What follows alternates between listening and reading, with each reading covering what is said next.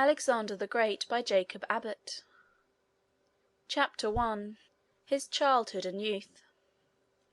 Alexander the Great died when he was quite young. He was but 32 years of age when he ended his career, and he was about 20 when he commenced it. It was only for a period of 12 years that he actually engaged in performing the work of his life.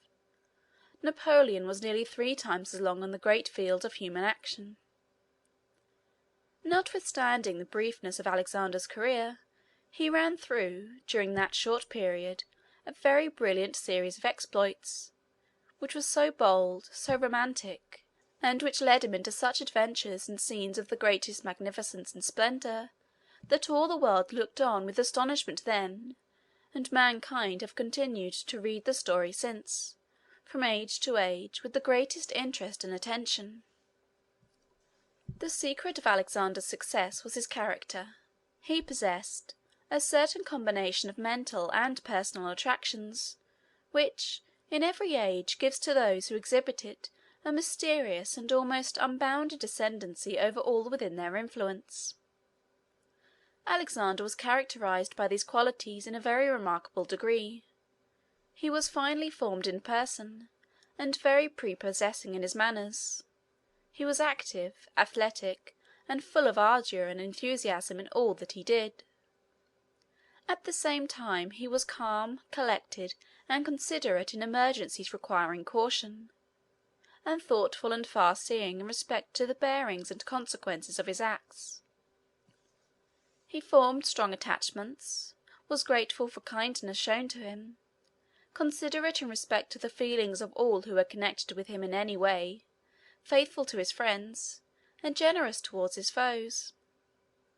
In a word, he had a noble character, though he devoted its energies unfortunately to conquest and war. He lived, in fact, in an age when great personal and mental powers had scarcely any other field for their exercise than this. He entered upon his career with great ardour, and the position in which he was placed gave him the opportunity to act in it with prodigious effect. There were several circumstances combined, in the situation in which Alexander was placed, to afford him a great opportunity for the exercise of his vast powers.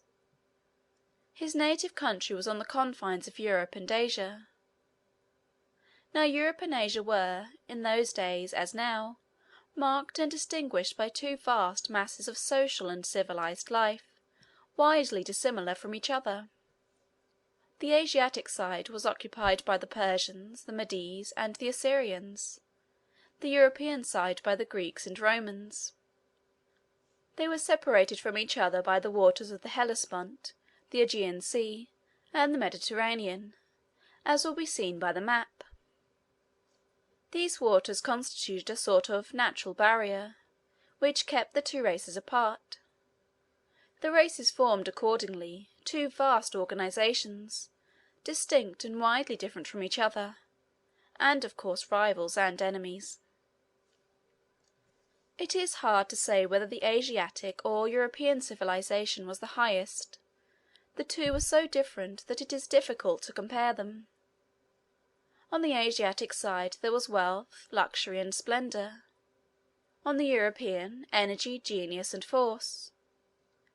On the one hand were vast cities, splendid palaces, and gardens which were the wonder of the world; on the other, strong citadels, military roads and bridges, and compact and well-defended towns. The Persians had enormous armies, perfectly provided for, with beautiful tents, horses elegantly caparisoned, arms and munitions of war of the finest workmanship, and officers magnificently dressed and accustomed to a life of luxury and splendor. The Greeks and Romans, on the other hand, prided themselves on their compact bodies of troop, inured to hardship and thoroughly disciplined. Their officers gloried not in luxury and parade, but in the courage, the steadiness, and implicit obedience of their troops, and in their own science, skill, and powers of military calculation. Thus there was a great difference in the whole system of social and military organization in these two quarters of the globe. Now Alexander was born the heir to the throne of one of the Grecian kingdoms. He possessed, in a very remarkable degree, the energy and enterprise and military skill so characteristic of the Greeks and Romans. He organized armies, crossed the boundary between Europe and Asia, and spent the 12 years of his career in a most triumphant military incursion into the very center of the seat of Asiatic power, destroying the Asiatic armies, conquering the most splendid cities, defeating or taking captive the kings and princes and generals that opposed his progress.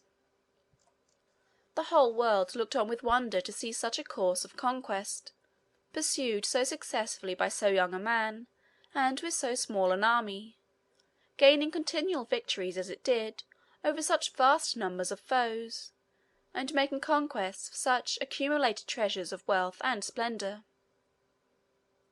The name of Alexander's father was Philip. The kingdom over which he reigned was called Macedon. Macedon was in the northern part of Greece. It was a kingdom about twice as large as the state of Massachusetts, and 1/3 as large as the state of New York.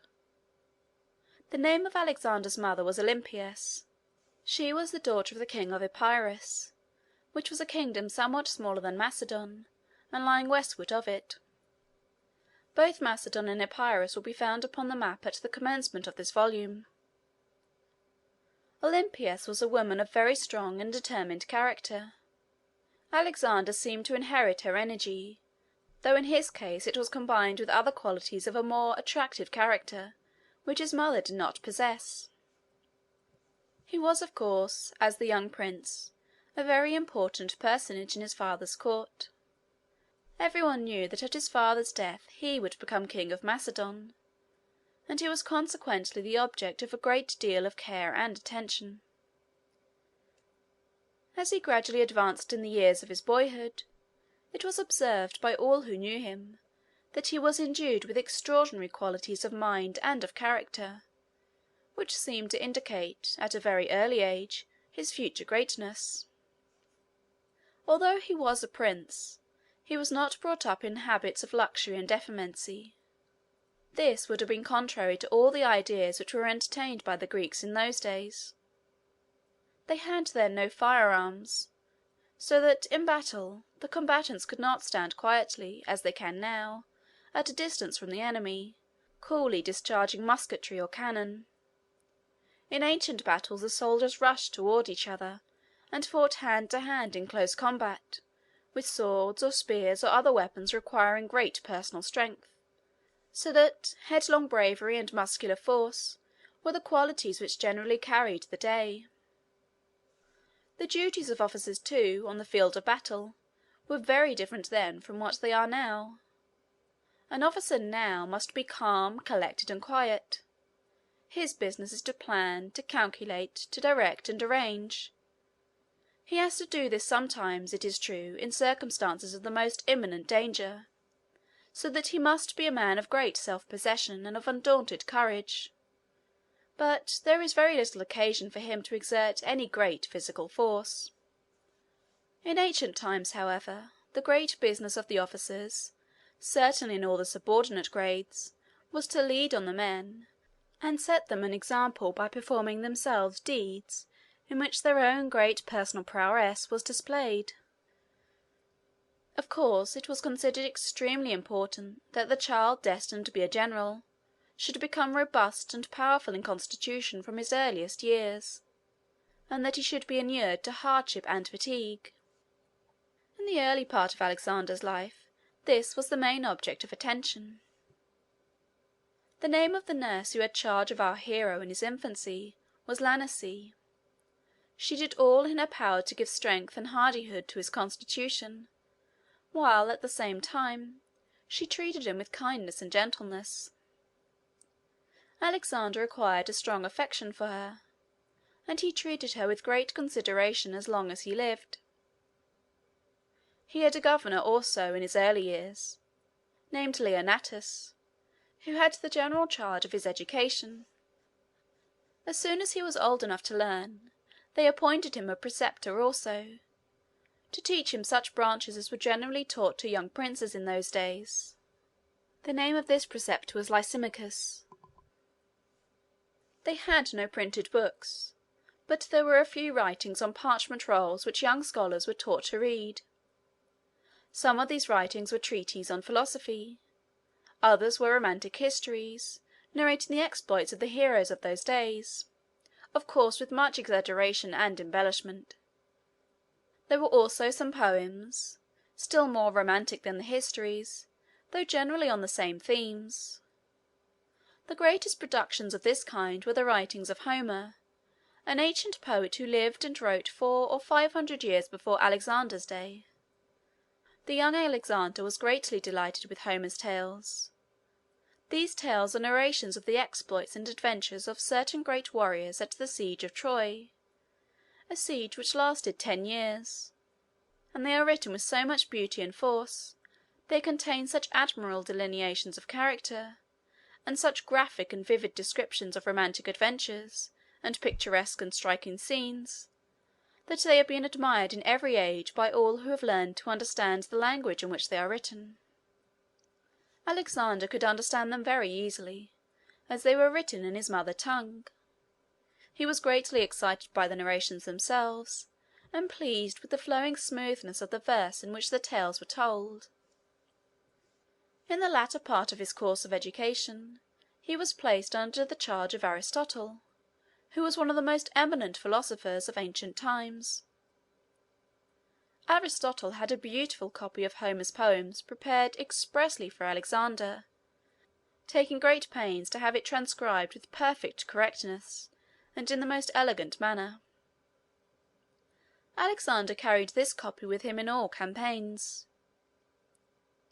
Some years afterward, when he was obtaining conquests over the Persians, he took, among the spoils of one of his victories, a very beautiful and costly casket, which King Darius had used for his jewelry or for some other rich treasures.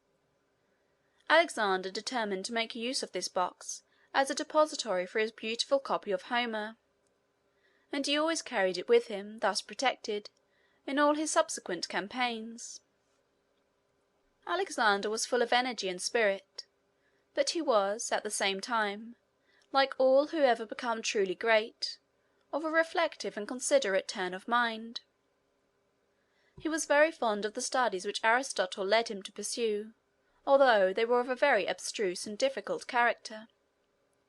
He made great progress in metaphysical philosophy and mathematics, by which means his powers of calculation and his judgment were greatly improved. He early evinced a great degree of ambition.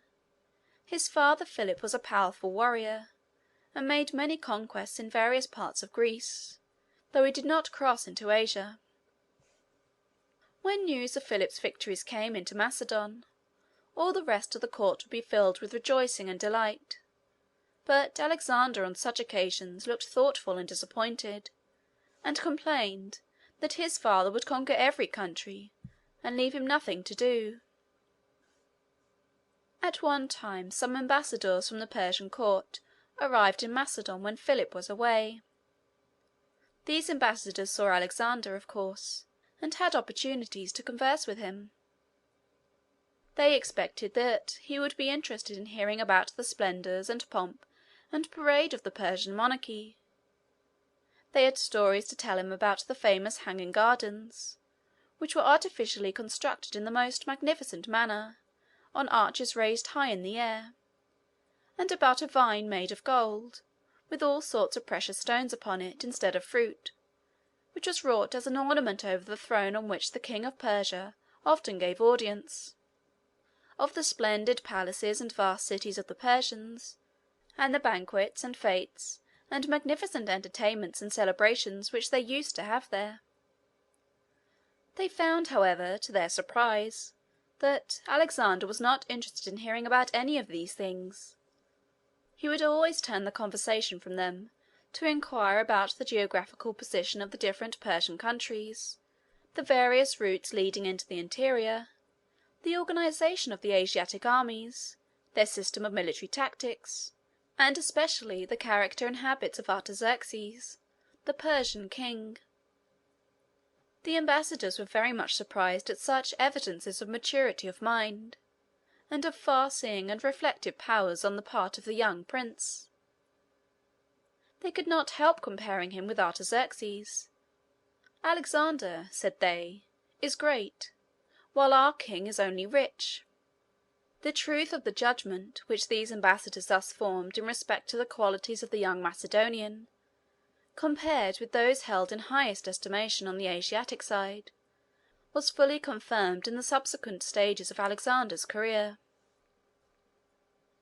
In fact, this combination of a calm and calculating thoughtfulness, with the ardor and energy which formed the basis of his character, was one great secret of Alexander's success. The story of Bucephalus, his famous horse, illustrates this in a very striking manner. This animal was a war horse of very spirited character, which had been sent as a present to Philip while Alexander was young.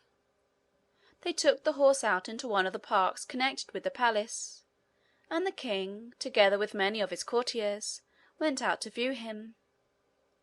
The horse pranced about in a very furious manner, and seemed entirely unmanageable.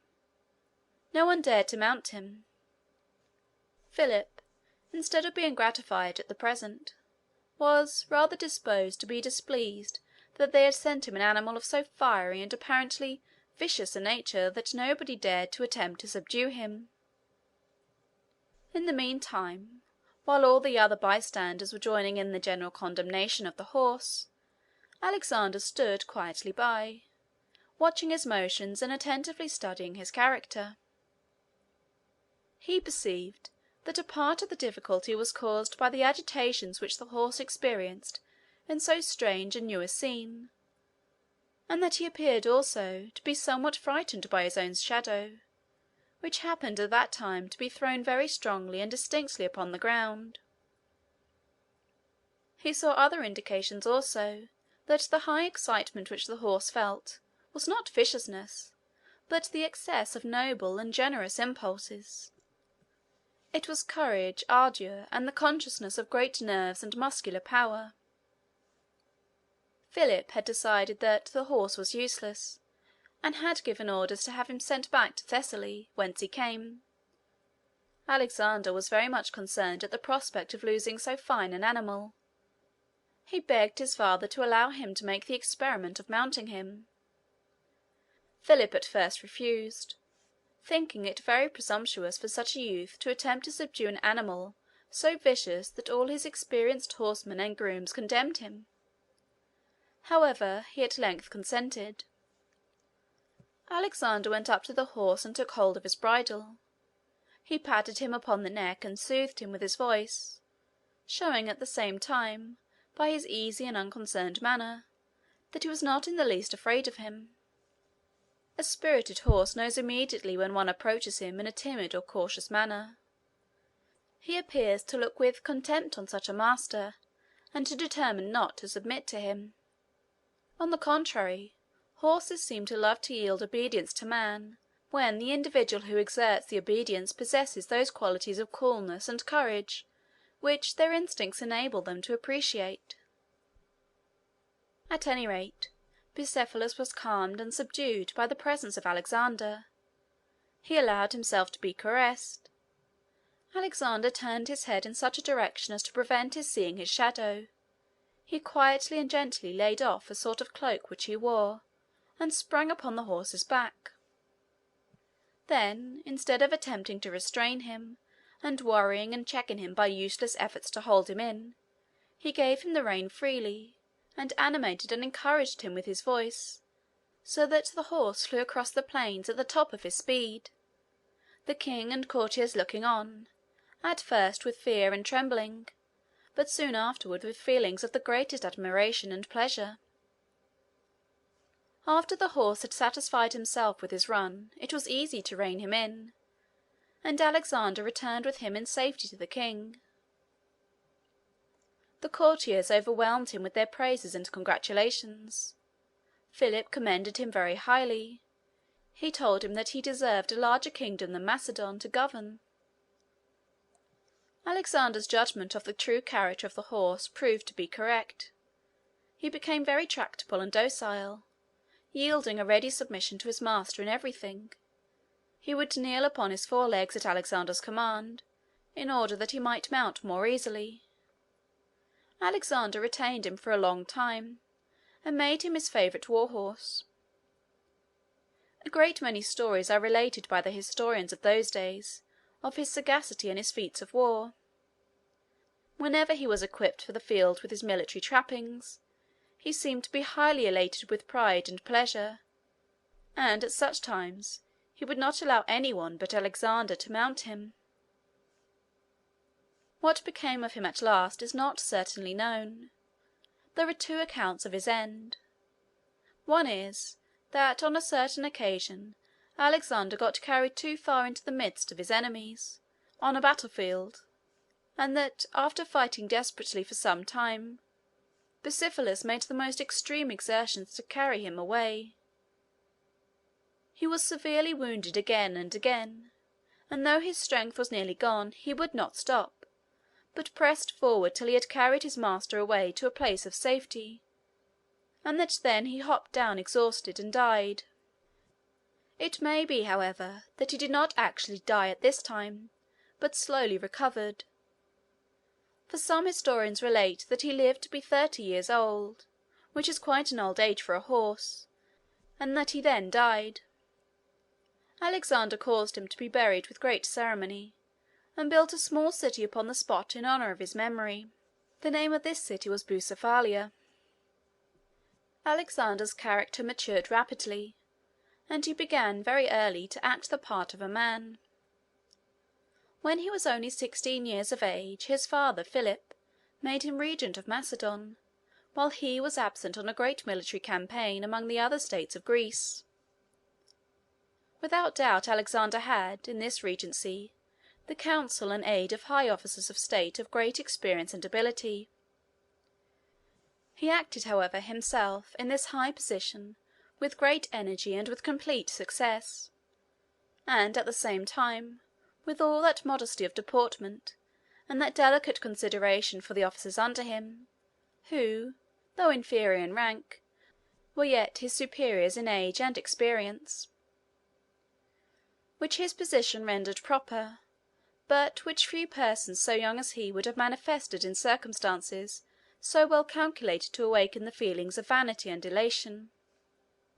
Afterward, when Alexander was about 18 years old, his father took him with him on a campaign toward the south, during which Philip fought one of his great battles at Chaeronea, in Boeotia.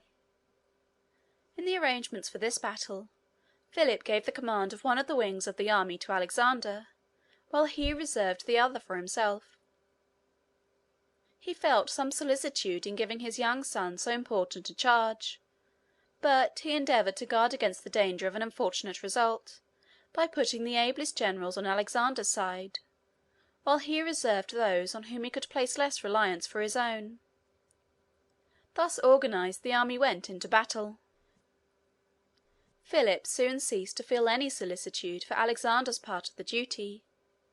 Boy as he was, the young prince acted with the utmost bravery, coolness, and discretion. The wing which he commanded was victorious, and Philip was obliged to urge himself and the officers with him to greater exertions, to avoid being outdone by his son.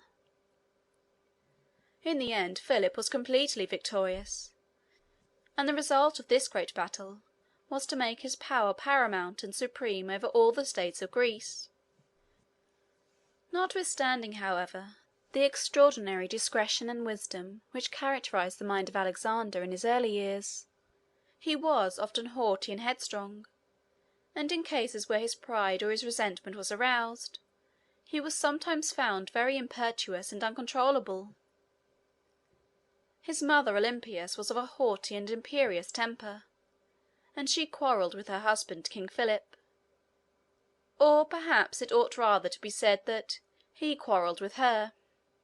Each is said to have been unfaithful to the other, and, after a bitter contention, Philip repudiated his wife and married another lady. Among the festivities held on the occasion of this marriage there was a great banquet, at which Alexander was present, and an incident occurred which strikingly illustrates the impetuosity of his character. One of the guests at this banquet, in saying something complimentary to the new queen, which Alexander considered as in disparagement of the character of his mother and of his own birth, his anger was immediately aroused. He threw the cup from which he had been drinking at the offender's head. Attalus, for this was his name, threw his cup at Alexander in return. The guests at the table where they were sitting rose, and a scene of uproar and confusion ensued. Philip, incensed at such an interruption of the order and harmony of the wedding feast, drew his sword and rushed toward Alexander, but by some accident he stumbled and fell upon the floor. Alexander looked upon his fallen father with contempt and scorn, and exclaimed, "What a fine hero the states of Greece have to lead their armies!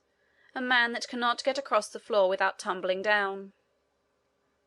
He then turned away and left the palace.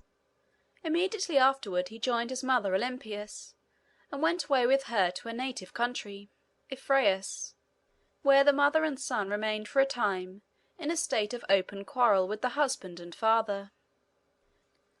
In the meantime Philip had been planning a great expedition into Asia.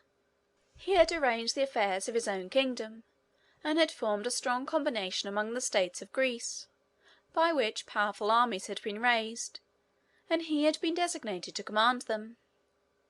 His mind was very intently engaged in his vast enterprise. He was in the flower of his years and at the height of his power. His own kingdom was in a very prosperous and thriving condition, and his ascendancy over the other kingdoms and states on the European side had been fully established. He was excited with ambition and full of hope. He was proud of his son Alexander, and was relying upon his efficient aid in his schemes of conquest and aggrandizement. He had married a youthful and beautiful bride, and was surrounded by scenes of festivity, congratulation, and rejoicing. He was looking forward to a very brilliant career, considering all the deeds that he had done, and all the glory which he had acquired, as only the introduction and prelude to the far more distinguished and conspicuous part which he was intending to perform. Alexander, in the meantime, ardent and impetuous, and eager for glory as he was, looked upon the position and prospects of his father with some envy and jealousy. He was impatient to be monarch himself. His taking sides so promptly with his mother in the domestic quarrel was partly owing to the feeling that his father was a hindrance and an obstacle in the way of his own greatness and fame. He felt within himself powers and capacities qualifying him to take his father's place, and reap for himself the harvest of glory and power which seemed to await the Grecian armies in the coming campaign. While his father lived, however, he could be only a prince, influential, accomplished, and popular, it is true, but still without any substantial and independent power. He was restless and uneasy at the thought that, as his father was in the prime and vigour of manhood, many long years must elapse before he could emerge from this confined and subordinate condition.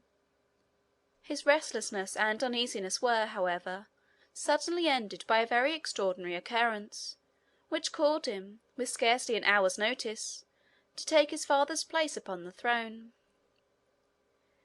Chapter 1.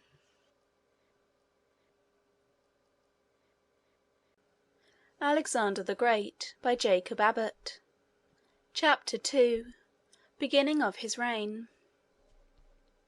Alexander was suddenly called upon to succeed his father on the Macedonian throne in the most unexpected manner, and in the midst of scenes of the greatest excitement and agitation. The circumstances were these. Philip had felt very desirous, before setting out upon his great expedition into Asia, to become reconciled to Alexander and Olympias. He wished for Alexander's co-operation in his plans, and then, besides, it would be dangerous to go away from his own dominions with such a son left behind in a state of resentment and hostility. So Philip sent kind and consolatory messages to Olympias and Alexander, who had gone, it will be recollected, to Epirus, where her friends resided. The brother of Olympias was king of Epirus. He had been at first incensed at the indignity which had been put upon his sister by Philip's treatment of her. But Philip now tried to appease his anger also, by friendly negotiations and messages. At last he arranged a marriage between the king of Epirus and one of his own daughters, and this completed the reconciliation. Olympias and Alexander returned to Macedon, and great preparations were made for a very splendid wedding.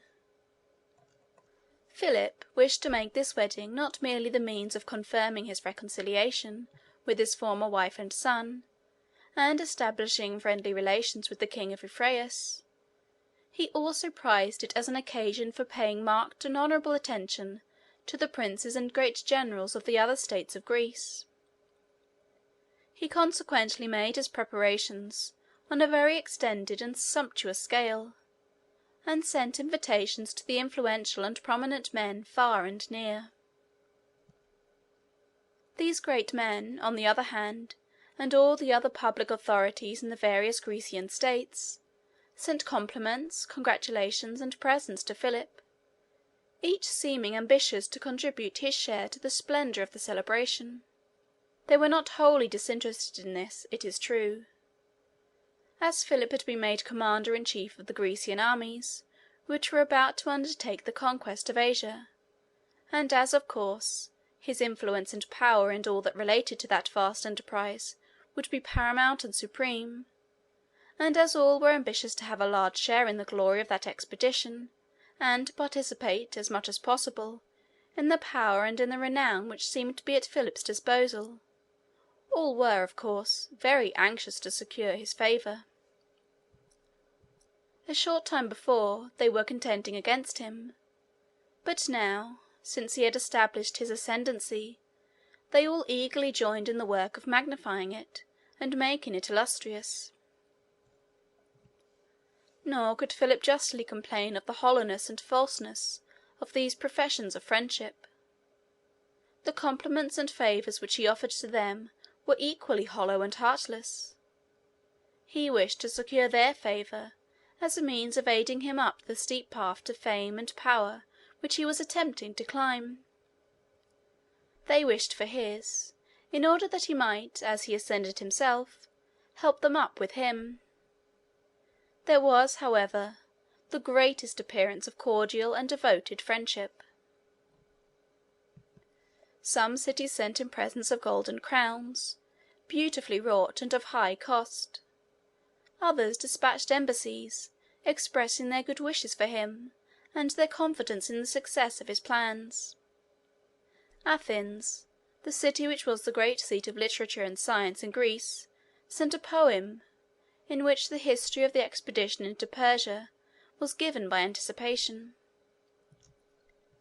In this poem Philip was, of course, triumphantly successful in his enterprises. He conducted his armies in safety through the most dangerous passes and defiles.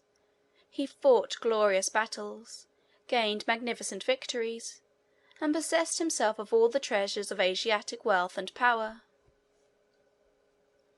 It ought to be said, however, in justice to that poet, that, in narrating these imaginary exploits, he had sufficient delicacy to represent Philip and the Persian monarch by fictitious names.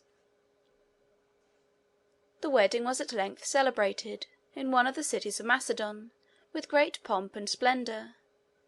There were games and shows and military and civic spectacles of all kinds to amuse the thousands of spectators that assembled to witness them. In one of these spectacles they had a procession of statues of the gods. There were 12 of these statues, sculptured with great art, and they were borne along on elevated pedestals, with censers and incense and various ceremonies of homage, while vast multitudes of spectators lined the way. There was a 13th statue, more magnificent than the other 12, which represented Philip himself in the character of a god. This was not, however, so impious as it would at first seem, for the gods whom the ancients worshipped were, in fact, only deification of old heroes and kings who had lived in early times, and had acquired a reputation for supernatural powers by the fame of their exploits, exaggerated in descending, by tradition, in superstitious times. The ignorant multitude accordingly, in those days, looked up to a living king with almost the same reverence and homage which they felt for their deified heroes, and these deified heroes furnished them with all the ideas they had of God. Making a monarch a god, therefore, was no very extravagant flattery.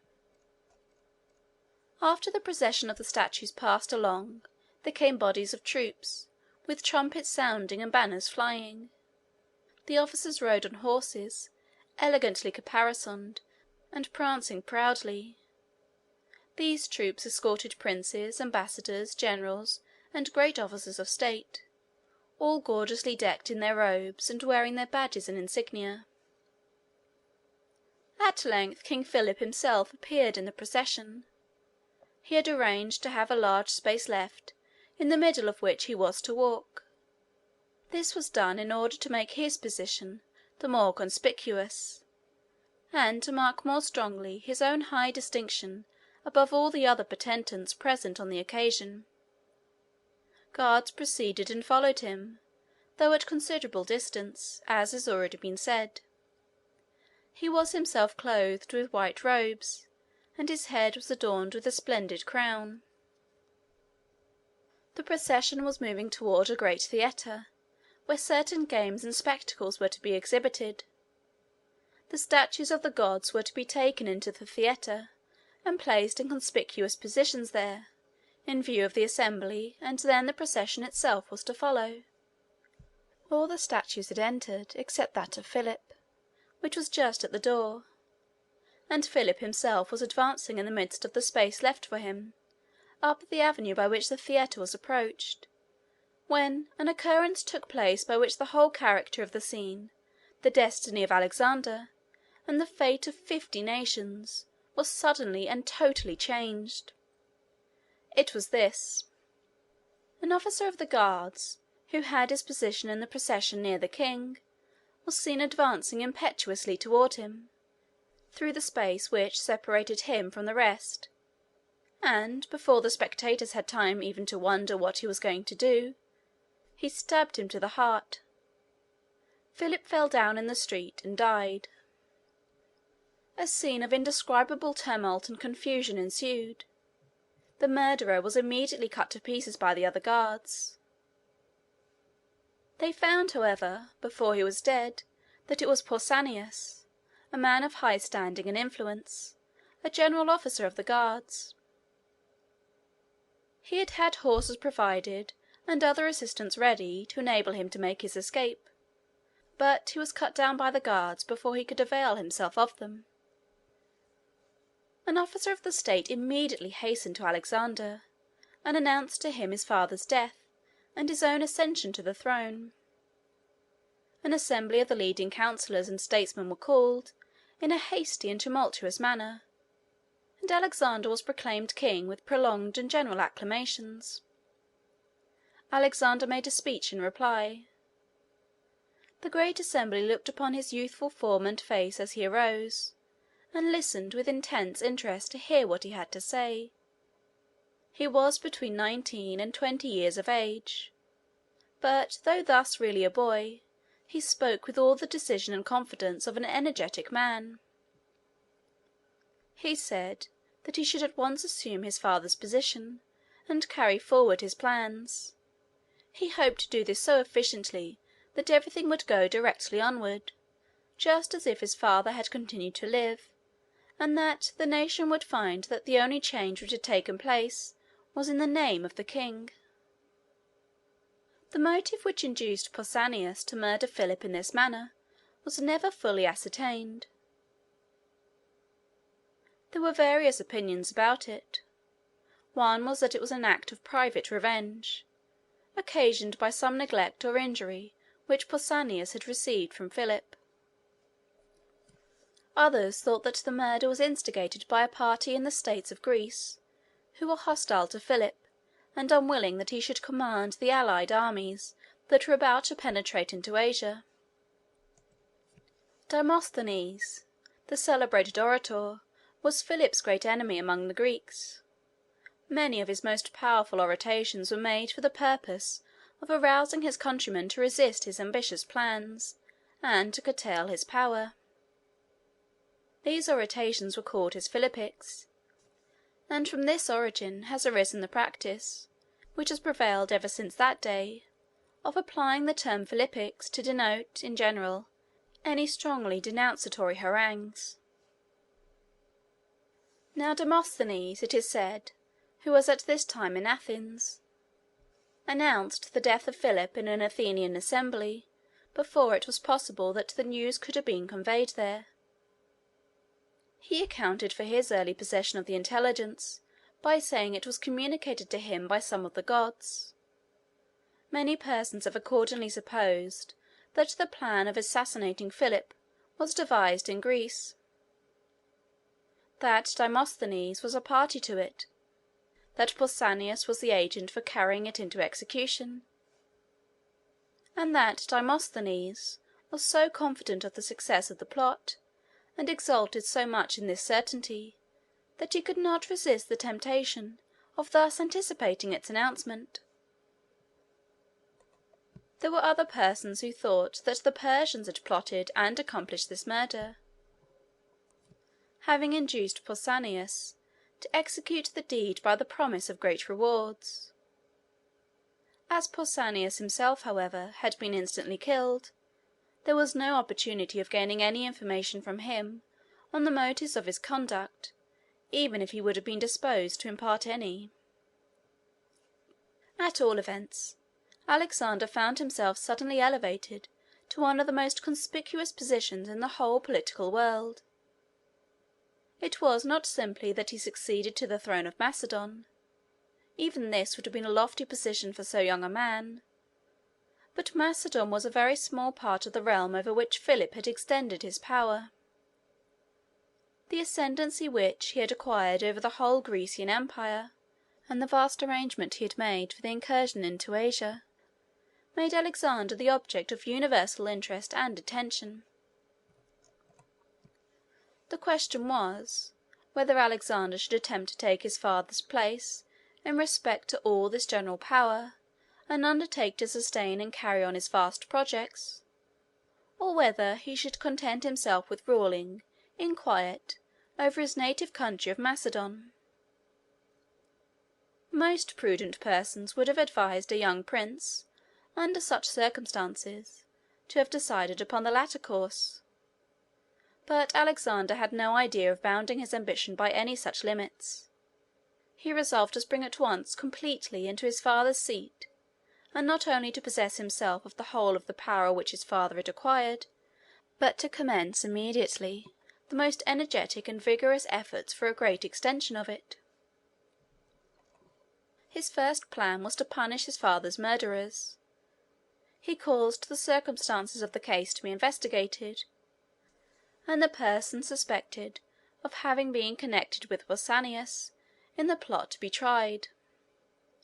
Although the designs and motives of the murderers could never be fully ascertained, still several persons were found guilty of participating in it, and were condemned to death and publicly executed.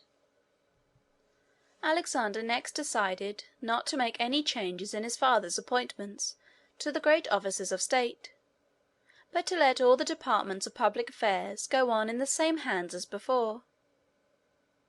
How sagacious a line of conduct was this!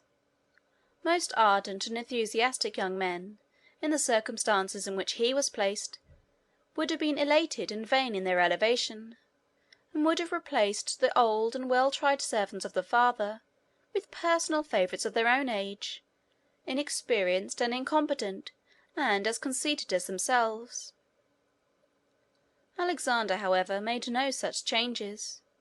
He continued the old officers in command, endeavouring to have everything go on just as if his father had not died. There were two officers in particular who were the ministers on whom Philip had mainly relied. Their names were Antipater and Parmenio. Antipater had charge of the civil, and Parmenio of military affairs. Parmenio was a very distinguished general. He was at this time nearly 60 years of age. Alexander had great confidence in his military powers, and felt a strong personal attachment for him. Parmenio entered into the young king's service with great readiness, and accompanied him through almost the whole of his career. It seems strange to see men of such age, standing, and experience, obeying the orders of such a boy, but there was something in the genius, the power, and the enthusiasm of Alexander's character which inspired ardour in all around him, and made every one eager to join his standard and to aid in the execution of his plans. Macedon, as will be seen on the following map, was in the northern part of the country occupied by the Greeks, and the most powerful state of the confederacy, and all the great and influential cities were south of it. There was Athens, which was magnificently built, its splendid citadel crowning a rocky hill in the centre of it. It was the great seat of literature, philosophy, and the arts, and was thus a centre of attraction for all the civilized world. There was Corinth, which was distinguished for the gaiety and pleasure which reigned there. All possible means of luxury and amusement were concentrated within its walls. The lovers of knowledge and of art from all parts of the earth flocked to Athens, while those in pursuit of pleasure, dissipation, and indulgence chose Corinth for their home. Corinth was beautifully situated on isthmus, with prospects on the sea on either hand. It had been a famous city for 1,000 years in Alexander's day. There was also Thebes. Thebes was farther north than Athens and Corinth. It was situated on an elevated plain, and had, like other ancient cities, a strong citadel, where there was at this time a Macedonian garrison, which Philip had placed there. Thebes was very wealthy and powerful. It had also been celebrated as the birthplace of many poets and philosophers, and other eminent men. Among these was Pindar, a very celebrated poet who had flourished 1 or 2 centuries before the time of Alexander. His descendants still lived in Thebes, and Alexander, some time after this, had occasion to confer upon them a very distinguished honor. There was Sparta also, called sometimes Lacedaemon. The inhabitants of this city were famed for their courage, hardihood, and physical strength, and for the energy with which they devoted themselves to the work of war. They were nearly all soldiers, and all the arrangements of the state and of society, and all the plans of education, were designed to promote military ambition and pride among the officers, and fierce and indomitable courage and endurance in the men. These cities, and many others, with the states which were attached to them, formed a large and flourishing and very powerful community, extending all over that part of Greece which lay south of Macedon. Philip, as has been already said, had established his own ascendancy over all this region, though it cost him many perplexing negotiations and some hard-fought battles to do it. Alexander considered it somewhat uncertain whether the people of all these states and cities would be disposed to transfer readily to so youthful a prince as he the high commission which his father, a very powerful monarch and soldier, had extorted from them with so much difficulty. What should he do in the case? Should he give up the expectation of it? Should he send ambassadors to them, presenting his claims to occupy his father's place? Or should he not act at all, but wait quietly at home in Macedon until they should decide the question? Instead of doing either of these things, Alexander decided on the very bold step of setting out himself, at the head of an army, to march into southern Greece for the purpose of presenting in person, and, if necessary, of enforcing his claim to the same post of honor and power which had been conferred upon his father. Considering all the circumstances of the case, This was perhaps one of the boldest and most decided steps of Alexander's whole career. Many of his Macedonian advisers counselled him not to make such an attempt, but Alexander would not listen to any such cautions. He collected his forces and set forth at the head of them. Between Macedon and the southern states of Greece was a range of lofty and almost impassable mountains. These mountains extended through the whole interior of the country, and the main route leading into southern Greece passed around to the eastward of them, where they terminated in cliffs, leaving a narrow passage between the cliffs and the sea. This pass was called the Pass of Thermopylae, and it was considered the key to Greece. There was a town named Anthela near the pass, on the outward side. There was in those days a sort of general congress or assembly of the states of Greece, which was held from time to time, to decide questions and disputes in which the different states were continually getting involved with each other. This assembly was called the Amphictyonic Council, on account, as is said, of its having been established by a certain king named Amphictyon. A meeting of this council was appointed to receive Alexander. It was to be held at Thermopylae, or rather at Anthela, which was just without the pass, and was the usual place at which the council assembled. This was because the pass was an intermediate position between the northern and southern portions of Greece, and thus was equally accessible from either. In proceeding to the southward, Alexander had first to pass through Thessaly, which was a very powerful state immediately south of Macedon. He met with some show of resistance at first, but not much. The country was impressed with the boldness and decision of character manifested in the taking of such a course by so young a man.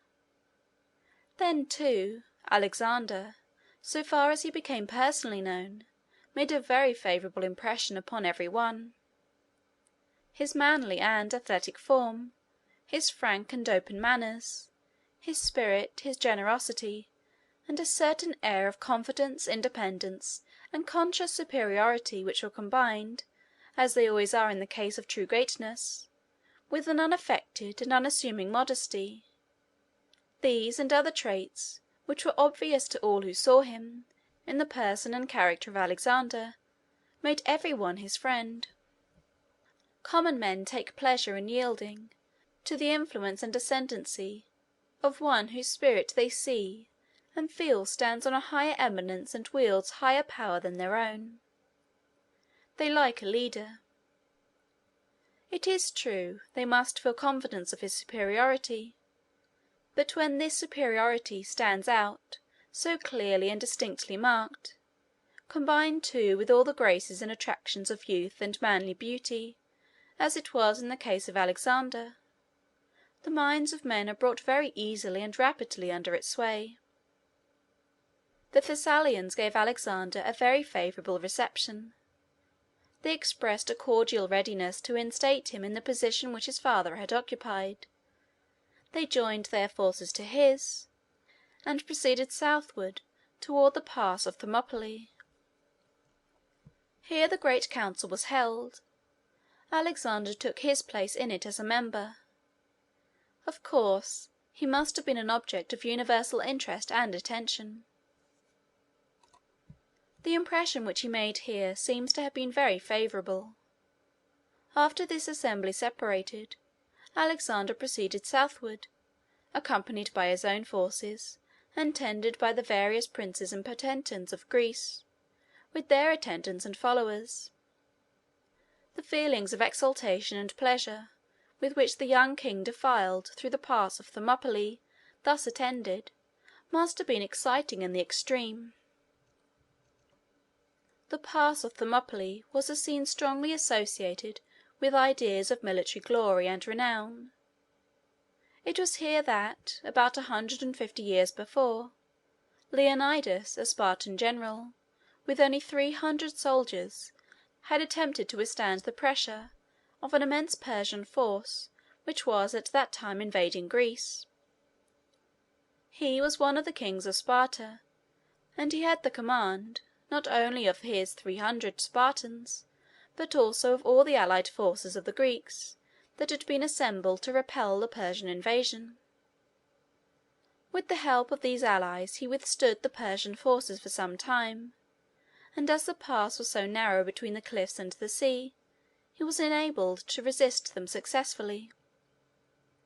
At length, however, a strong detachment from the immense Persian army contrived to find their way over the mountains and around the pass, so as to establish themselves in a position from which they could come down upon the small Greek army in their rear. Leonidas, perceiving this, ordered all his allies from the other states of Greece to withdraw, leaving himself and his 300 countrymen alone in the defile. He did not expect to repel his enemies, or to defend the pass. He knew that he must die, and all his brave followers with him, and that the torrent of invaders would pour down through the pass over their bodies. But he considered himself stationed there to defend the passage, and he would not desert his post. When the battle came on, he was the first to fall. The soldiers gathered around him and defended his dead body as long as they could. At length, overpowered by the immense numbers of their foes, they were all killed but one man. He made his escape and returned to Sparta. A monument was erected on the spot with this inscription: "Go, traveller, to Sparta, and say that we lie here, on the spot at which we were stationed to defend our country." Alexander passed through the defile. He advanced to the great cities south of it, to Athens, to Thebes, and to Corinth.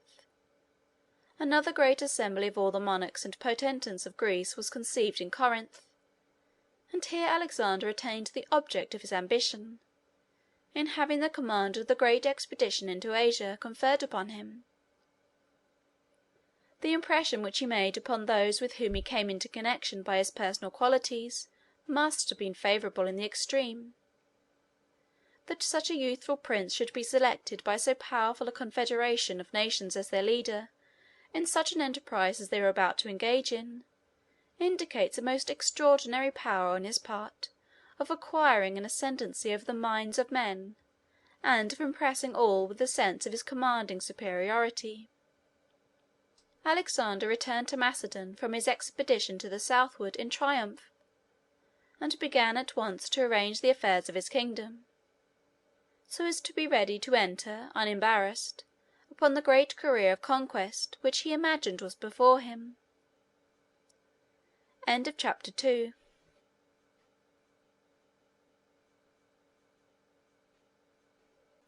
Alexander the Great, by Jacob Abbott.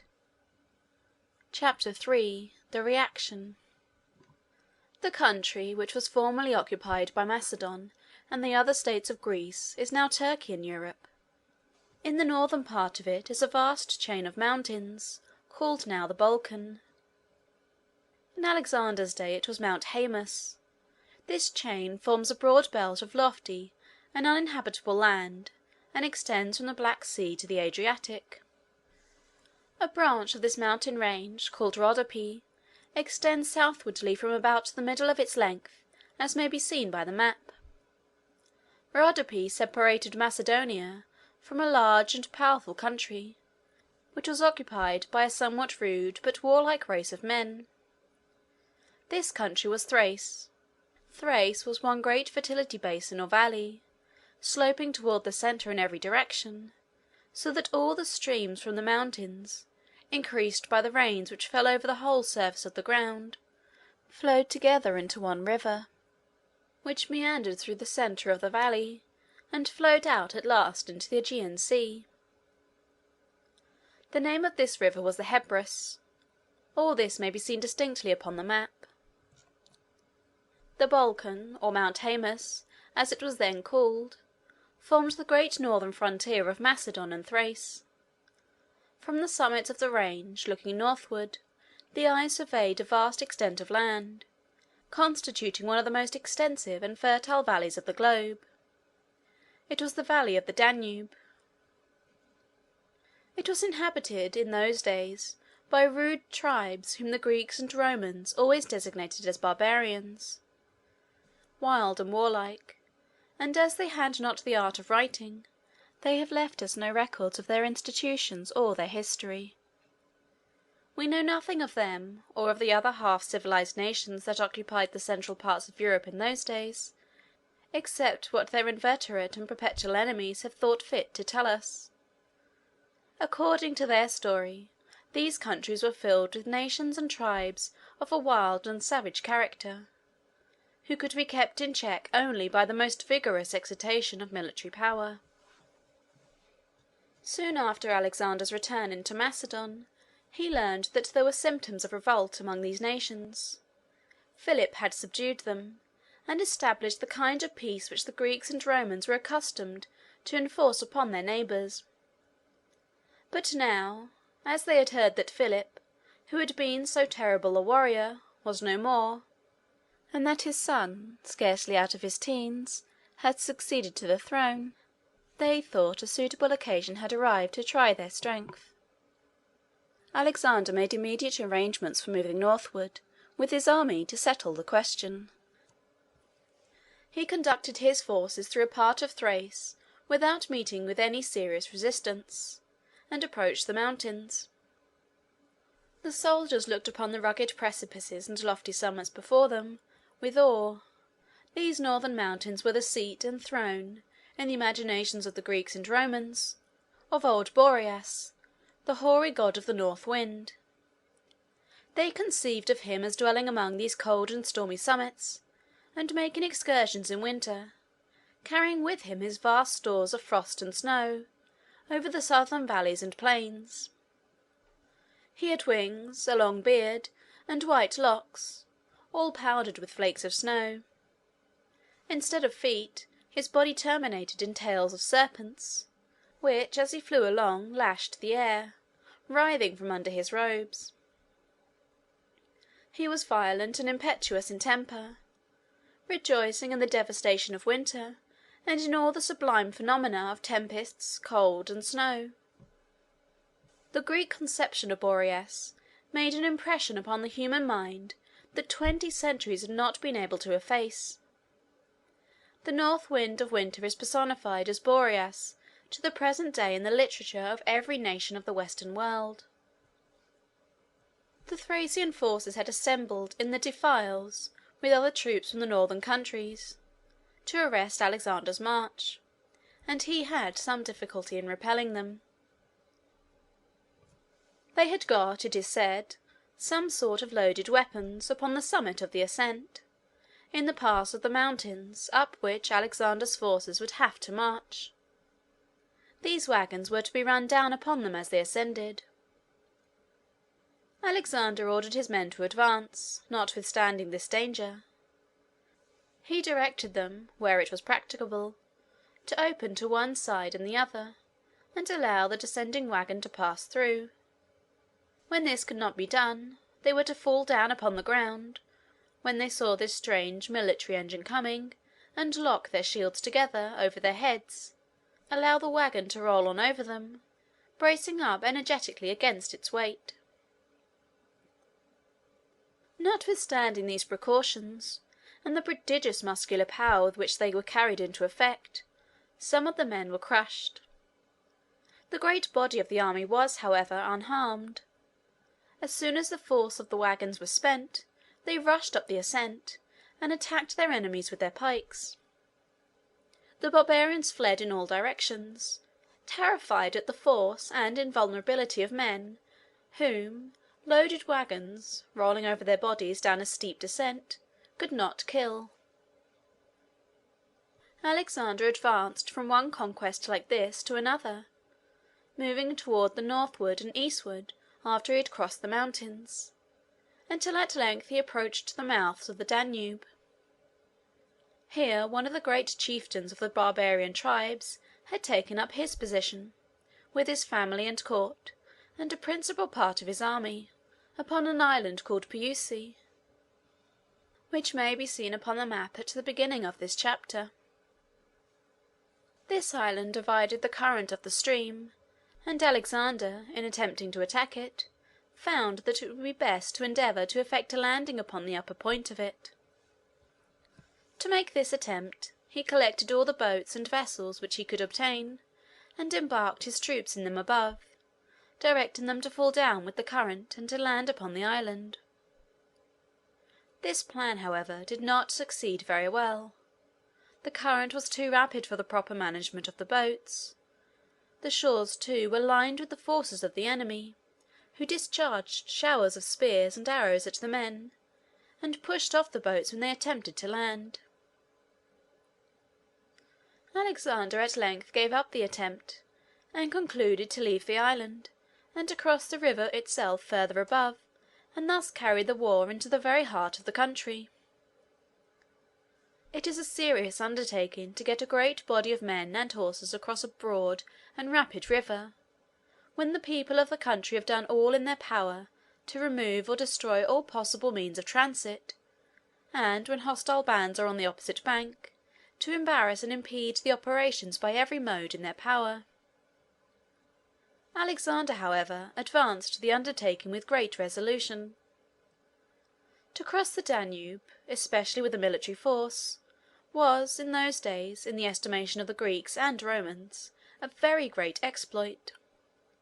The river was so distant, so broad and rapid, and its banks were bordered and defended by such ferocious foes, that to cross its eddying tide, and penetrate into the unknown and unexplored regions beyond, leaving the broad and deep and rapid stream to cut off the hopes of retreat, implied the possession of extreme self-reliance, courage, and decision. Alexander collected all the canoes and boats which he could obtain up and down the river. He built large rafts, attaching to them the skins of beasts sewed together and inflated to give them buoyancy. When all was ready, they began the transportation of the army in the night, in a place where the enemy had not expected that the attempt would have been made. There were 1,000 horses, with their riders, and 4,000 foot soldiers to be conveyed across. It is customary in such cases to swim the horses over, leading them by lines, the ends of which are held by men in boats. The men themselves, with all the arms, ammunition, and baggage, had to be carried over in the boats or up the rafts. Before morning the whole was accomplished. The army landed in a field of grain. This circumstance, which is casually mentioned by historians, and also the story of the wagons in the passes of Mount Haemus, proves that these northern nations were not absolute barbarians, in the sense in which that term is used in the present day. The art of cultivation and of construction must have made some progress among them, at any rate, and they proved, by some of their conflicts with Alexander, that they were well-trained and well-disciplined soldiers. The Macedonians swept down the waving grain with their pikes, to open a way for the advance of the cavalry, and in the early morning Alexander found and attacked the army of his enemies, who were utterly astonished at finding him on their side of the river. As may be easily anticipated, the barbarian army was beaten in the battle that ensued. Their city was taken. The booty was taken back across the Danube to be distributed among the soldiers of the army. The neighbouring nations and tribes were overawed and subdued by this exhibition of Alexander's courage and energy. He made satisfactory treaties with them all, took hostages, where necessary, to secure the observance of the treaties, and then recrossed the Danube and set out on his return to Macedon. He found that it was time for him to return. The southern cities and states of Greece had not been unanimous in raising him to the office which his father had held. The Spartans and some others were opposed to him. The party thus opposed were inactive and silent while Alexander was in their country, on his first visit to southern Greece. But after his return they began to contemplate more decisive action, and afterward, when they heard of his having undertaken so desperate an enterprise as going northward with his forces, and actually crossing the Danube, they considered him as so completely out of the way that they grew very courageous, and meditated open rebellion. The city of Thebes did at length rebel. Philip had conquered this city in former struggles, and had left a Macedonian garrison there in the citadel. The name of the citadel was Cadmea. The officers of the garrison, supposing that all was secure, left the soldiers in the citadel, and came themselves down to the city to reside. Things were in this condition when the rebellion against Alexander's authority broke out. They killed the officers who were in the city, and summoned the garrison to surrender. The garrison refused, and the Thebans besieged it.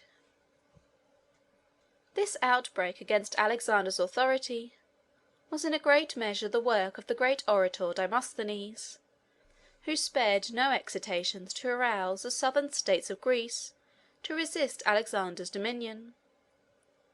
He especially exerted all the powers of his eloquence in Athens in the endeavour to bring over the Athenians to take sides against Alexander. While things were in this state, the Thebans, having understood that Alexander had been killed at the north, and supposing that, at all events, if this report should not be true, he was without doubt still far away, involved in contentions with the barbarian nations, from which it was not to be expected that he could be very speedily extracted, the whole city was suddenly thrown into consternation by the report that a large Macedonian army was approaching from the north, with Alexander at its head, and that it was, in fact, close upon them. It was now, however, too late for the Thebans to repent of what they had done. They were far too deeply impressed with a conviction of the decision and energy of Alexander's character, as manifested in the whole course of his proceedings since he began to reign, and especially by his sudden reappearance among them so soon after this outbreak against his authority, to imagine that there was now any hope for them except in determined and successful resistance. They shut themselves up, therefore, in their city, and prepared to defend themselves to the last extremity. Alexander advanced, and passing round the city toward the southern side, established his headquarters there, so as to cut off effectually all communication with Athens and the southern cities. He then extended his posts all around the place, so as to invest it entirely. These preparations made, he paused before he commenced the work of subduing the city, to give the inhabitants an opportunity to submit, if they would, without compelling him to resort to force. The conditions, however, which he imposed were such that the Thebans thought it best to take their chance of resistance. They refused to surrender, and Alexander began to prepare for the onset. He was very soon ready, and with his characteristic ardour and energy he determined on attempting to carry the city at once by assault. Fortified cities generally require a siege, and sometimes a very long siege, before they can be subdued. The army within, sheltered behind the parapets of the walls, and standing there in a position above that of their assailants, have such great advantages in the contest that a long time often elapses before they can be compelled to surrender. The besiegers have to invest the city on all sides to cut off all supplies of provisions, and then, in those days, they had to construct engines to make a breach somewhere in the walls, through which an assaulting party could attempt to force their way in. The time for making an assault upon a besieged city depends upon the comparative strength of those within and without, and also, still more, on the ardour and resolution of the besiegers. In warfare, an army, in investing a fortified place, spends ordinarily a considerable time in burrowing their way along in trenches, half underground, until they get near enough to plant their cannon where the balls can take effect upon some part of the wall.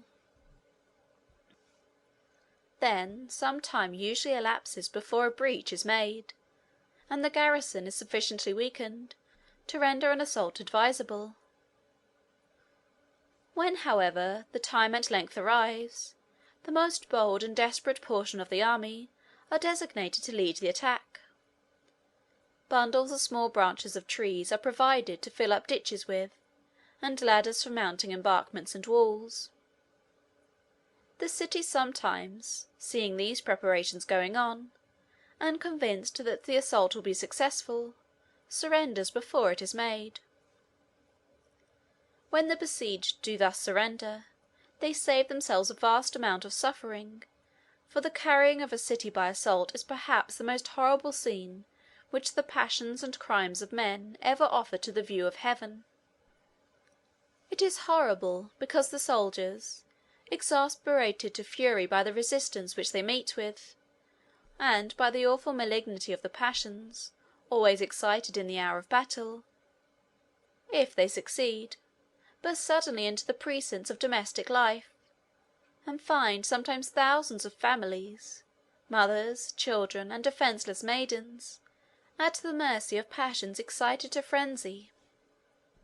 Soldiers, under such circumstances, cannot be restrained, and no imagination can conceive the horrors of the sacking of a city, carried by assault, after a protracted siege.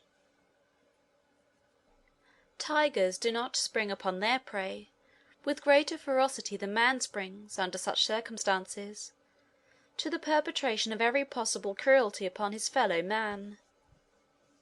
After an ordinary battle upon an open field, the conquerors have only men, armed like themselves, to wreak their vengeance upon. The scene is awful enough, however, here.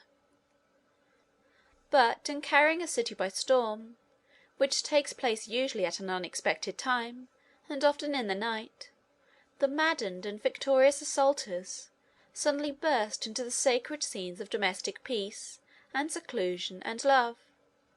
The very worst of men, filled with the worst of passions, stimulated by the resistance they have encountered, and licensed by their victory to give all these passions the fullest and most unrestricted gratification. To plunder, burn, destroy, and kill, are the lighter and more harmless of the crimes they perpetrate. Thebes was carried by assault. Alexander did not wait for the slow operations of a siege. He watched a favorable opportunity, and burst over and through the outer line of fortifications which defended the city. The attempt to do this was very desperate, and the loss of life great, but it was triumphantly successful. The Thebans were driven back toward the inner wall, and began to crowd in, through the gates, into the city, in terrible confusion. The Macedonians were close upon them, and pursuers and pursued, struggling together and trampling upon and killing each other as they went, flowed in, like a boiling and raging torrent which nothing could resist, through the open archway. It was impossible to close the gates. The whole Macedonian force was soon in full possession of the now defenceless houses, and for many hours screams and wailings and cries of horror and despair testified to the awful atrocity of the crimes attendant on the sacking of a city.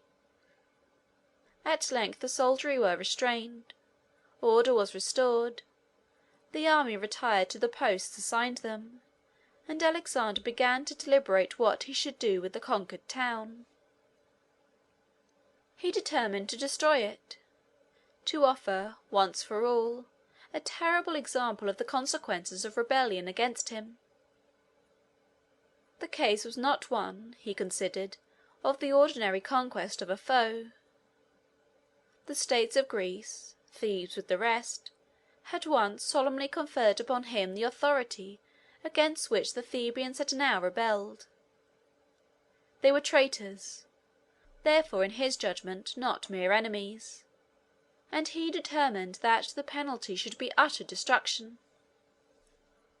But in carrying this terrible decision into effect, he acted in a manner so deliberate, discriminating, and cautious, as to diminish very much the irritation and resentment which it would otherwise have caused, and to give it its full moral effect as a measure, not of angry resentment, but of calm and deliberate retribution, just and proper, according to the ideas of the time. In the first place, he released all the priests.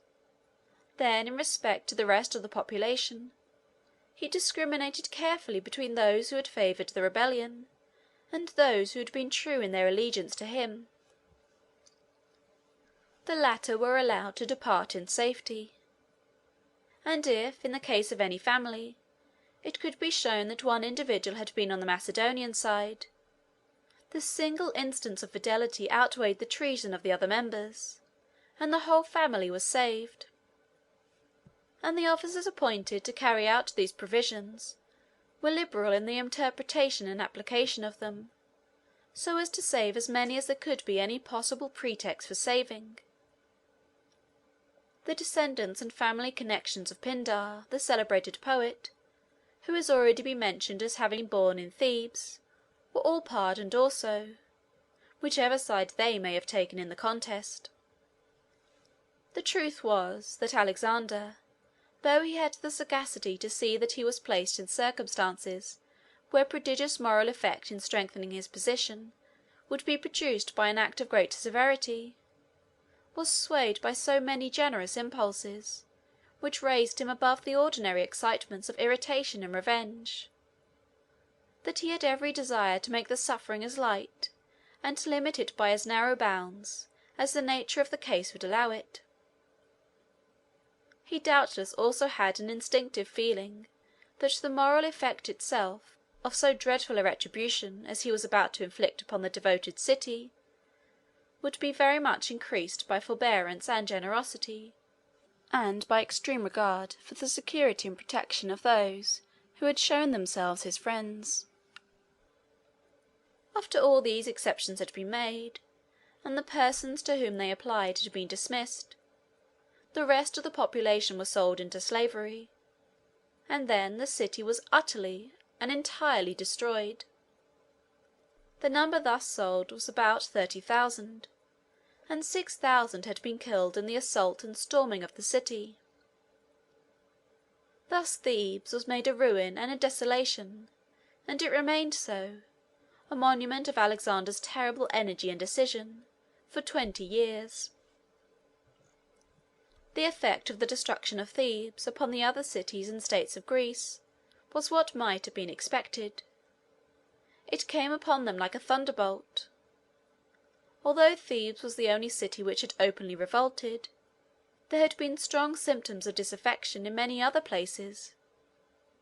Demosthenes, who had been silent while Alexander was present in Greece, during his first visit there, had again been endeavouring to arouse opposition to Macedonian ascendancy, and to concentrate and bring out into action the influences which were hostile to Alexander. He said in his speeches that Alexander was a mere boy, and that it was disgraceful for such cities as Athens, Sparta, and Thebes to submit to his sway. Alexander had heard of these things, and as he was coming down into Greece, through the straits of Thermopylae, before the destruction of Thebes, he said, "They say I am a boy. I am coming to teach them that I am a man." He did teach them he was a man. His unexpected appearance, when they imagined him entangled among the mountains and wilds of unknown regions in the north, his sudden investiture of Thebes, the assault, the calm deliberations in respect to the destiny of the city, and the slow, cautious, discriminating, but inexorable energy with which the decision was carried into effect, all coming in such rapid succession, impressed the Grecian commonwealth with the conviction that the personage they had to deal with was no boy in character, whatever might be his years.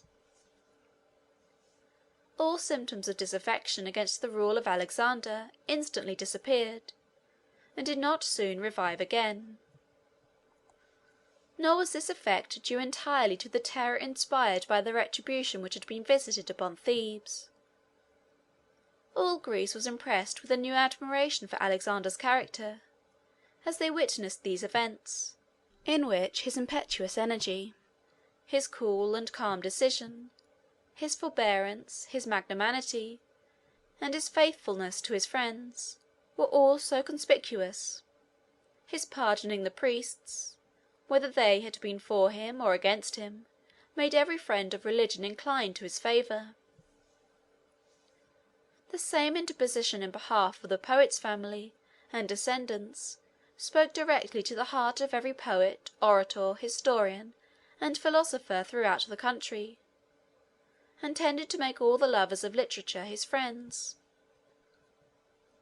His magnanimity also, in deciding that one single friend of his in a family should save that family, instead of ordaining, as a more short-sighted conqueror would have done, that a single enemy should condemn it, must have awakened a strong feeling of gratitude and regard in the hearts of all who could appreciate fidelity to friends and generosity of spirit.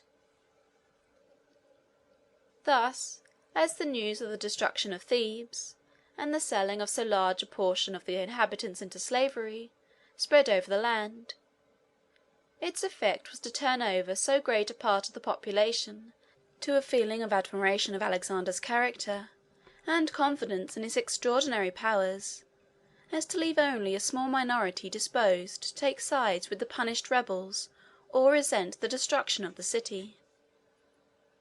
From Thebes Alexander proceeded to the southward. Deputations from the cities were sent to him, congratulated him on his victories, and offering their adhesion to his cause. His influence and ascendancy seemed firmly established now in the country of the Greeks, and in due time he returned to Macedon, and celebrated at Aegina, which was at this time his capital, the establishment and confirmation of his power, by games, shows, spectacles, illuminations, and sacrifices to the gods, offered on a scale of the greatest pomp and magnificence. He was now ready to turn his thoughts towards the long-projected plan of the expedition into Asia. Chapter 4.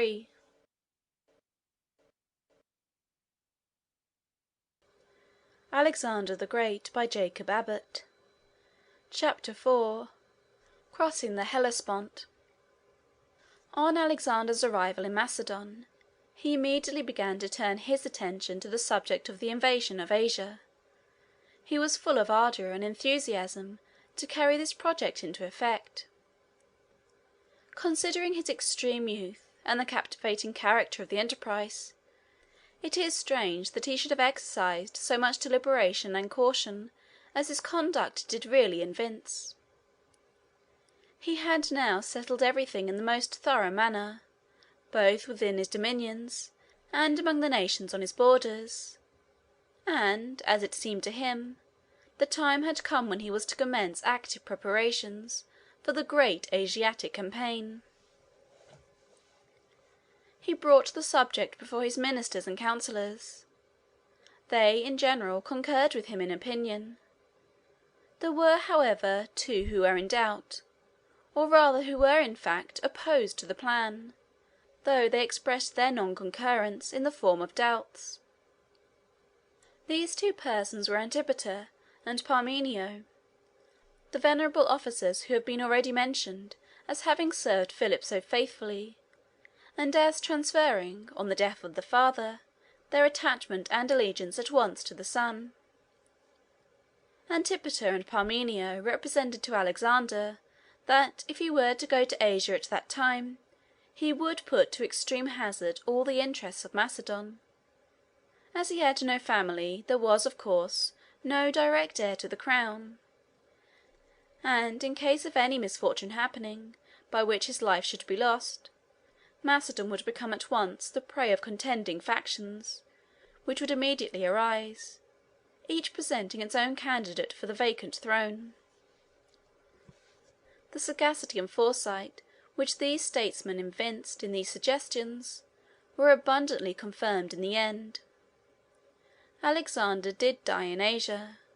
His vast kingdom at once fell into pieces, and it was desolated with internal commotions and civil wars for a long period after his death.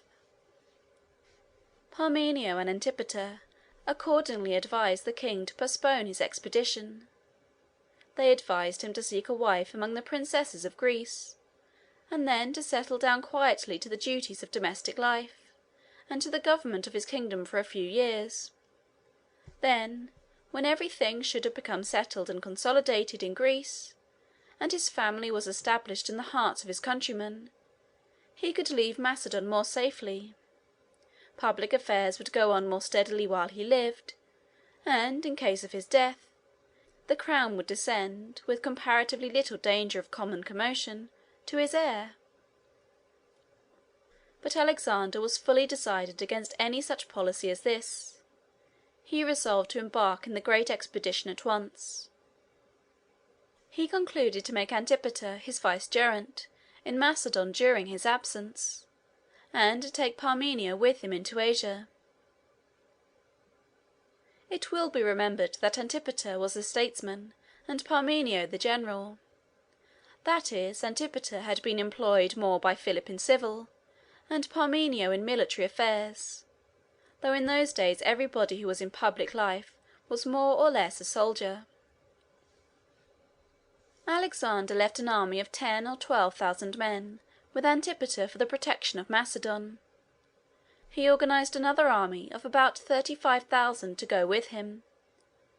This was considered a very small army for such a vast undertaking.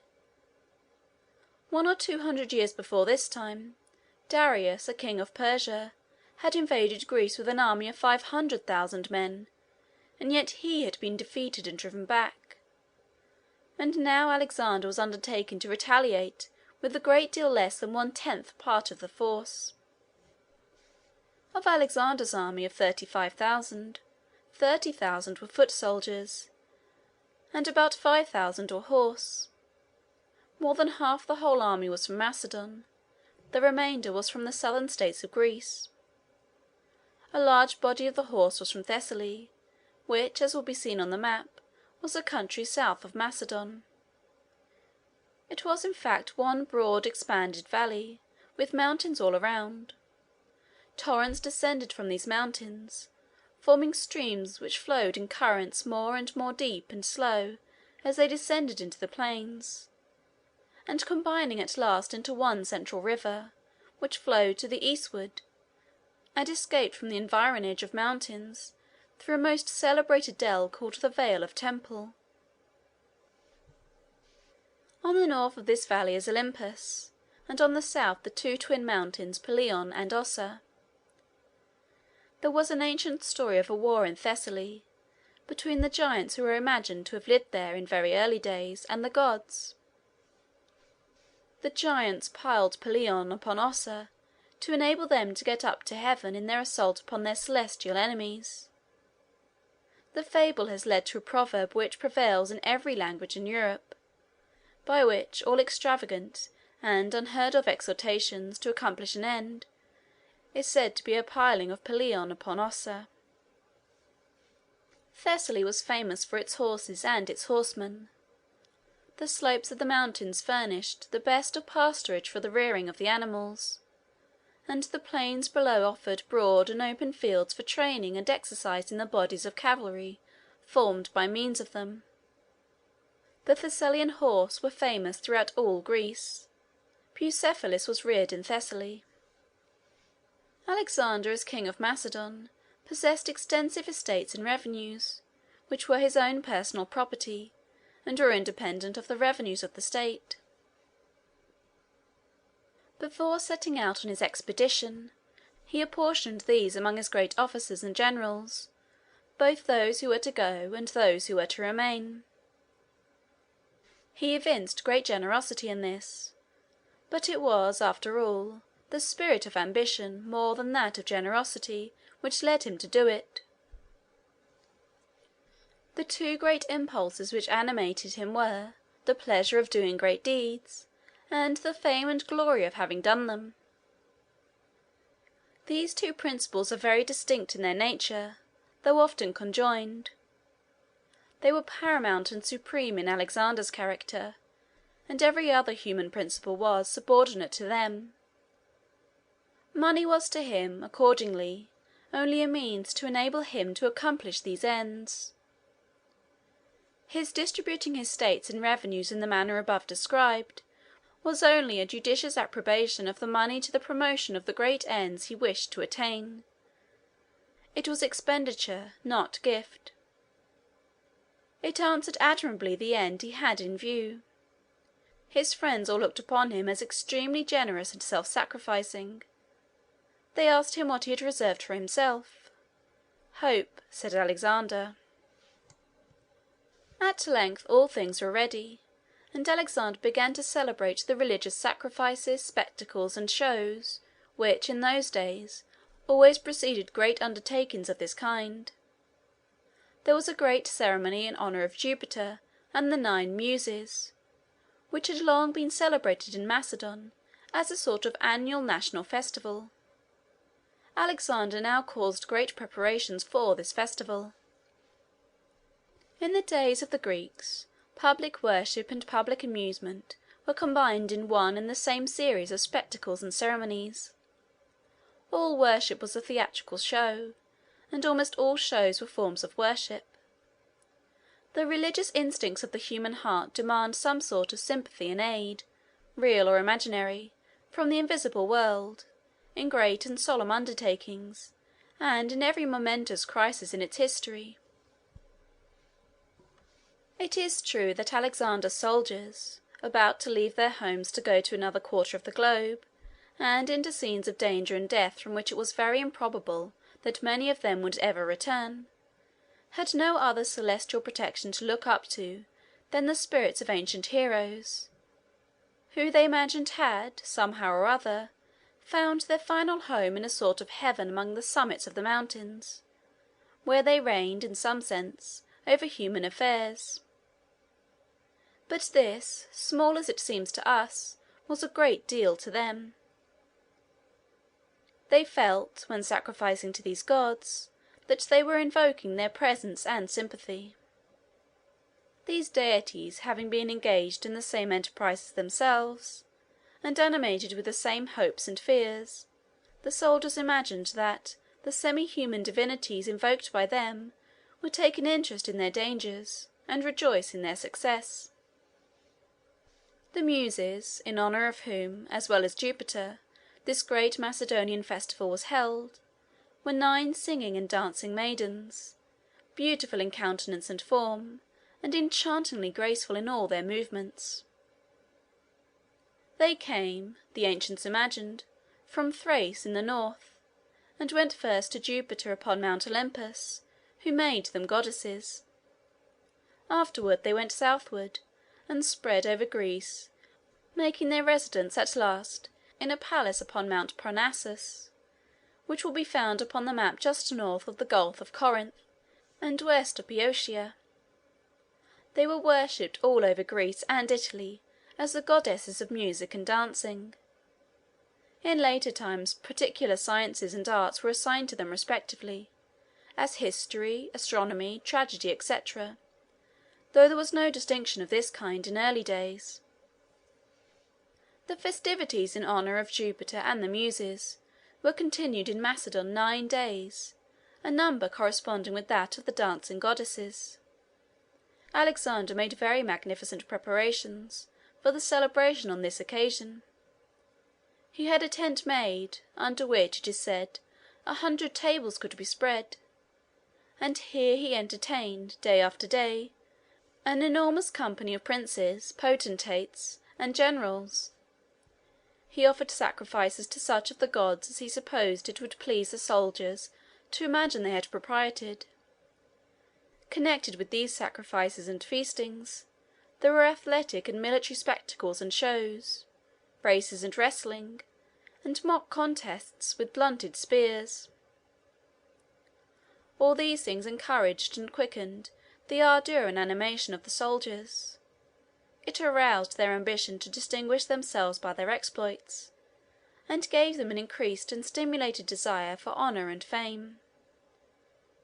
Thus inspirited by new desires for human praise, and trusting in the sympathy and protection of powers which were all that they conceived of as divine, the army prepared to set forth from their native land, bidding it a long, and, as it proved to most of them, A final farewell.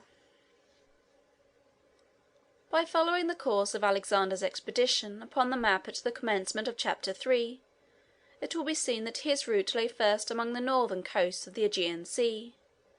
He was to pass from Europe into Asia by crossing the Hellespont, between Sestos and Abydos. He sent a fleet of 150 galleys, of 3 banks of oars each, over the Aegean Sea, to land at Sestos, and be ready to transport his army across the straits. The army, in the meantime, marched by land. They had to cross the rivers which flow into the Aegean Sea on the northern side. But as these rivers were in Macedon, and no opposition was encountered upon the banks of them, there was no serious difficulty in effecting the passage. When they reached Sestos, they found the fleet ready there, awaiting their arrival. It is very strikingly characteristic of the mingling of poetic sentiment and enthusiasm with calm and calculating business efficiency which shone conspicuously so often in Alexander's career, that when he arrived at Sestos, and found that the ships were there and the army safe, and that there was no enemy to oppose his landing on the Asiatic shore, he left Parmenio to conduct the transportation of the troops across the water, while he himself went away in a single galley on an excursion of sentiment and romantic adventure. A little south of the place where his army was to cross, there lay, on the Asiatic shore, an extended plain, on which were the ruins of Troy. Now Troy was a city which was the scene of Homer's poems, those poems which had excited so much interest in the mind of Alexander in his early years, and he determined, instead of crossing the Hellespont with the main body of his army, to proceed southward in a single galley, and land himself on the Asiatic shore, on the very spot which the romantic imagination of his youth had dwelt upon so often and so long. Troy was situated upon a plain. Homer describes an island off the coast, named Tenedos, and a mountain near called Mount Ida. There was also a river called the Scamander. The island, the mountain, and the river remain, preserving their original names to the present day, except that the river is now called the Mender. But although various vestiges of ancient ruins are found scattered about the plain, no spot can be identified as the site of the city. Some scholars have maintained that there probably never was such a city, that Homer invented the whole, there being nothing read in all that he describes except the river, the mountain, and the island. His story is, however, that there was a great and powerful city there, with a kingdom attached to it, and that this city was besieged by the Greeks for 10 years, at the end of which time it was taken and destroyed. The story of the origin of this war is substantially this. Priam was king of Troy. His wife, a short time before her son was born, dreamed that at his birth the child turned into a torch and set the palace on fire. She told this dream to the soothsayers, and asked them what it meant. They said it must mean that her son would be the means of bringing some terrible calamities and disasters upon the family. Their mother was terrified, and, to avert these calamities, gave the child to a slave as soon as it was born, and ordered him to destroy it. The slave pitied the helpless babe, and, not liking to destroy it with his own hand, carried it to Mount Ida, and there left it in the forest to die. A she-bear, roaming through the woods, found the child, and, experiencing a feeling of maternal tenderness for it, she took care of it, and reared it as if it had been her own offspring. The child was found at last by some shepherds who lived upon the mountain, and they adopted it as their own, robbing the brute mother of her charge. They named the boy Paris. He grew in strength and beauty, and gave early and extraordinary proofs of courage and energy, as if he had imbibed some of the qualities of his fierce foster-mother with the milk she gave him. He was so remarkable for athletic beauty and manly courage, that he not only easily won the heart of a nymph of Mount Ida, named Oenone, whom he married, but he also attracted the attention of the goddesses in the heavens. At length these goddesses had a dispute which they agreed to refer to him. The origin of the dispute was this. There was a wedding among them, and one of them, irritated at not having been invited, had a golden apple made, on which were engraved the words, "To be given to the most beautiful." She threw this apple into the assembly. Her object was to make them quarrel for it. In fact, she was herself the goddess of discord, and, independently of her cause of pique in this case, she loved to promote disputes.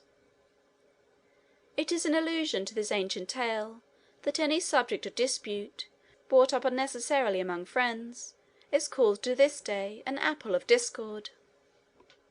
3 of the goddesses claimed the apple, each insisting that she was more beautiful than the others, and this was the dispute which they agreed to refer to Paris. They accordingly exhibited themselves before him in the mountains, that he might look at them and decide. They did not, however, seem willing, either of them, to trust an impartial decision of the question, but each offered the judge a bribe to induce him to decide in her favour. One promised him a kingdom, another great fame, and the third, Venus, promised him the most beautiful woman in the world for his wife. He decided in favour of Venus, whether because she was justly entitled to the decision, or through the influence of the bribe, the story does not say. All this time Paris remained on the mountain, a simple shepherd and herdsman, not knowing his relationship to the monarch who reigned over the city and kingdom on the plain below. King Priam, however, about this time, in some games which he was celebrating, offered as a prize to the victor the finest bull which could be obtained on Mount Ida. On making examination, Paris was found to have the finest bull, and the king, exercising his despotic power which kings in those days made no scruple of assuming in respect to helpless peasants, took it away. Paris was very indignant. It happened, however, that, a short time afterward, there was another opportunity to contend for the same bull, and Paris, disguising himself as a prince, appeared in the lists, conquered every competitor, and bore away the bull again to his home in the fastness of the mountain. In consequence of this his appearance at court, the daughter of Priam, whose name was Cassandra, became acquainted with him, and, inquiring into his story, succeeded in ascertaining that he was her brother, the long-lost child that had been supposed to be put to death. King Priam was convinced by the evidence which she brought forward, and Paris was brought home to his father's house. After becoming established in his new position, he remembered the promise of Venus, that he should have the most beautiful woman in the world for his wife, and he began accordingly to inquire where he could find her. There was in Sparta, one of the cities of southern Greece, a certain king Menelaus, who had a youthful bride named Helen, who was famed far and near for her beauty. Paris came to the conclusion that she was the most lovely woman in the world, and that he was entitled, in virtue of Venus's promise, to obtain possession of her, if he could do so by any means whatever.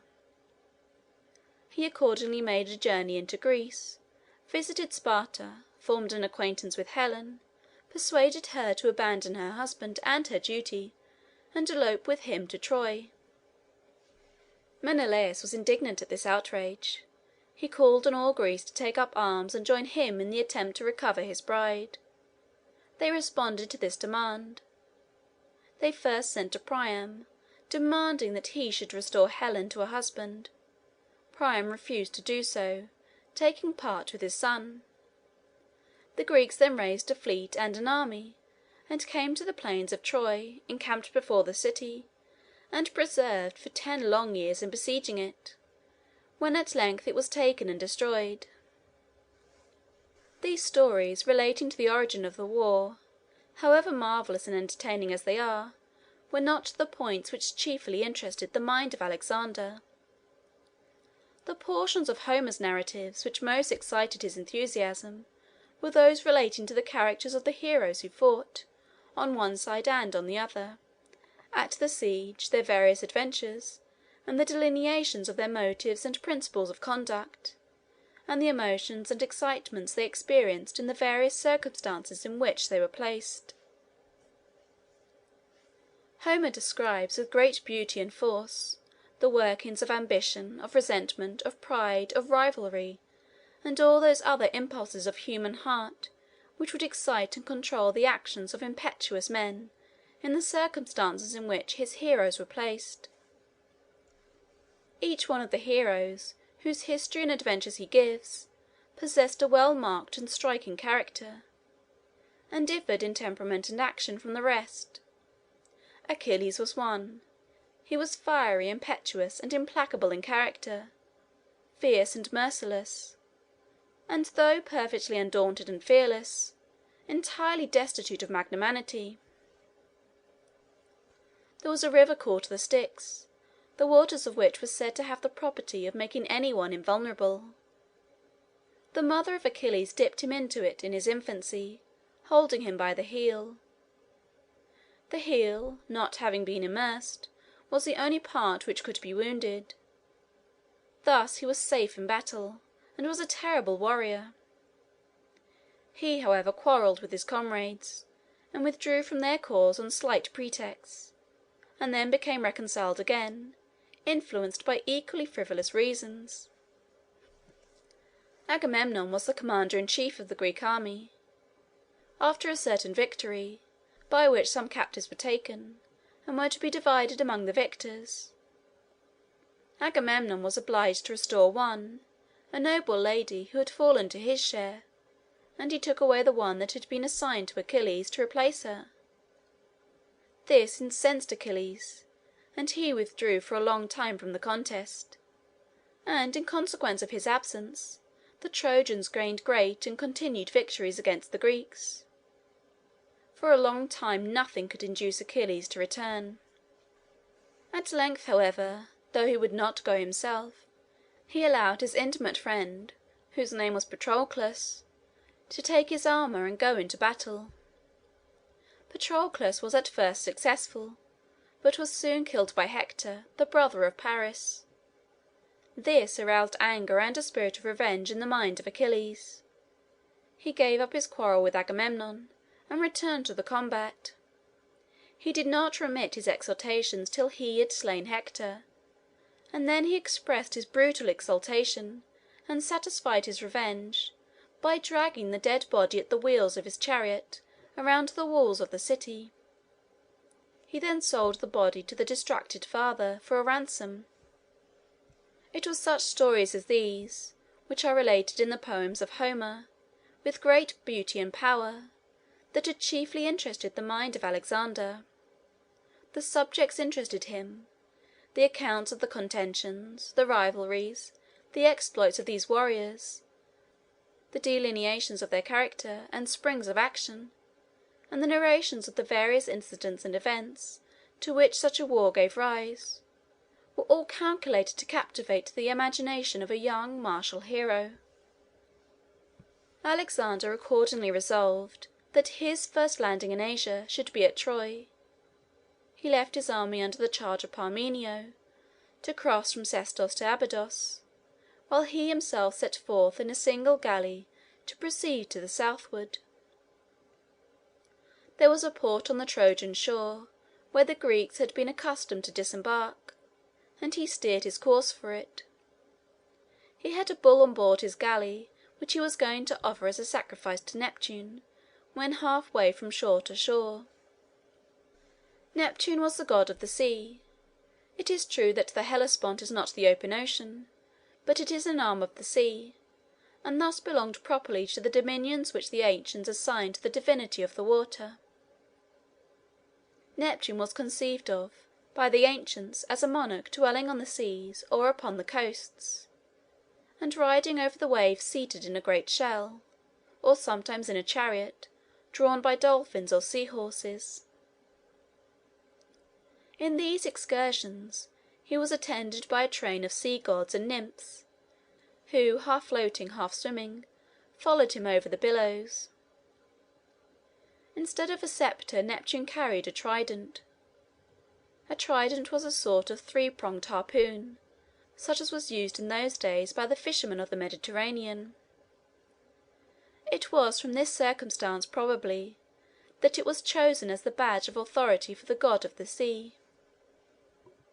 Alexander took the helm, and steered the galley with his own hands towards the Asiatic shore.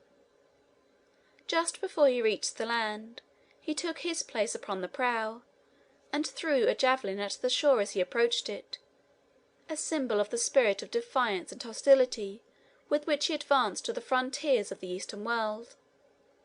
He was also the first to land.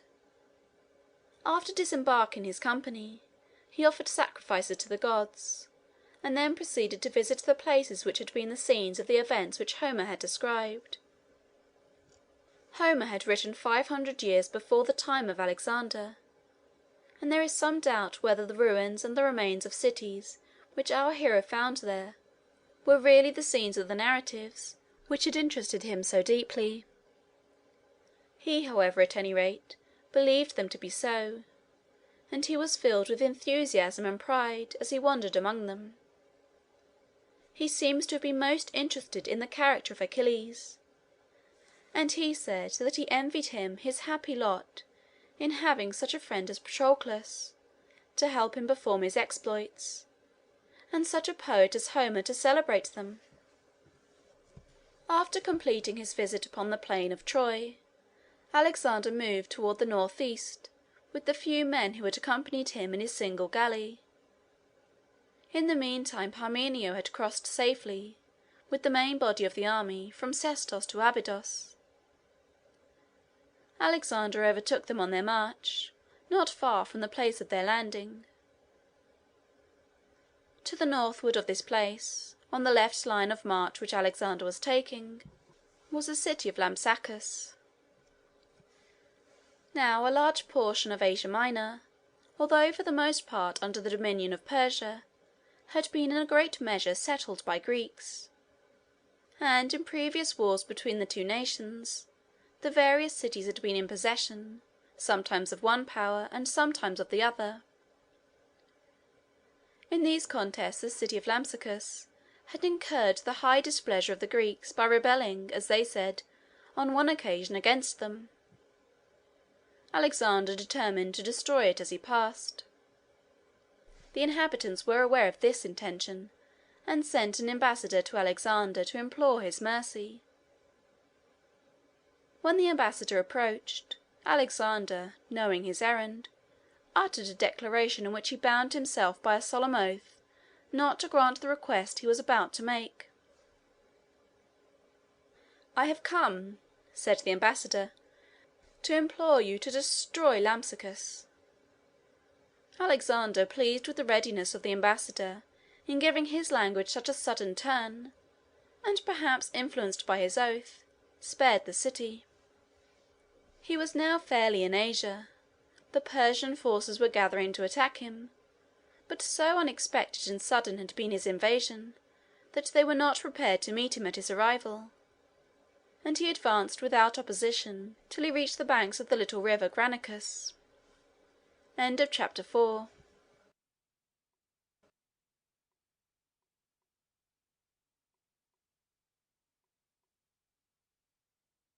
Alexander the Great by Jacob Abbott. Chapter 5. Campaign in Asia Minor. Although Alexander had landed safely on the Asiatic shore, the way was not yet fairly open for him to advance into the interior of the country. He was upon a sort of plain, which was separated from the territory beyond by natural barriers.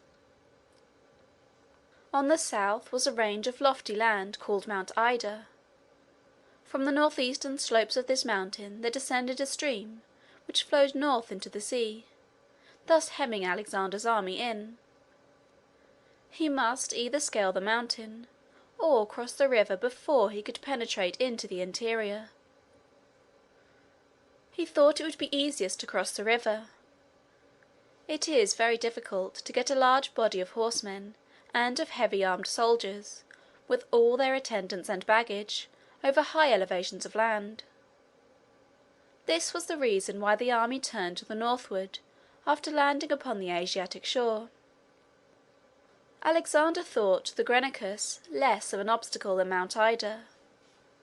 It was not a large stream, and was easily fordable. It was the custom in those days, as it is now when armies are marching, to send forward small bodies of men in every direction to explore the roads, remove obstacles, and discover sources of danger. These men are called, in modern times, scouts. In Alexander's day, and in the Greek language, they were called prodromi, which means forerunners.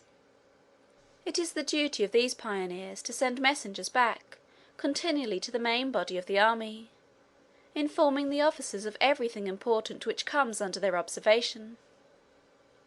In this case, when the army was gradually drawing near to the river, the prodromi came in with the news that they had been to the river, and found the whole opposite shore, at the place of crossing, lined with Persian troops, collected there to dispute the passage. The army continued their advance, while Alexander called the leading generals around him, to consider what was to be done. Parmenio recommended that they should not attempt to pass the river immediately. The Persian army consisted chiefly of cavalry. Now cavalry, though very terrible as an enemy on the field of battle by day, are peculiarly exposed and defenceless in an encampment by night. The horses are scattered, feeding, or at rest. The arms of the men are light, and they are not accustomed to fighting on foot, and on a sudden incursion of an enemy at midnight into their camp, their horses and their horsemanship are alike useless, and they fall an easy prey to resolute invaders. Parmenio thought, therefore, that the Persians would not dare to remain and encamp many days in the vicinity of Alexander's army, and that, accordingly, if they waited a little, the enemy would retreat, and Alexander could then cross the river without incurring the danger of a battle. But Alexander was unwilling to adopt any such policy. He felt confident that his army was courageous and strong enough to march on, directly through the river, ascend the bank upon the other side, and force their way through all the opposition which the Persians could make. He knew, too, that if this were done it would create a strong sensation throughout the whole country, impressing everyone with a sense of the energy and power of the army which he was conducting, and would thus tend to intimidate the enemy and felicitate all future operations. But this was not all. He had a more powerful motive still for wishing to march right on, across the river, and force his way through the vast bodies of cavalry on the opposite shore, and this was the pleasure of performing the exploit. Accordingly, as the army advanced towards the banks, they manoeuvred to form in order of battle, and prepared to continue their march as if there were no obstacles to oppose them. The general order of battle of the Macedonian army was this. There was a certain body of troops, armed and organized in a peculiar manner, called the phalanx. This body was placed in the centre. The men composing it were very heavily armed. They had shields upon their left arm, and they carried spears 16 feet long and pointed with iron, which they held firmly in their two hands, with the points projecting far before them. The men were arranged in lines, one behind the other, and all facing the enemy. 16 lines, and 1,000 in each line, or, as it is expressed in military phrase, 1,000 in rank and 16 in file, so that the phalanx contained 16,000 men. The spears were so long that when the men stood in close order, the rear ranks being brought up near to those before them, the points of the spears of 8 or 10 of the ranks projected in front, forming a bristling wall of points of steel, each one of which was held in its place by the strong arms of an athletic and well-trained soldier. This wall, no force which in those days could be brought against it, could penetrate. Men, horses, elephants, everything that attempted to rush upon it, rushed only to their own destruction. Every spear, feeling the impulse of the vigorous arms which held it, seemed to be alive, and darted into its enemy, when an enemy was at hand, as if it felt itself the fierce hostility which directed it. If the enemy remained at a distance, and threw javelins or darts at the phalanx, they fell harmless, stopped by the shields which the soldiers wore upon the left arm, and which were held in such a manner as to form a system of scales, which covered and protected the whole mass, and made the men almost invulnerable. The phalanx was thus, when only defending itself and in a state of rest, an army and a fortification all in one, and it was almost impregnable. But when it took an aggressive form, put itself in motion, and advanced to an attack, it was infinitely more formidable. It became then a terrible monster, covered with scales of brass, from beneath which there projected forward 10,000 living, darting points of iron. It advanced deliberately and calmly, but with a prodigious momentum and force. There was nothing human in its appearance at all. It was a huge animal, ferocious, dogged, stubborn, insensible to pain, knowing no fear, and bearing down with resistless and merciless destruction upon everything that came in its way. The phalanx was the centre and soul of Alexander's army.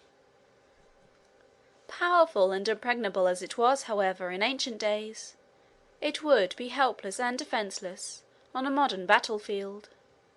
Solid balls of iron, flying through the air with a velocity which makes them invisible, would tear their way through the pikes and the shields, and the bodies of the men who bore them, without even feeling the obstruction. The phalanx was subdivided into brigades, regiments, and battalions, and regularly officered. In marching, it was separated into these its constituent parts, and sometimes in battle it acted in divisions.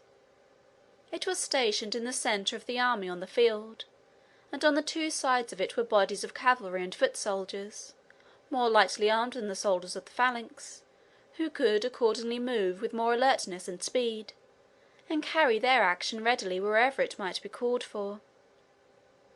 The troops on the sides were called the wings. Alexander himself was accustomed to command one wing, and Parmenio the other, while the phalanx crept along slowly but terribly between. The army, thus arranged and organized, advanced to the river. It was a broad and shallow stream. The Persians had assembled in vast numbers on the opposite shore. Some historians say there were 100,000 men, others say 200,000, and others 600,000. However this may be, there is no doubt their numbers were vastly superior to those of Alexander's army, which it will be recollected was less than 40,000. There was a narrow plain on the opposite side of the river, next to the shore, and a range of hills beyond. The Persian cavalry covered the plain, and were ready to dash upon the Macedonian troops the moment they should emerge from the water and attempt to ascend the bank. The army, led by Alexander, descended into the stream, and moved on through the water. They encountered the onset of their enemies on the opposite shore. A terrible and protracted struggle ensued, but the coolness, courage, and strength of Alexander's army carried the day. The Persians were driven back. The Greeks effected their landing, reorganized, and formed on the shore, and the Persians, finding that all was lost, fled in all directions. Alexander himself took a conspicuous and a very active part in the contest. He was easily recognized on the field of battle by his dress, and by a white plume which he wore in his helmet. he exposed himself to the most imminent danger. At one time, when desperately engaged with a troop of horse which had galloped down upon him, a Persian horseman aimed a blow at his head with a sword. Alexander saved his head from the blow, but it took off his plume and a part of his helmet. Alexander immediately thrust his antagonist through the body. At the same moment another horseman on another side had his sword raised, and would have killed Alexander before he could have turned to defend himself, had no help intervened. But just at this instant a third combatant, one of Alexander's friends, seeing the danger, brought down so terrible a blow upon the soldier of the second assailant as to separate his arm from his body. Such are the stories that are told. They may have been literally and fully true, or they may have been exaggerations of circumstances somewhat resembling them which really occurred, or they may have been fictitious altogether. Great generals, like other great men, have often the credit of many exploits which they never perform. It is the special business of poets and historians to magnify and embellish the actions of the great, and this art was understood as well in ancient days as it is now. We must remember, too, in reading the accounts of these transactions, that it is only the Greek side of the story that we hear. The Persian narratives have not come down to us. At any rate, the Persian army was defeated, and that too without the assistance of the phalanx. The horsemen and the light troops were alone engaged. The phalanx could not be formed, nor could it act in such a position. The men, on emerging from the water, had to climb up the banks, and rush on to the attack of an enemy consisting of squadrons of horse, ready to dash at once upon them. The Persian army was defeated and driven away. Alexander did not pursue them. He felt that he had struck a very heavy blow. The news of this defeat of the Persians would go with the speed of the wind all over Asia Minor, and operate most powerfully in his favour. He sent home to Greece an account of the victory, and with the account he forwarded 300 suits of armour, taken from the Persian horsemen killed on the field. These suits of armour were to be hung up in the Parthenon, a great temple at Athens, the most conspicuous position for them, perhaps, which all Europe could afford. The name of the Persian general who commanded at the battle of Granicus was Memnon. He had been opposed to the plan of hazarding a battle. Alexander had come to Asia with no provisions and no money. He had relied on being able to sustain his army by his victories. Memnon therefore strongly urged that the Persians should retreat slowly, carrying off all the valuable property, and destroying all that could not be removed, taking especial care to leave no provisions behind them. In this way he thought that the army of Alexander would be reduced by privation and want, and would, in the end, fall an easy prey. His opinion was, however, overruled by the views of the other commanders, and the battle of the Granicus was the consequence. Alexander encamped to refresh his army and to take care of the wounded. He went to see the wounded men one by one, inquired into the circumstances of each case, and listened to each one who was able to talk, while he gave an account of his adventures in the battle, and the manner in which he received his wound. To be able thus to tell their story to their general, and to see him listening to it with interest and pleasure, filled their hearts with pride and joy, and the whole army was inspired with the highest spirit of enthusiasm, and with eager desires to have another opportunity occur in which they could encounter danger and death in the service of such a leader. It is in such traits as these that the true greatness of the soul of Alexander shines. It must be remembered that all this time he was but little more than 21. He was but just of age. From his encampment on the Granicus, Alexander turned to the southward, and moved along on the eastern shores of the Aegean Sea.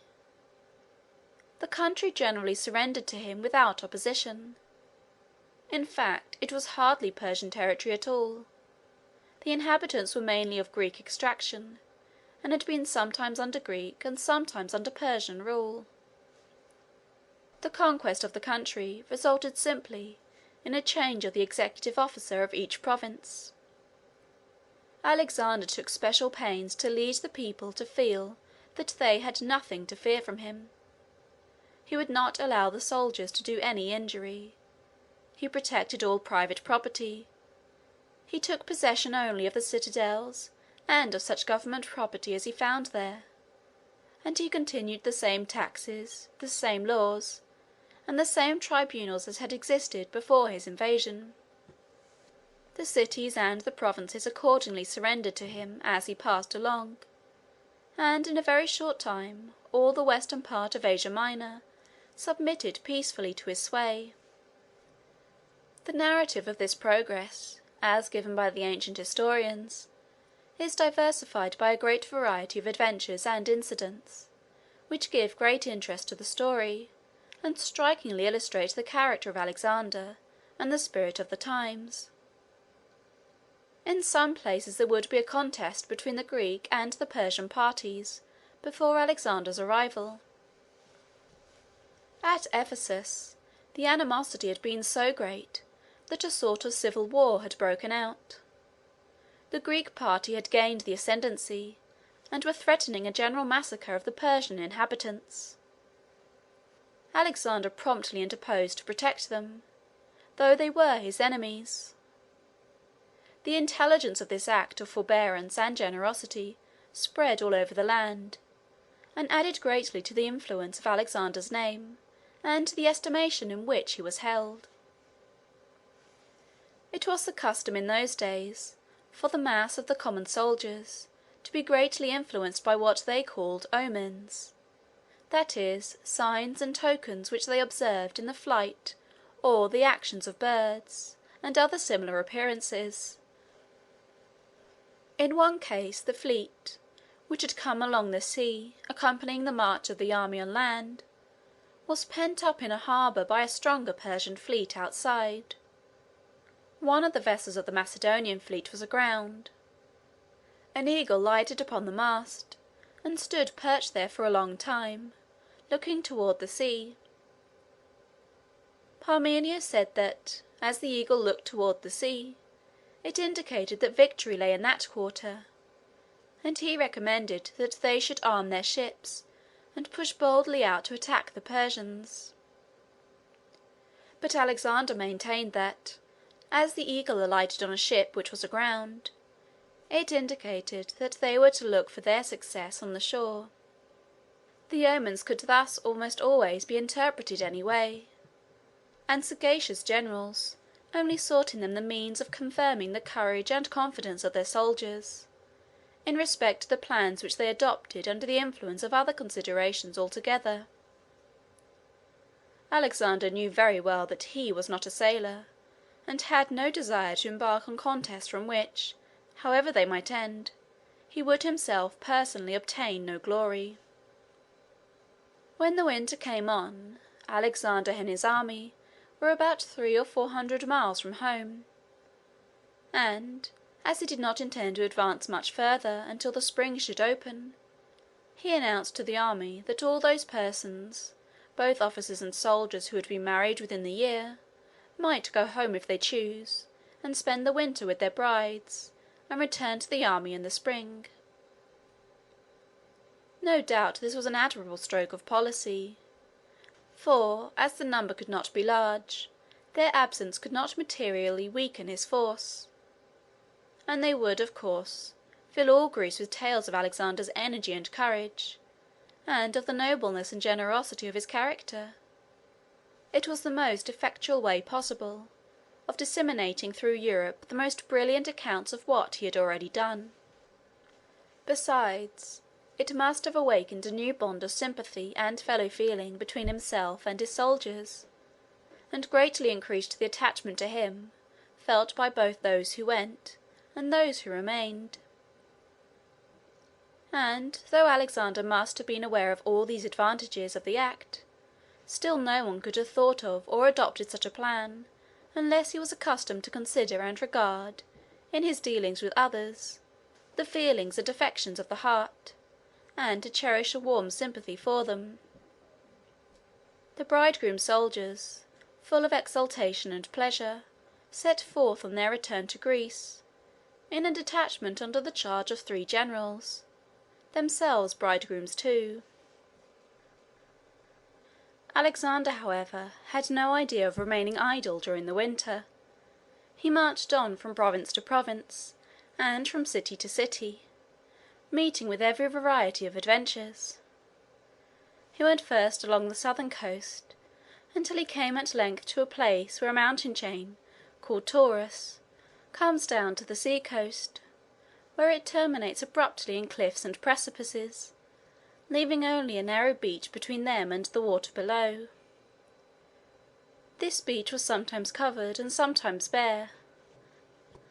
It is true there is very little tide in the Mediterranean, but the level of the water along the shore is altered considerably by the long continued pressure exerted in one direction or another by winds and storms. The water was up when Alexander reached this pass. Still he determined to march his army through it. There was another way back among the mountains, but Alexander seemed disposed to gratify the love of adventure which his army felt, by introducing them to a novel scene of danger. They accordingly defiled along under these cliffs, marching, as they say, sometimes up to the waist in water, the swell rolling in upon them all the time from the offing. Having at length succeeded in passing safely round this frowning buttress of the mountains, Alexander turned northward, and advanced into the very heart of Asia Minor. In doing this he had to pass over the range which he had come round before, and as it was winter, his army were for a time enveloped in snows and storms among the wild and frightful defiles. They had here, in addition to the dangers and hardships of the way and of the season, to encounter the hostility of their foes, as the tribes who inhabited these mountains assembled to dispute the passage. Alexander was victorious, and reached a valley through which there flows a river, which has handed down its name to the English language and literature. This river was the Meander. Its beautiful windings through verdant and fertile valleys were so renowned, that every stream which imitates its example is said to meander to the present day. During all this time, Parmenio had remained in the western part of Asia Minor, with a considerable body of the army. As the spring approached, Alexander sent him orders to go to Gordium, whither he was himself proceeding, and meet him there. He also directed that the detachment which had gone home should, on recrossing the Hellespont on their return, proceed eastward to Gordium, thus making that city the great rendezvous for the commencement of his next campaign. One reason why Alexander desired to go to Gordium was that he wished to untie the famous Gordian knot. The story of the Gordian knot was this. Gordius was a sort of mountain farmer. One day he was ploughing, and an eagle came down and alighted upon his yoke, and remained there until he had finished his ploughing. This was an omen, but what was the significance of it?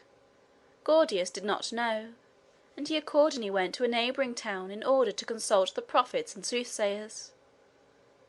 On his way he met a damsel who, like Rebecca in the days of Abraham, was going forth to draw water. Gordius fell into conversation with her, and related to her the occurrence which had interested him so strongly. The maiden advised him to go back and offer a sacrifice to Jupiter. Finally she consented to go back with him and aid him. The affair ended in her becoming his wife, and they lived together in peace for many years upon their farm. They had a son named Midas. The father and mother were accustomed to go out sometimes in their cart or wagon, drawn by the oxen, Midas driving. One day they were going into the town in this way, at a time when it happened that there was an assembly convened, which was in a state of great perplexity on account of the civil dissensions and contests which prevailed in the country. They had just inquired of an oracle what they should do. The oracle said that a cart would bring them a king, who would terminate their eternal broils. Just then Midas came up, driving the cart in which his father and mother were seated.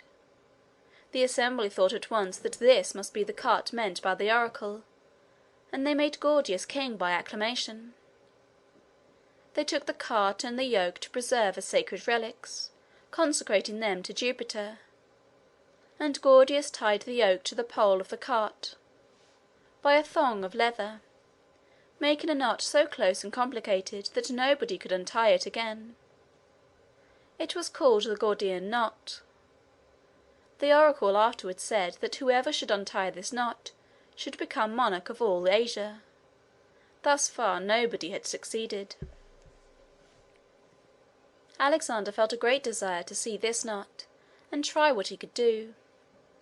He went accordingly into the temple where the sacred cart had been deposited, and after looking at the knot, and satisfying himself that the task of untying it was hopeless, he cut it to pieces with his sword. How far the circumstances of this whole story are true, and how far fictitious, no one can tell. The story itself, however, as thus related, has come down from generation to generation in every country of Europe, for 2000 years, and any extrication of oneself from a difficulty by violent means has been called cutting the Gordian knot to the present day. At length the whole army was assembled, and the king recommenced his progress. He went on successfully for some weeks, moving in a southeasterly direction, and bringing the whole country under his dominion, until at length, when he reached Tarsus, an event occurred which nearly terminated his career. There were some circumstances which caused him to press forward with the utmost effort in approaching Tarsus, and as the day was warm, he got very much overcome with heat and fatigue. In this state he went and plunged suddenly into the river Cydnus to bathe. Now the Cydnus is a small stream, flowing by Tarsus, and it comes down from Mount Taurus at a short distance back from the city. Such streams are always very cold. Alexander was immediately seized with a very violent chill, and was taken out of the water shivering excessively, and at length fainted away. They thought he was dying. They bore him to his tent, and as tidings of their leader's danger spread through the camp, the whole army, officers and soldiers, were thrown into the greatest consternation and grief. A violent protracted fever came on. In the course of it an incident occurred which strikingly illustrates the boldness and originality of Alexander's character. The name of his physician was Philip. Philip had been preparing a particular medicine for him, which, it seems, required some days to make ready. Just before it was presented, Alexander received a letter from Parmenio, informing him that he had good reason to believe that Philip had been bribed by the Persians to murder him during his sickness, by administering poison in the name of medicine. He wrote, he said, to put him on his guard against any medicine which Philip might offer him. Alexander put the letter under his pillow, and communicated its contents to no one. At length, when the medicine was ready, Philip brought it in. Alexander took the cup containing it with one hand, and with the other he handed Philip the communication which he had received from Parmenio, saying, "Read that letter." As soon as Philip had finished reading it, and was ready to look up, Alexander drank off the draught in full, and laid down the cup with an air of perfect confidence that he had nothing to fear. Some persons think that Alexander watched the countenance of his physician while he was reading the letter, and that he was led to take the medicine by his confidence in his power to determine the guilt or the innocence of a person thus accused by his looks. Others supposed that the act was an expression of implicit faith in the integrity and fidelity of his servant, and that he intended it as a testimony, given in a very pointed and decisive, and at the same time delicate manner, that he was not suspicious of his friends, or easily led to distrust their faithfulness. Philip was, at any rate, extremely gratified at the procedure, and Alexander recovered. Alexander had now traversed the whole extent of Asia Minor, and had subdued the entire country to his sway. He was now advancing to another district, that of Syria and Palestine, which lies on the eastern shores of the Mediterranean Sea. To enter this new territory he had to pass over a narrow plain which lay between the mountains and the sea, at a place called Issus. Here he was met by the main body of the Persian army, and the great battle of Issus was fought. This battle will be the subject of the next chapter. End of chapter 5.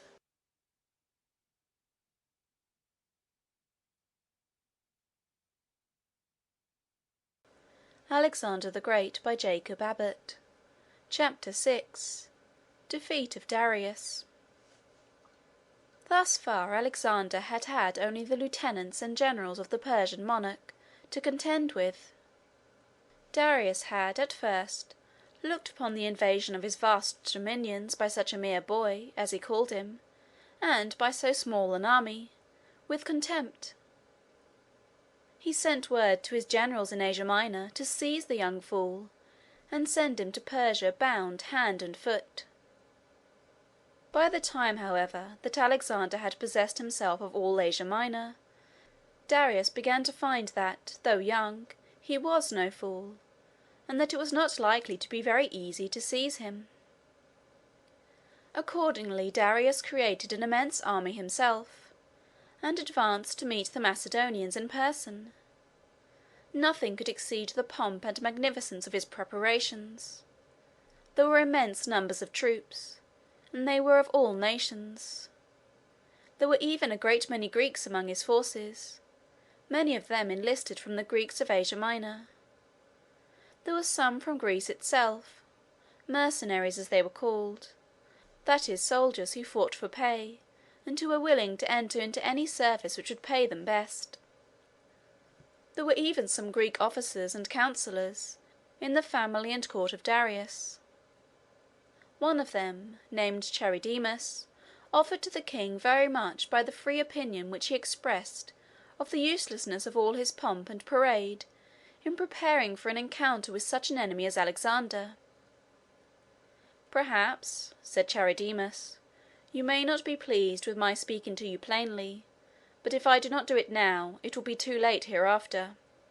This great parade and pomp, and this enormous multitude of men, might be formidable to your Asiatic neighbours, but such sort of preparation will be of little avail against Alexander and his Greeks. Your army is resplendent with purple and gold. No one who had not seen it could conceive of its magnificence, but it will not be of any avail against the terrible energy of the Greeks. Their minds are bent on something very different from idle show. They are intent on securing the substantial excellence of their weapons, and on acquiring the discipline and the hardihood essential for the most efficient use of them. They will despise all your parade of purple and gold. They will not even value it as plunder. They glory in their ability to dispense with all the luxuries and conveniences of life. They live upon the coarsest food. At night they sleep upon the bare ground. By day they are always on the march. They brave hunger, cold, and every species of exposure with pride and pleasure, having the greatest contempt for anything like softness and effeminacy of character. All this pomp and pageantry, with inefficient weapons and inefficient men to wield them, will be of no avail against their invincible courage and energy, and the best disposition that you can make of all your gold and silver and other treasures is to send it away, and procure good soldiers with it, if indeed gold and silver will procure them."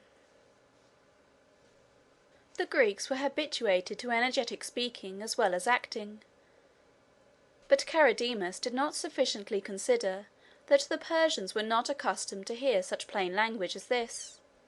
Darius was very much displeased. In his anger he condemned him to death.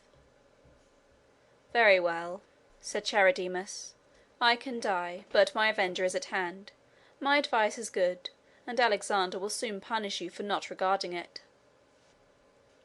Very gorgeous descriptions are given of the pomp and magnificence of the army of Darius, as he commenced his march from the Euphrates to the Mediterranean. The Persians worshipped the sun and fire. Over the king's tent there was an image of the sun in crystal, and supported in such a manner as to be in the view of the whole army. They had also silver altars, on which they kept constantly burning what they called the sacred fire. These altars were borne by persons appointed for the purpose, who were clothed in magnificent costumes. Then came a long procession of priests and magi, who were dressed also in very splendid robes. They performed the services of public worship. Following them came a chariot consecrated to the sun. It was drawn by white horses, and was followed by a single white horse of a large and noble form, which was a sacred animal, being called the horse of the sun. The equerries, that is, the attendants who had charge of this horse, were also dressed in white, and each carried a golden rod in his hand.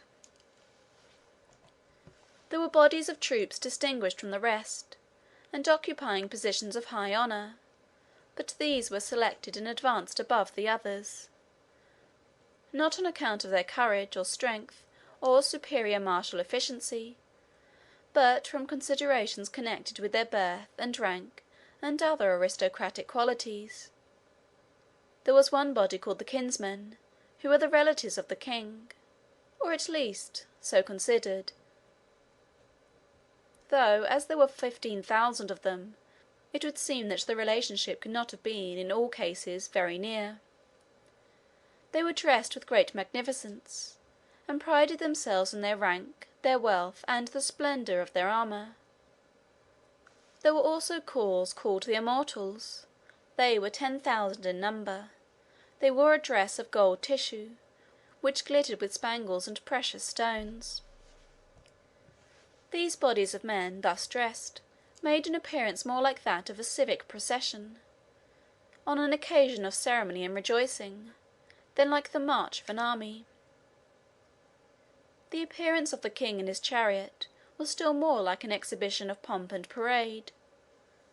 The carriage was very large, elaborately carved and gilded, and ornamented with statues and sculptures. Here the king sat on a very elevated seat in sight of all. He was clothed in a vest of purple, striped with silver, and over his vest he wore a robe glittering with gold and precious stones. Around his waist was a golden girdle, from which was suspended his scimitar, a species of sword, the scabbard of which was resplendent with gems. He wore a tiara upon his head of very costly and elegant workmanship, and enriched, like the rest of his dress, with brilliant ornaments. The guards who preceded and followed him had pikes of silver, mounted and tipped with gold. It is very extraordinary that King Darius took his wife and all his family with him, and a large portion of his treasures, on this expedition against Alexander. His mother, whose name was Sisygambis, was in his family, and she and his wife came, each in her own chariot, immediately after the king. Then there were 15 carriages filled with the children and their attendants, and 300 or 400 ladies of the court, all dressed like queens. After the family there came a train of many hundreds of camels and mules carrying the royal treasures. It was in this style that Darius set out upon his expedition, and he advanced by a slow progress toward the westward, until at last he approached the shores of the Mediterranean Sea. He left his treasures in the city of Damascus, where they were deposited under the charge of a sufficient force to protect them, as he supposed. He then advanced to meet Alexander, going himself from Syria toward Asia Minor, just at the time that Alexander was coming from Asia Minor into Syria. It will be observed by looking upon the map that the chain of mountains called Mount Taurus extends down near to the coast at the northeastern corner of the Mediterranean. Among these mountains there are various tracts of open country, through which an army may march to and fro between Syria and Asia Minor. Now it happened that Darius, in going toward the west, took a more inland route than Alexander, who, on coming eastward, kept nearer to the sea. Alexander did not know that Darius was so near, and as for Darius, he was confident that Alexander was retreating before him. For, as the Macedonian army was so small, and his own forces constituted such an innumerable host, the idea that Alexander would remain to brave a battle was, in his opinion, entirely out of the question. He had, therefore, no doubt that Alexander was retreating. It is, of course, always difficult for two armies, 50 miles apart, to obtain correct ideas of each other's movements. All the ordinary intercommunications of the country are, of course, stopped, and each general has his scouts out, with orders to intercept all travellers, and to intercept the communication of intelligence by every means in their power. In consequence of these and other circumstances of a similar nature, it happened that Alexander and Darius actually passed each other, without either of them being aware of it. Alexander advanced into Syria by the plains of Issus, marked A upon the map, and a narrow pass beyond, called the Gates of Syria, while Darius went farther to the north, and arrived at Issus after Alexander had left it. Here each army learned, to their astonishment, that their enemy was in their rear. Alexander could not credit this report when he first heard it. He dispatched a galley with 30 oars along the shore, up the Gulf of Issus, to ascertain the truth. The galley soon came back and reported that, beyond the gates of Syria, they saw the whole country, which was nearly level land, though gently rising from the sea, covered with the vast encampments of the Persian army. The king then called his generals and councillors together, informed them of the facts, and made known to them his determination to return immediately through the gates of Syria and attack the Persian army. The officers received the intelligence with enthusiastic expressions of joy. It was now near evening. Alexander sent forward a strong reconnoitring party, ordering them to proceed cautiously, to ascend eminences and look far beyond them, to guard carefully against surprise, and to send back word immediately if they came upon any traces of the enemy. At the present day the operations of such a reconnoitring party are very much aided by the use of spy-glasses, which are made now with great care expressly for military purposes. The instrument, however, was not known in Alexander's day.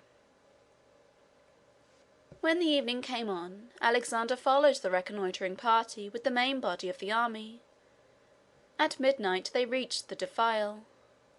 When they were secure in the possession of it, they halted. Strong watches were stationed on all the surrounding heights to guard against any possible surprise. Alexander himself ascended one of the eminences, from whence he could look down upon the great plain beyond, which was dimly illuminated in every part by the smouldering fires of the Persian encampment. An encampment at night is a spectacle which is always grand, and often sublime. It must have appeared sublime to Alexander in the highest degree on this occasion. To stand stealthily among these dark and sombre mountains, with the defiles and passes below filled with the columns of his small but undaunted army, and to look onward, a few miles beyond, and see the countless fires of the vast host which had got between him and all hope of retreat to his native land. To feel, as he must have done, that his fate, and that of all who were with him, depended upon the events of the day that was soon to dawn.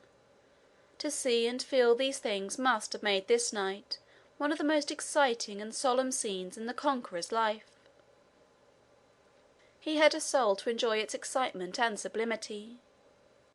He gloried in it.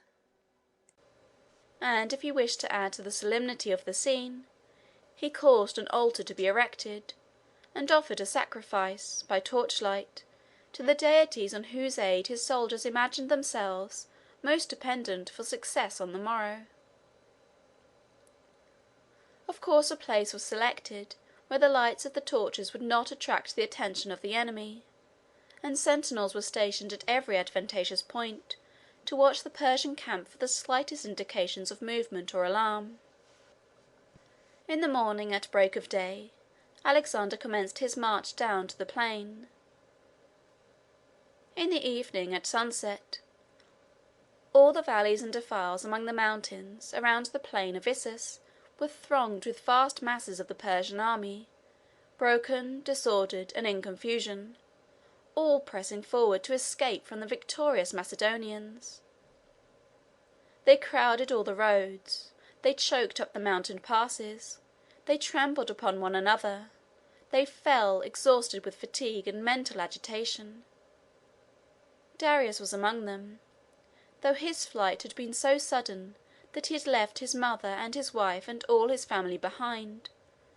He pressed on in his chariot as far as the road allowed his chariot to go, and then, leaving everything behind, he mounted a horse and rode on for his life. Alexander and his army soon abandoned the pursuit, and returned to take possession of the Persian camp. The tents of King Darius and his household were inconceivably splendid, and were filled with gold and silver vessels, caskets, vases, boxes of perfumes, and every imaginable article of luxury and show. The mother and wife of Darius bewailed their hard fate with cries and tears, and continued all the evening in an agony of consternation and despair. Alexander, hearing of this, sent Leonatus, his former teacher, a man of years and gravity, to quiet their fears and comfort them, so far as it was possible to comfort them. In addition to their own captivity, they supposed that Darius was killed, and the mother was mourning bitterly for her son, and the wife for her husband. Leonatus, attended by some soldiers, advanced toward the tent where these mourners were dwelling. The attendants at the door ran in, and informed them that a body of Greeks were coming. This threw them into the greatest consternation. They anticipated violence and death, and threw themselves upon the ground in agony. Leonatus waited some time at the door for the attendants to return. At length he entered the tent. This renewed the terrors of the women. They began to entreat him to spare their lives, at least until there should be time for them to see the remains of the son and husband whom they mourned, and to pay the last sad tribute to his memory. Leonatus soon relieved their fears. He told them that he was charged by Alexander to say to them that Darius was alive, having made his escape in safety. As to themselves, Alexander assured them, he said, that they should not be injured, that not only were their persons and lives to be protected, but no change was to be made in their condition or mode of life. They should continue to be treated like queens. He added, moreover, that Alexander wished him to say that he felt no animosity or ill will whatever against Darius. He was but technically his enemy, being only engaged in a generous and honourable contest with him for the empire of Asia. Saying these things, Leonatus raised the disconsolate ladies from the ground, and they gradually regained some degree of composure. Alexander himself went to pay a visit to the captive princesses the next day. He took with him Hephaestion. Hephaestion was Alexander's personal friend. The two young men were of the same age, and though Alexander had the good sense to retain in power all the old and experienced officers which his father had employed, both in the court and army, he showed that, after all, ambition had not overwhelmed and stifled all the kindlier feelings of the heart by a strong attachment to this young companion. Hephaestion was his confidant, his associate, his personal friend. He did what very few monarchs have done, either before or since, in securing for himself the pleasures of friendship and of intimate social communion with a heart kindred to his own, without ruining himself by committing to his favourite powers which he was not qualified to wield. Alexander left the wise and experienced Parmenio to manage the camp, while he took the young and handsome Hephaestion to accompany him on his visit to the captive queens. When the two friends entered the tent, the ladies were, for some cause, deceived and mistook Hephaestion for Alexander, and addressed him accordingly with tokens of high respect and homage. One of the attendants immediately rectified the mistake, telling them that the other was Alexander. The ladies were at first overwhelmed with confusion, and attempted to apologize, but the king reassured them at once by the easy and good-natured manner with which he passed over the mistake, saying it was no mistake at all. "It is true," said he, "that I am Alexander, but then he is Alexander too." The wife of Darius was young and very beautiful, and they had a little son who was with them in the camp. It seems almost unaccountable that Darius should have brought such a helpless and defenceless charge with him into camps and fields of battle. But the truth was that he had no idea of even a battle with Alexander, and as to defeat, he did not contemplate the remotest possibility of it. He regarded Alexander as a mere boy, energetic and daring, it is true, and at the head of a desperate band of adventurers, but he considered his whole force as altogether too insignificant to make any stand against such a vast military power as he was bringing against him. He presumed that he would retreat, as fast as possible, before the Persian army came near him. The idea of such a boy, coming down at break of day from narrow defiles of the mountains, upon his vast encampment covering all the plains, and in 12 hours putting the whole mighty mass to flight, was what never entered his imagination at all. The exploit was indeed a very extraordinary one. Alexander's forces may have consisted of 40,000 or 50,000 men, and, if we may believe their story, there were over 100,000 Persians left dead upon the field. Many of these were, however, killed by the dreadful confusion and violence of the retreat, as vast bodies of horsemen, pressing through the defiles, rode over and trampled down the foot soldiers who were toiling in awful confusion along the way, having fled before the horsemen left the field. Alexander had heard that Darius had left the greater part of his royal treasures in Damascus, and he sent Parmenio there to seize them. This expedition was successful. An enormous amount of gold and silver fell into Alexander's hands. The plate was coined into money, and many of the treasures were sent to Greece. Darius got together a small remnant of his army and continued his flight. He did not stop until he had crossed the Euphrates. He then sent an ambassador to Alexander to make propositions for peace. He remonstrated with him, in the communication which he made, for coming thus to invade his dominions, and urged him to withdraw and be satisfied with his own kingdom. He offered him any sum he might name as a ransom for his mother, wife, and child, and agreed that if he would deliver them up to him on payment of the ransom, and depart from his dominions, he would thenceforth regard him as an ally and a friend. Alexander replied by a letter, expressed in brief but very decided language. He said that the Persians had, under the ancestors of Darius, crossed the Hellespont, invaded Greece, laid waste the country, and destroyed cities and towns, and had thus done them incalculable injury, and that Darius himself had been plotting against his, Alexander's, life, and offering rewards to any one who would kill him. "I am acting, then," continued Alexander, "only on the defensive. The gods, who always favour the right, have given me the victory. I am now monarch of a large part of Asia, and your sovereign king. If you will admit this, and come to me as my subject, I will restore to you your mother, your wife, and your child without any ransom. And at any rate, whatever you decide in respect to these proposals, if you wish to communicate with me on any subject hereafter, I shall pay no attention to what you send unless you address it to me as your king."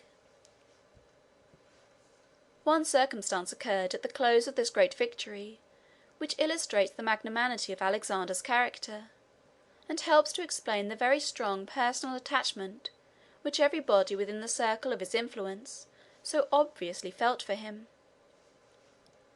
He found a great number of envoys and ambassadors from the various states of Greece at the Persian court, and these persons fell into his hands among the other captives. Now the states and cities of Greece, all except Sparta and Thebes, which last city he had destroyed, were combined ostensibly in the confederation by which Alexander was sustained. It seems, however, that there was a secret enmity against him in Greece, and various parties had sent messengers and agents to the Persian court to aid in plots and schemes to interfere with and defeat Alexander's plans. The Thebans, scattered and disorganized as they were, had sent envoys in this way. Now Alexander, in considering what disposition he should make of these emissaries from his own land, decided to regard them all as traitors except the Thebans. All except the Thebans were traitors, he maintained, for acting secretly against him, while ostensibly, and by solemn covenants, they were his friends. "The case of the Thebans is very different," said he. "I have destroyed their city, and they have a right to consider me their enemy, and to do all they can to oppose my progress, and to regain their own lost existence and their former power. So we gave them their liberty, and sent them away with marks of consideration and honor. As the vast army of the Persian monarch had now been defeated, of course none of the smaller kingdoms or provinces thought of resisting. They yielded one after another, and Alexander appointed governors of his own to rule over them. He advanced in this manner along the eastern shores of the Mediterranean Sea, meeting with no obstruction, until he reached the great and powerful city of Tyre. End of chapter 6.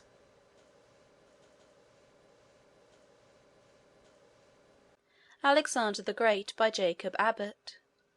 The Siege of Tyre. The city of Tyre stood on a small island 3 or 4 miles in diameter on the eastern shores of the Mediterranean Sea. It was in those days the greatest commercial city in the world, and it exercised a great maritime power by means of its fleets and ships, which traversed every part of the Mediterranean. Tyre had been built originally on the mainland, but in some of the wars which it had to encounter with the kings of Babylon in the east, this old city had been abandoned by the inhabitants, and a new one built upon an island not far from the shore, which could be more easily defended from an enemy. The old city had gone to ruin, and its place was occupied by old walls, fallen towers, stones, columns, arches, and other remains of the ancient magnificence of the place. The island of which the Tyre of Alexander's day had been built was about half a mile from the shore. The water between was about 18 feet deep, and formed a harbour for the vessels. The great business of the Tyrians was commerce. They brought and sold merchandise in all the ports of the Mediterranean Sea, and transported it by their merchant vessels to and fro. They had also fleets of war galleys, which they used to protect their interests on the high seas, and in the various ports which their merchant vessels visited. They were thus wealthy and powerful, and yet they lived shut up upon their little island, and were almost entirely independent of the mainland. The city itself, however, though contracted in extent on account of the small dimensions of the island, was very compactly built and strongly fortified, and it contained a vast number of stately and magnificent edifices, which were filled with stores of wealth that had been accumulated by the mercantile enterprise and thrift of many generations. Extravagant stories are told by the historians and geographers of those days, in respect to the scale on which the structures of Tyre were built. It was said, for instance, that the walls were 150 feet high. It is true that the walls rose directly from the surface of the water, and of course a considerable part of their elevation was required to bring them up to the level of the surface of the land, and then, in addition to this, they had to be carried up the whole ordinary height of a city wall, to afford the usual protection to the edifices and dwellings within. There might have been some places where the walls themselves, or structures connected with them, were carried up to the elevation above named, though it is scarcely to be supposed that such could have been their ordinary dimensions. At any rate, Tyre was a very wealthy and magnificent and powerful city, intent on its commercial operations, and well furnished with means of protecting them at sea, but feeling little interest and taking little part in the contentions continually arising among the rival powers which had possession of the land. Their policy was to retain their independence, and yet to keep on good terms with all other powers, so that their commercial intercourse with the ports of all nations might go on undisturbed. It was, of course, a very serious question with Alexander, as his route now lay through Phoenicia, and in the neighbourhood of Tyre, what he should do in respect to such a port.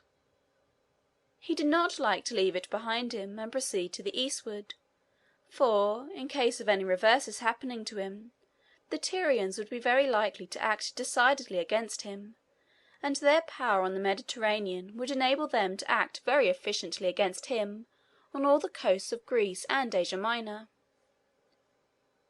On the other hand, it seemed a desperate undertaking to attack the city. He had none but land forces, and the island was half a mile from the shore. Besides its enormous walls, rising perpendicularly out of the water, it was defended by ships well armed and manned. It was not possible to surround the city and starve it into submission, as the inhabitants had wealth to buy and ships to bring in any quantity of provisions and stores by sea. Alexander, however, determined not to follow Darius towards the east, and to leave such a stronghold as this behind him. The Tyrians wished to avoid a quarrel if it were possible. They sent complimentary messages to Alexander, congratulating him on his conquests, and disavowing all feelings of hostility to him. They also sent him a golden crown, as many of the other states of Asia had done, in token of their yielding a general submission to his authority. Alexander returned very gracious replies, and expressed to them his intention of coming to Tyre for the purpose of offering sacrifices, as he said, to Hercules. The Tyrians knew that wherever Alexander went, he went at the head of his army, and his coming into Tyre at all implied necessarily his taking military possession of it. They thought it might perhaps be somewhat difficult to dispossess such a visitor after he should once get installed in their castles and palaces. So they sent him word that it would not be in their power to receive him in the city itself, but that he could offer the sacrifice which he intended on the mainland, as there was a temple sacred to Hercules among the ruins there. Alexander then called a council of his officers, and stated to them his views. He said that on reflecting fully upon the subject, he had come to the conclusion that it was best to postpone pushing his expedition forward into the heart of Persia, until he should have subdued Tyre completely, and made himself master of the Mediterranean Sea. He said also that he should take possession of Egypt before turning his arms towards the forces that Darius was gathering against him in the east.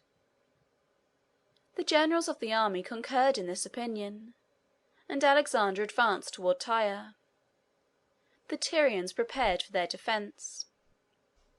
After examining carefully all the circumstances of the case, Alexander conceived the very bold plan of building a broad causeway from the mainland to the island on which the city was founded, out of the ruins of old Tyre, and then marching his army over it to the walls of the city, where he could then plant his engines and make a breach. This would seem to be a very desperate undertaking. It is true the stones remaining on the site of the old city afforded sufficient materials for the construction of the pier, but then the work must go on against a tremendous opposition, both from the walls of the city itself and from the Tyrian ships in the harbour.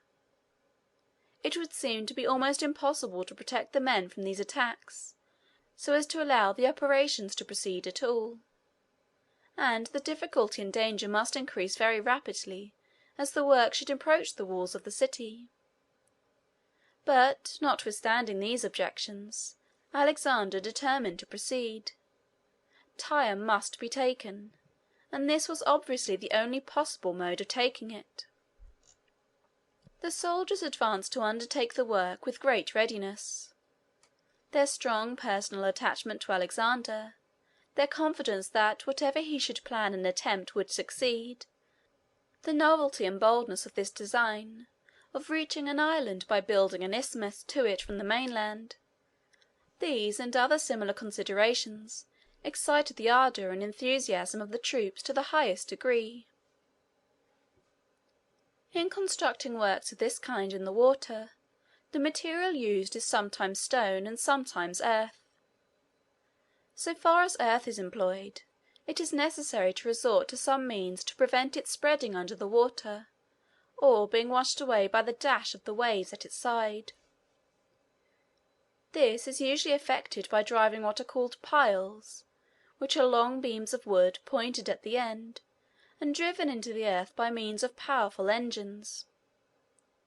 Alexander sent parties of men into the mountains of Lebanon, where were vast forests of cedars, which were very celebrated in ancient times, and which are often alluded to in the sacred scriptures. They cut down these trees and brought the stems of them to the shore, where they sharpened them at one end and drove them into the sand, in order to protect the sides of their embankment. Others brought stones from the ruins and tumbled them into the sea in the direction where the pier was to be built. It was some time before the work made such progress as to attract much attention from Tyre. At length, however, when the people of the city saw it gradually increasing in size and advancing toward them, they concluded that they must engage in earnest in the work of arresting its progress. They accordingly constructed engines on the walls to throw heavy darts and stones over the water to the men upon the pier. They sent secretly to the tribes that inhabited the valleys and ravines among the mountains, to attack the parties at work there, and they landed forces from the city at some distance from the pier, and then marched along the shore, and attempted to drive away the men that were engaged in carrying stones from the ruins. They also fitted up and manned some galleys of large size, and brought them near to the pier itself, and attacked the men who were at work upon it, with stones, darts, arrows, and missiles of every description. But all was of no avail. The work, though impeded, still went on. Alexander built large screens of wood upon the pier, covering them with hides which protected his soldiers from the weapons of the enemy, so that they could carry on their operations safely behind them. By this means the work advanced for some distance further. As it advanced, various structures were erected upon it, especially along the sides and at the end toward the city. These structures consisted of great engines for driving piles, and machines for throwing stones and darts, and towers carried up to a great height, to enable the men to throw stones and heavy weapons down upon the galleys which might attempt to approach them. At length the Tyrians determined on attempting to destroy all these wooden works by means of what is called in modern times a fire-ship. They took a large galley and filled it with combustibles of every kind. They loaded it first with light dry wood, and they poured pitch and tar and oil over all this wood to make it burn with fiercer flames. They saturated the sails and the cordage in the same manner, and laid trains of combustible materials through all parts of the vessel, so that when fire should be set in one part, it would immediately spread everywhere, and set the whole mass in flames at once. They towed this ship on a windy day, near to the enemy's works, and on the side from which the wind was blowing. Then they put it in motion toward the pier at a point where was the greatest collection of engines and machines, and when they had got as near as they dared to go themselves, the men who were on board set the trains on fire, and made their escape in boats. The flames ran all over the vessel with inconceivable rapidity. The vessel itself drifted down upon Alexander's works, notwithstanding the most strenuous exertions of his soldiers to keep it away. The flames and engines, and the enormous and complicated machines which had been erected, took fire, and the whole mass was soon enveloped in a general conflagration. The men made desperate attempts to defend their work, but all in vain. Some were killed by arrows and darts, some were burned to death, and others in the confusion fell into the sea. Finally the army was obliged to draw back, and to abandon all that was combustible in the vast construction they had reared to the devouring flames. Not long after this, the sea itself came to the aid of the Tyrians. There was a storm, and, as a consequence of it, a heavy swell rolled in from the offing, which soon undermined and washed away a large part of the pier. The effects of a heavy sea on the most massive and substantial structures, when they are fairly exposed to its impulse, are far greater than will be conceived possible by those who had not witnessed them. The most ponderous stones are removed, the strongest fastenings are torn asunder, and embankments the most compact and solid are undermined and washed away. The storm in this case destroyed in a few hours the work of many months, while the army of Alexander looked on from the shore, witnessing its ravages in dismay. When the storm was over, and the first shock of chagrin and disappointment had passed from the minds of the men, Alexander prepared to resume the work with fresh vigor and energy. The men commenced repairing the pier and widening it, so as to increase its strength and capacity. They dragged whole trees to the edges of it, and sunk them, branches and all, to the bottom, to form a sort of platform there to prevent the stones from sinking into the slime. They built new towers and engines, covering them with green hides to make them fireproof, and thus they were soon advancing again, and gradually drawing nearer to the city, and in a more threatening and formidable manner than ever. Alexander, finding that his efforts were impeded very much by the ships of the Tyrians, determined on collecting and equipping a fleet of his own. This he did at Sidon, which was a small town a short distance north of Tyre. He embarked on board this fleet himself, and came down with it into the Tyrian seas. With this fleet he had various success. He chained many of the ships together, two and two, at a little distance apart, covering the enclosed space with a platform on which the soldiers could stand to fight. The men also erected engines on these platforms to attack the city. These engines were of various kinds. There was what they called the battering ram, which was a long and very heavy beam of wood, headed with iron or brass. This beam was suspended by a chain in the middle, so that it could be swung back and forth by the soldiers, its head striking against the wall each time, by which means the wall would sometimes be soon battered down. They had also machines for throwing great stones, or beams of wood, by means of the elastic force of strong bars of wood, or of steel, or that of twisted rope. The part of the machine upon which the stone was placed would be drawn back by the united strength of many of the soldiers, and then, as it recovered itself when released, the stone would be thrown off into the air with prodigious velocity and force. Alexander's double galleys answered very well as long as the water was smooth, but sometimes when they were caught out in a swell, the rolling of the waves would rack and twist them so as to tear the platforms asunder and sink the men into the sea. The difficulties, unexpected and formidable, were continually arising. Alexander, however, persevered through them all. The Tyrians, finding themselves pressed more and more, and seeing that the dangers impeding them became more and more formidable every day, at length concluded to send a great number of the women and children away to Carthage, which was a great commercial city in Africa. They were determined not to submit to Alexander, but to carry their resistance to the very last extremity.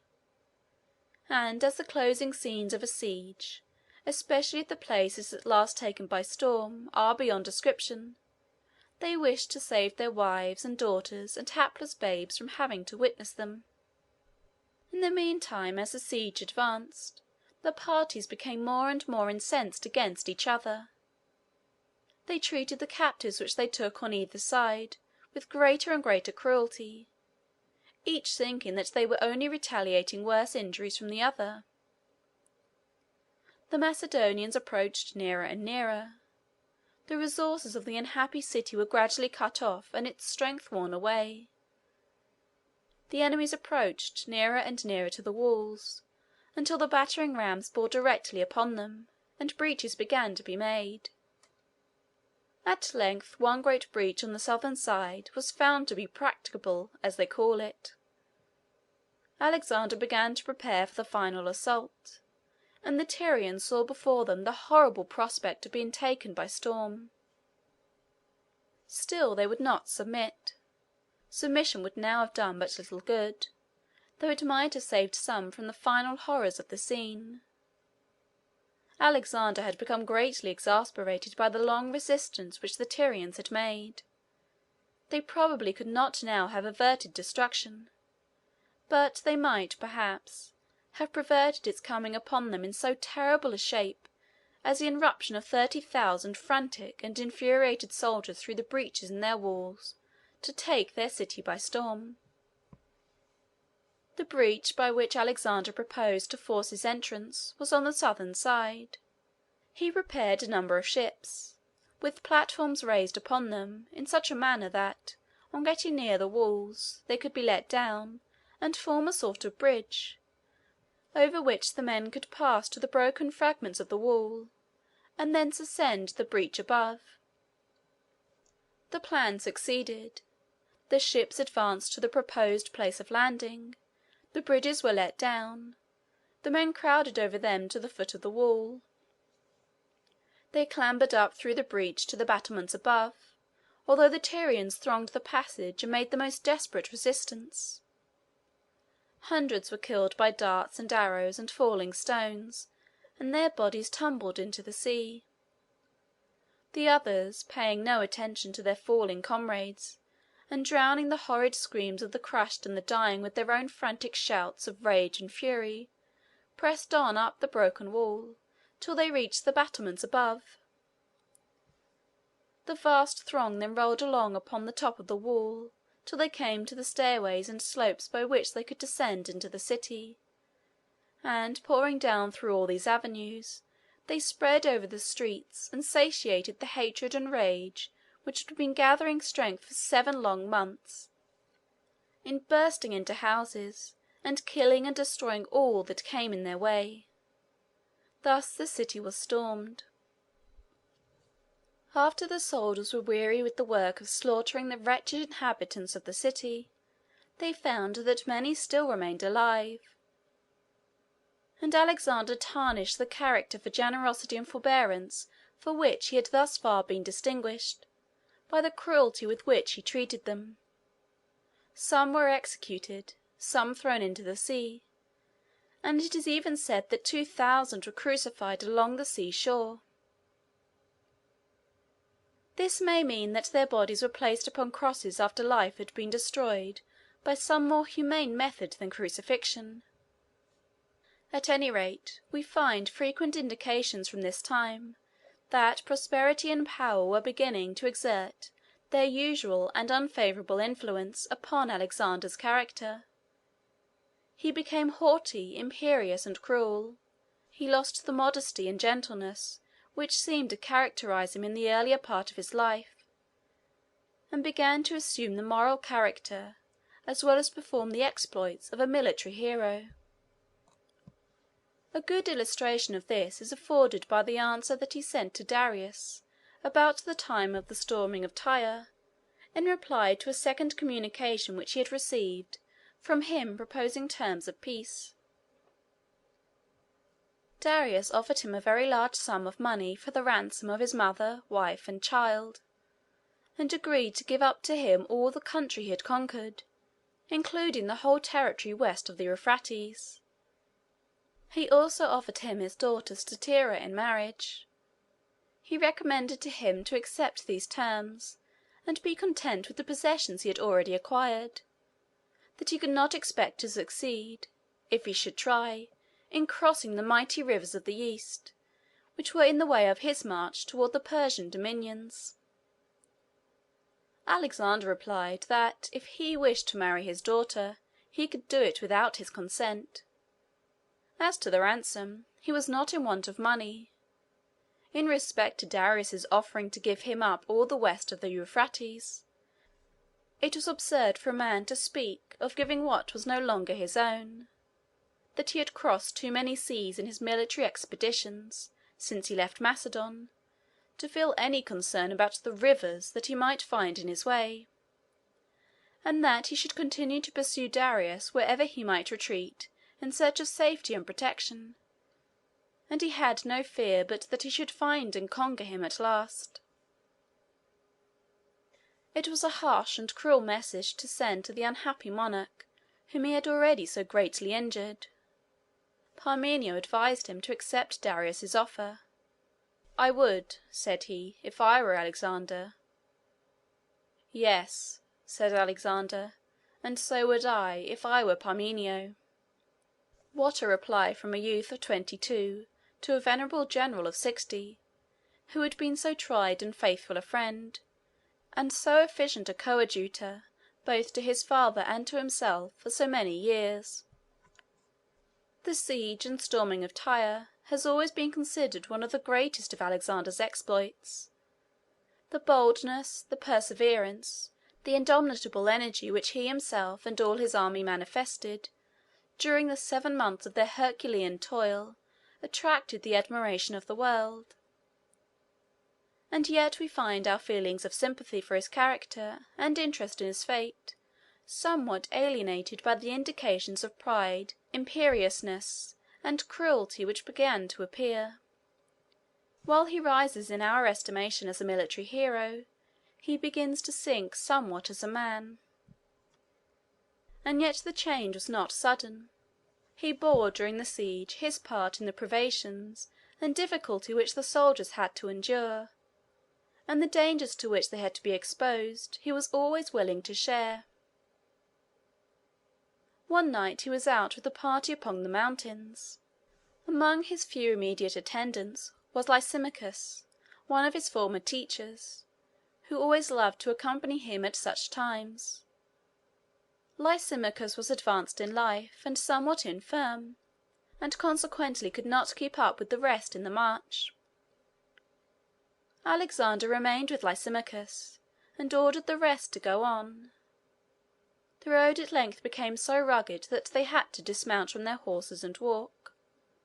Finally they lost their way, and found themselves obliged to stop for the night. They had no fire. They saw, however, at a distance, some campfire blazing which belonged to the barbarian tribes against whom the expedition was directed. Alexander went to the nearest one. There were 2 men lying by it, who had been stationed to take care of it. He advanced stealthily to them and killed them both, probably while they were asleep. He then took a brand from their fire, carried it back to his own encampment, where he made a blazing fire for himself and Lysimachus, and they passed the night in comfort and safety. Each reader must judge for himself. One thing is certain, however, that there are many military heroes of whom such stories would not be even fabricated. Chapter 7.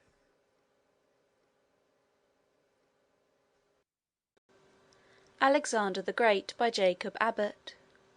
Chapter 8. Alexander in Egypt. After completing the subjugation of Tyre, Alexander commenced his march for Egypt. His route led him through Judea.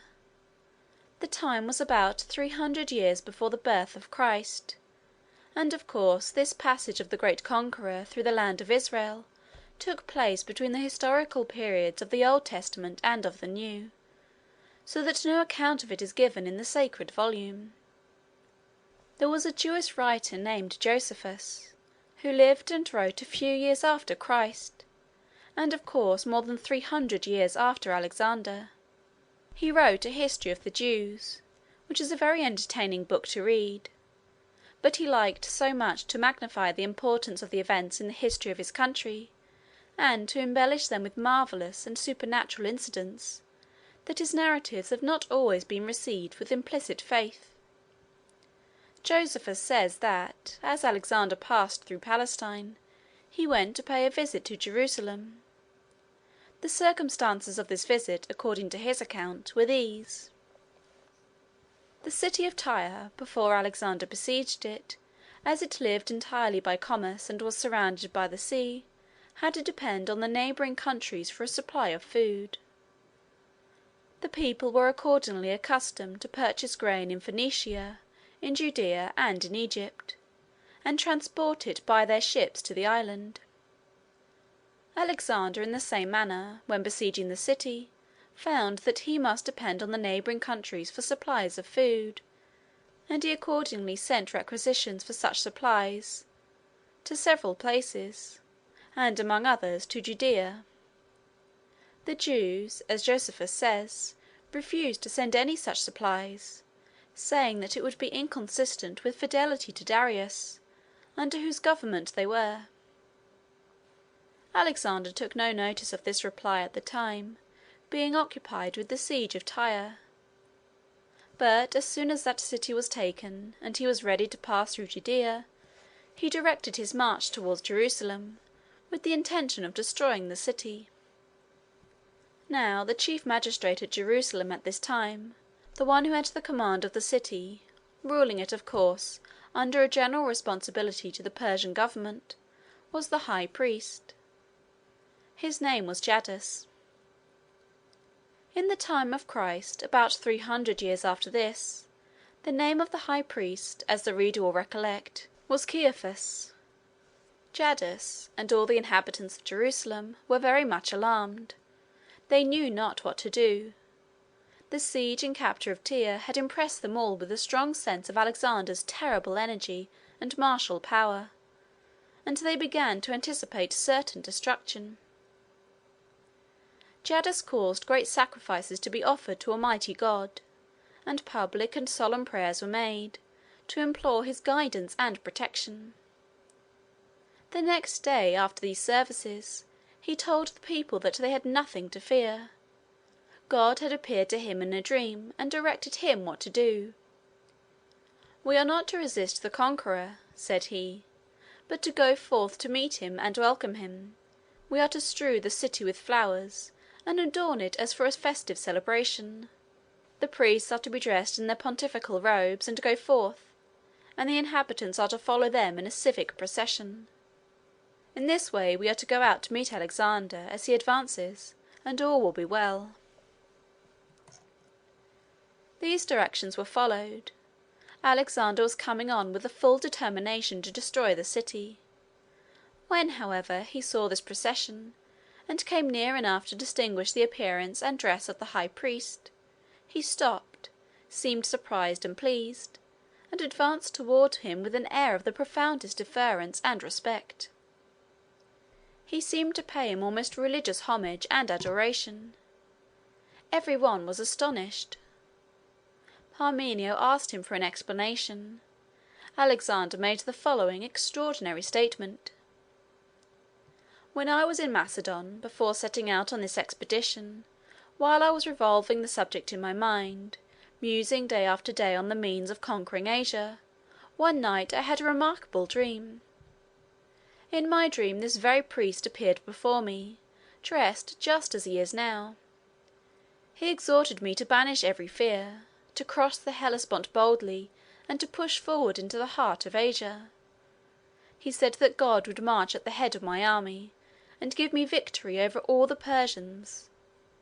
I recognize this priest as the same person that appeared to me then. He has the same countenance, the same dress, the same stature, the same air. It is through his encouragement and aid that I am here, and I am ready to worship and adore the God whose service he administers."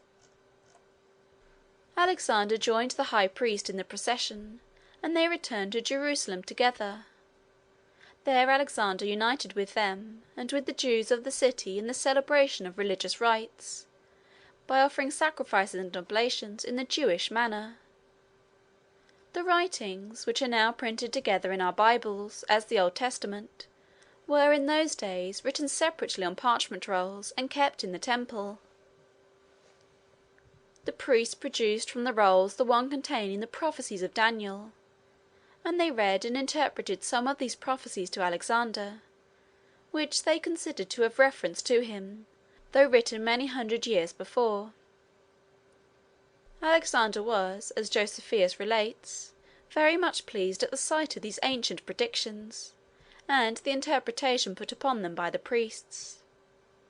He assured the Jews that they should be protected in the exercise of all their rites, and especially in their religious worship, and he also promised them that he would take their brethren who resided in Media and Babylon under his special charge when he should come into possession of those places. The Jews of Media and Babylon were the descendants of captives which had been carried away from their native land in former wars. Such is the story which Josephus relates. The Greek historians, on the other hand, make no mention of this visit to Jerusalem, and some persons think that it was never made, but that the story arose and was propagated from generation to generation among the Jews, through the influence of their desire to magnify the importance and influence of their worship, and that Josephus incorporated the account into his history without sufficiently verifying the facts. However it may be in regard to Jerusalem, Alexander was delayed at Gaza, which, as may be seen upon the map, is on the shore of the Mediterranean Sea. It was a place of considerable commerce and wealth, and was at this time under the command of a governor whom Darius had stationed there. His name was Betis. Betis refused to surrender the place. Alexander stopped to besiege it, and the siege delayed him 2 months. He was very much exasperated at this, both against Betis and against the city. His unreasonable anger was very much increased by a wound which he received. He was near a mound which his soldiers had been constructing near the city, to place engines upon for an attack upon the walls, when an arrow, shot from one of the engines upon the walls, struck him in the breast. It penetrated his armour, and wounded him deeply in the shoulder. The wound was very painful for some time, and the suffering which he endured from it only added fuel to the flame of his anger against the city. At last breaches were made in the walls, and the place was taken by storm. Alexander treated the wretched captives with extreme cruelty. He cut the garrison to pieces, and sold the inhabitants to slavery. As for Betis, he dealt with him in a manner almost too horrible to be described. The reader will recollect that Achilles, at the siege of Troy, after killing Hector, dragged his body around the walls of the city. Alexander, growing more cruel as he became more accustomed to war and bloodshed, had been intending to imitate this example so soon as he could find an enemy worthy of such a fate. He now determined to carry his plan into execution with Betis. He ordered him into his presence.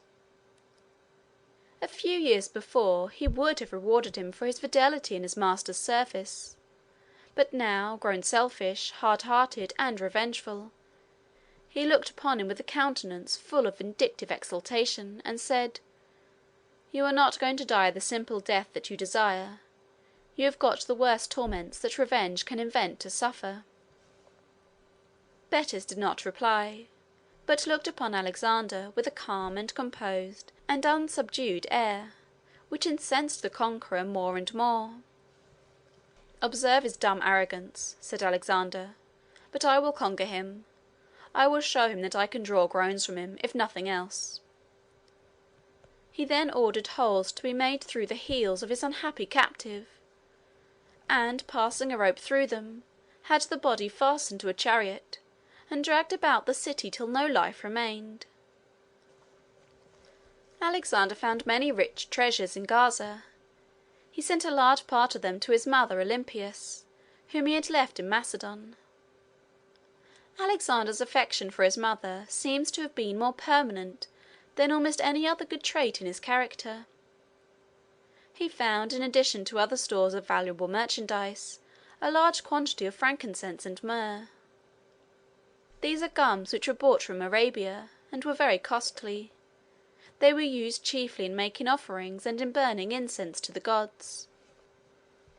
When Alexander was a young man in Macedon, before his father's death, he was one day present at the offering of sacrifices, and one of his teachers and guardians, named Leonatus, who was standing by, thought he was rather profuse in his consumption of frankincense and myrrh.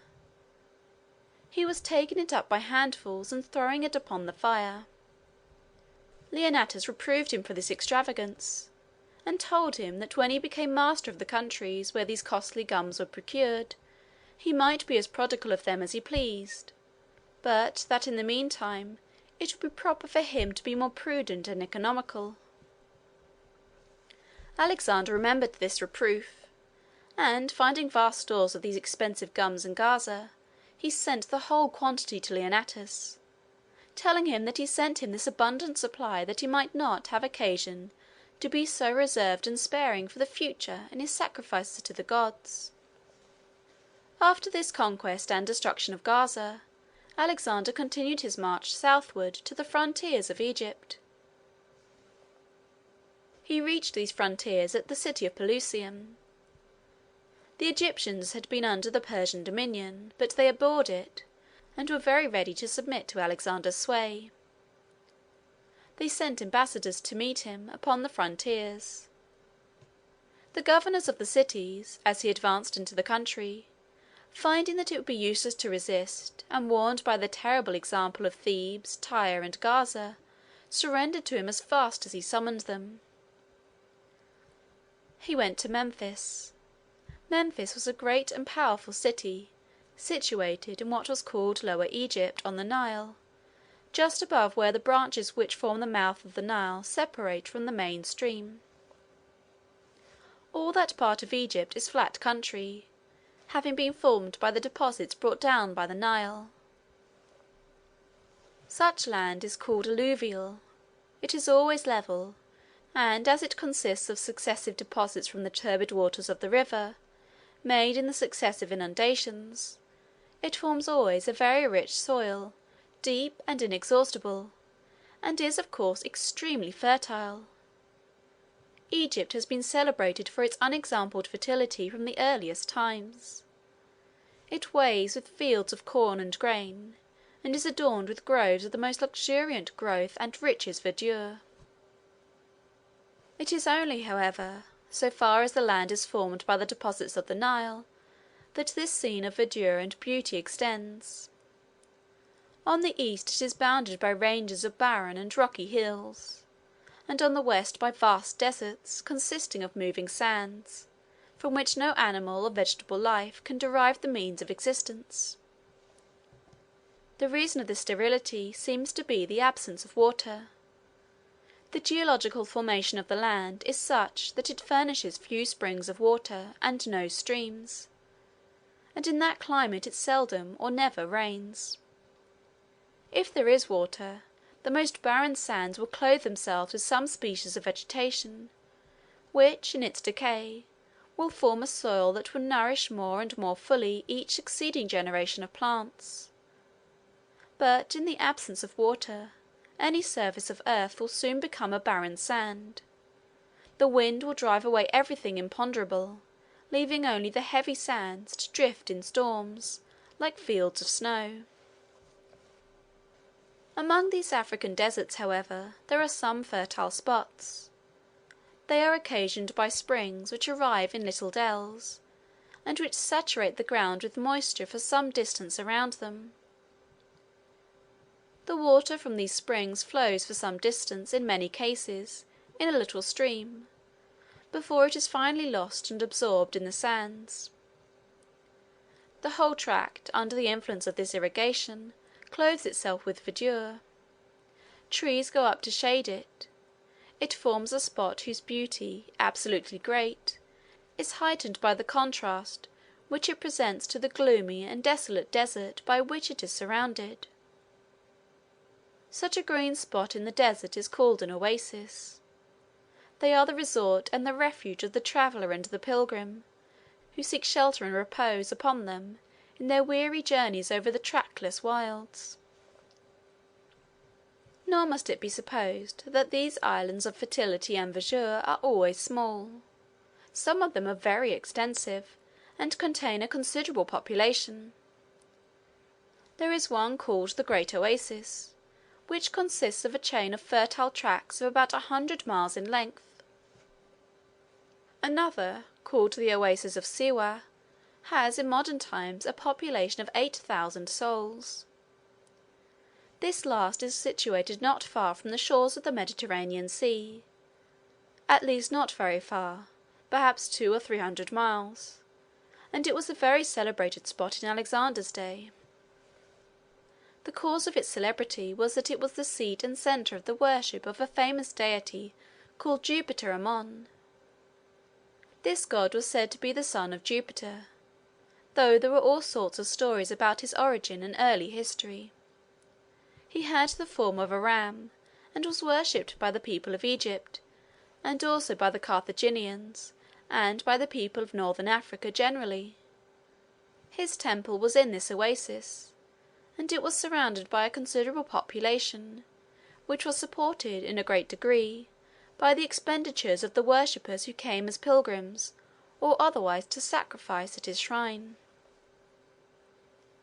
It is said that Alexander, finding that the various objects of human ambition, which he had been so rapidly attaining by his victories and conquests for the past few years, were insufficient to satisfy him, began now to aspire for some supernatural honours, and he accordingly conceived the design of having himself declared to be the son of a god. The heroes of Homer were sons of the gods. Alexander envied them the fame and honour which this distinction gave them in the opinion of mankind. He determined to visit the temple of Jupiter Ammon, in the oasis of Siwa, and to have the declaration of his divine origin made by the priest there.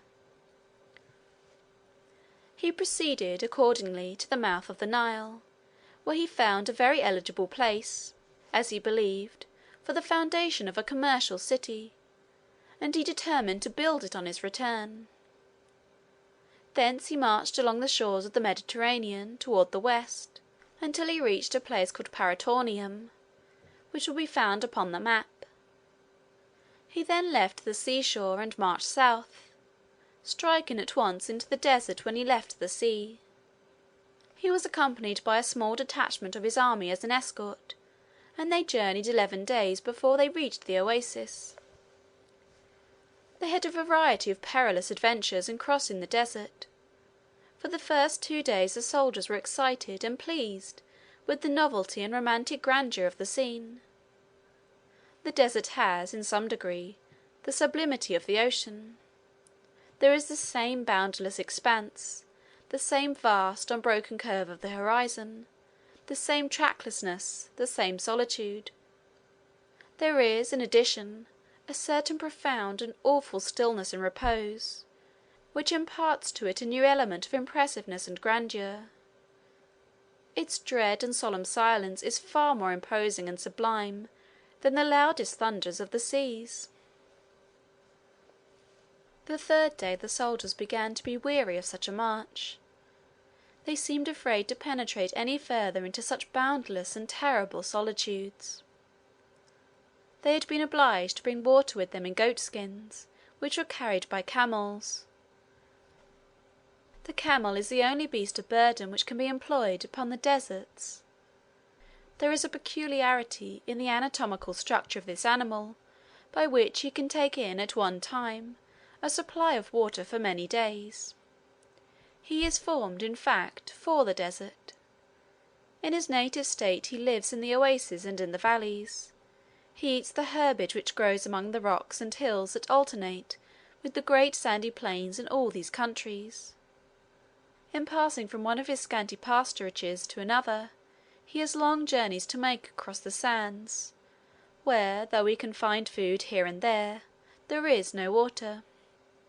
Providence has formed him with a structure adapted to this exigency, and by means of it he becomes extremely useful to man.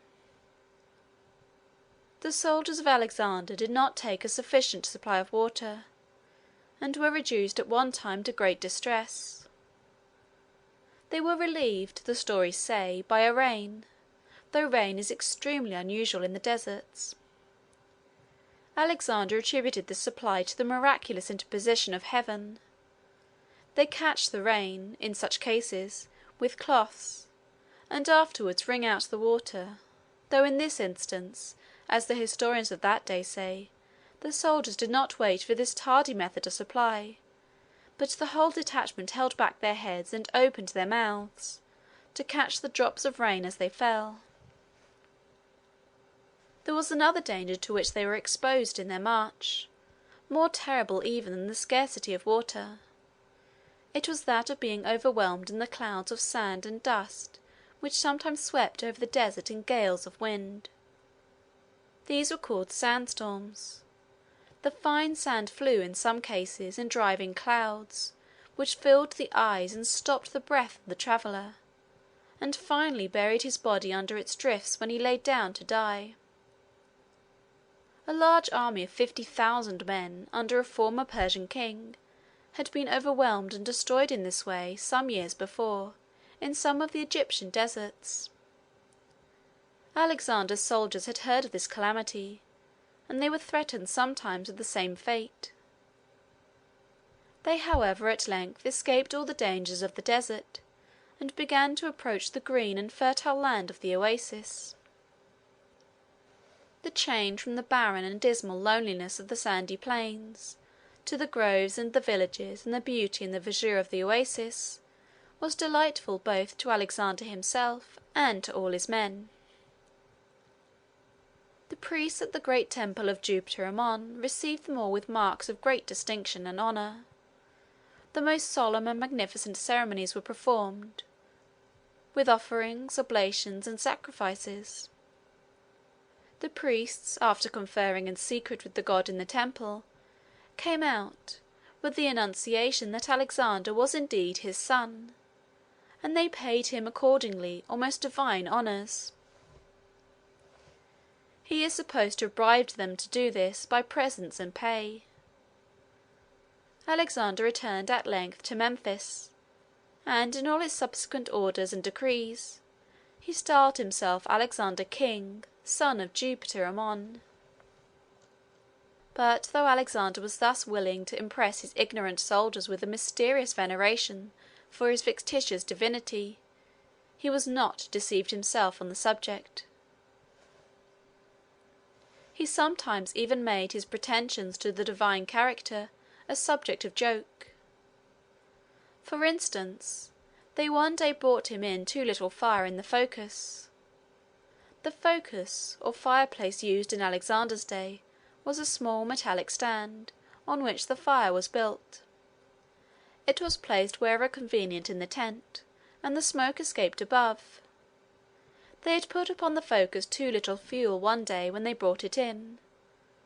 Alexander asked the officer to let him have either some wood or some frankincense. They might consider him, he said, as a god or as a man, whichever they pleased, but he wished to be treated either like one or the other. On his return from the oasis, Alexander carried forward his plan of building a city at the mouth of the Nile. He drew the plan, it is said, with his own hands. He superintended the constructions, and invited artisans and mechanics from all nations to come and reside in it. They accepted the invitation in great numbers, and the city soon became large and wealthy and powerful. It was intended as a commercial post, and the wisdom and sagacity which Alexander manifested in the selection of the site is shown by the fact that the city rose immediately to the rank of the great seat of trade and commerce for all those shores, and has continued to hold that rank now for 20 centuries. There was an island near the coast, opposite the city, called the island of Pharos. They built a most magnificent lighthouse upon one extremity of this island, which was considered in those days one of the wonders of the world. It was said to be 500 feet high. This may have been an exaggeration. At any rate, it was celebrated throughout the world in its day, and its existence and its greatness made an impression on the human mind which has not yet been effaced. Pharos is the name for lighthouse in many languages to the present day. In building the city of Alexandria, Alexander laid aside, for a time, his natural and proper character, and assumed a mode of action in strong contest with the ordinary course of his life. He was throughout most of his career a destroyer. He roamed over the world to interrupt commerce, to break in upon and disturb the peaceful pursuits of industry, to batter down city walls, and burn dwellings and kill men. This is the true vocation of a hero and a conqueror. But at the mouth of the Nile, Alexander laid aside this character. He turned his energies to the work of planning means to do good. He constructed a port, he built warehouses, he provided accommodations and protections for merchants and artisans. The nations exchanged their commodities far more easily and extensively in consequence of these facilities, and the means of comfort and enjoyment were multiplied and increased in thousands and thousands of huts in the great cities of Egypt, and in the rural districts along the banks of the Nile. The good, too, which he thus commenced, had perpetuated itself. Alexandria has continued to fulfil its beneficent function for 2,000 years. It is the only monument of his greatness which remains. Everything else which he accomplished perished when he died. How much better would it have been for the happiness of mankind, as well as for his own true fame and glory, if doing good had been the rule of his life instead of the exception. End of chapter 8.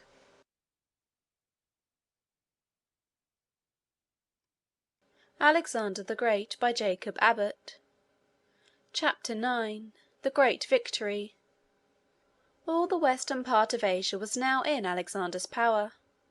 He was undisputed master of Asia Minor, Phoenicia, Judea, and Egypt.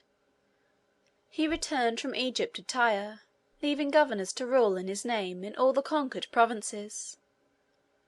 The injuries which had been done to Tyre during the siege and the assault were repaired, and it was again a wealthy, powerful, and prosperous city.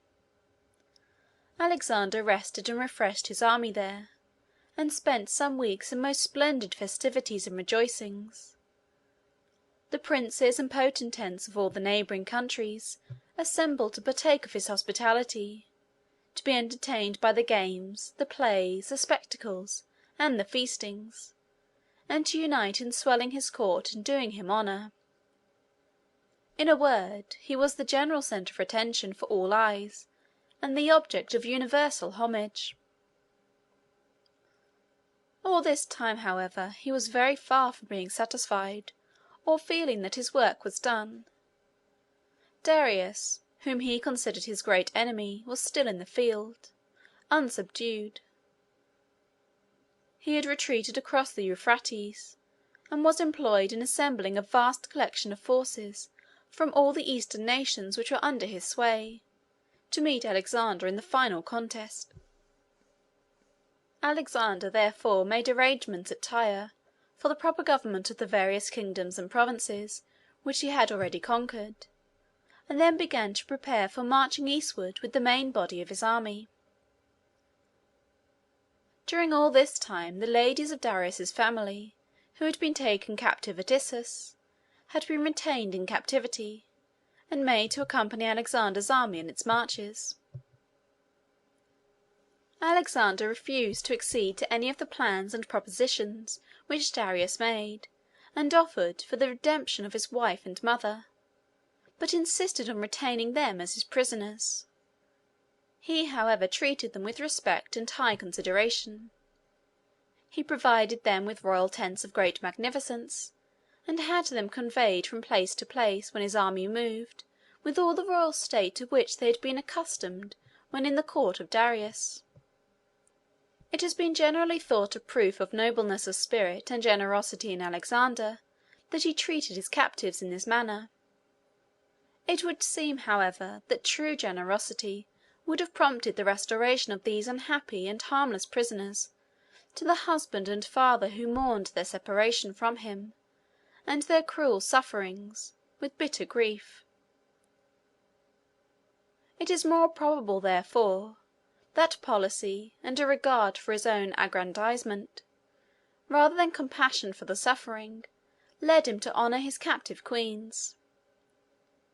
It was a great glory to him, in a martial point of view, to have such trophies of his victory in his train, and, of course, the more highly he honored the personages, the more glorious the trophy appeared. Accordingly Alexander did everything in his power to magnify the importance of his royal captives by the splendor of their retinue, and the pomp and pageantry with which he invested their movements. A short time after leaving Tyre, on the march eastward, Statira, the wife of Darius, was taken suddenly ill, and died. The tidings were immediately brought to Alexander, and he repaired without delay to Sisygambis's tent. Sisygambis was the mother of Darius. She was in the greatest agony of grief. She was lying upon the floor of her tent, surrounded by the ladies of her court, and entirely overwhelmed with sorrow. Alexander did all in his power to calm and comfort her. One of the officers of Queen Statira's household made his escape from the camp immediately after his mistress's death, and fled across the country to Darius to carry him the heavy tidings. Darius was overwhelmed with affliction. The officer, however, in farther interviews, gave him such an account of the kind and respectful treatment which the ladies had received from Alexander during all the time of their captivity, as to greatly relieve his mind, and to afford him a high degree of comfort and consolation.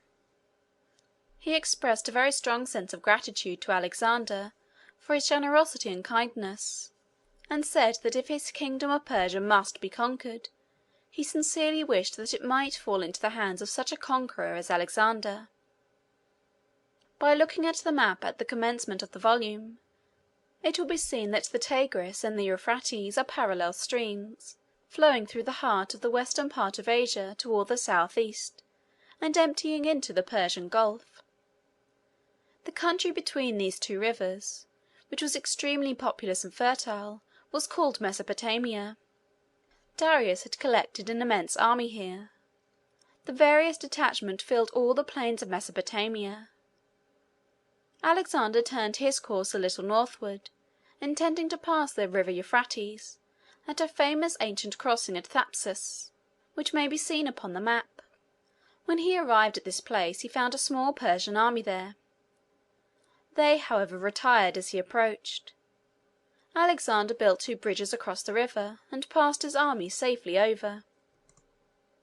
In the meantime, Darius with his enormous host passed across the Tigris, and moved toward the northward along the eastern side of the river. He had to cross the various branches of the Tigris as he advanced. At one of them, called the Lycus, which may be also seen upon the map, there was a bridge. It took the vast host which Darius had collected 5 days to pass this bridge. While Darius had been thus advancing to the northward, into the latitude where he knew that Alexander must cross the rivers. Alexander himself and his small but compact and fearless body of Grecian troops were moving eastward, toward the same region to which Darius's line of march was tending. Alexander at length reached the Tigris. He was obliged to ford this stream. The banks were steep and the current was rapid, and the men were in great danger of being swept away. To prevent this danger, the ranks, as they advanced, linked their arms together, so that each man might be sustained by his comrades. They held their shields above their heads to keep them from the water. Alexander waded like the rest, though he kept in front, and reached the bank before the others. Standing there, he indicated to the advancing column, by gesticulation, where to land, the noise of the water being too great to allow his voice to be heard. To see him standing there, safely landed, and with an expression of confidence and triumph in his attitude and air, awakened fresh energy in the heart of every soldier in the columns which were crossing the stream. Notwithstanding this encouragement, however, the passage of the troops and the landing on the bank produced a scene of great confusion. Many of the soldiers had tied up a portion of their clothes in bundles, which they held above their heads, together with their arms, as they waded along through the swift current of the stream. They, however, found it impossible to carry these bundles, but had to abandon them at last in order to save themselves, as they staggered along through deep and rapid water, over a concealed bottom of slippery stones. Thousands of these bundles, mingled with spears, darts, and every other sort of weapon that would float, were swept down by the current, to impede and embarrass the men who were passing below. At length, however, the men themselves succeeded in getting over in safety, though a large quantity of arms and of clothing was lost. There was no enemy upon the bank to oppose them.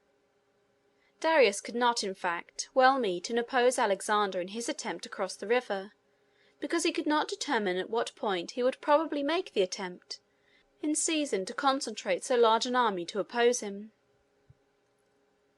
Alexander's troops, being a comparatively small and compact body, and being accustomed to move with great promptness and celerity, could easily evade any attempt of such an unwieldy mass of forces to oppose his crossing at any particular point upon the stream.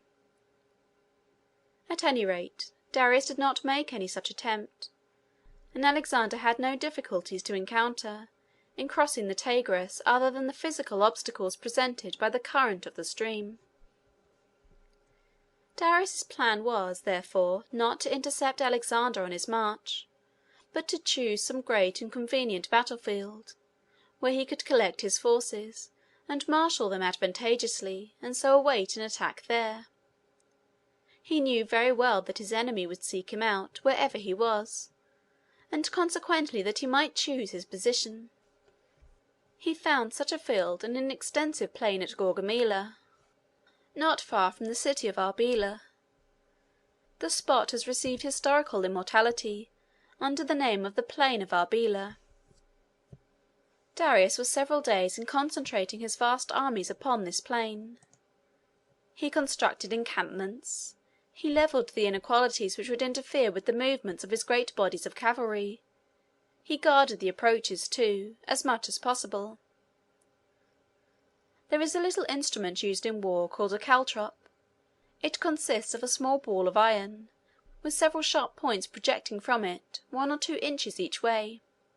If these instruments are thrown upon the ground at random, one of the points must necessarily be upward, and the horses that tread upon them are lamed and disabled at once.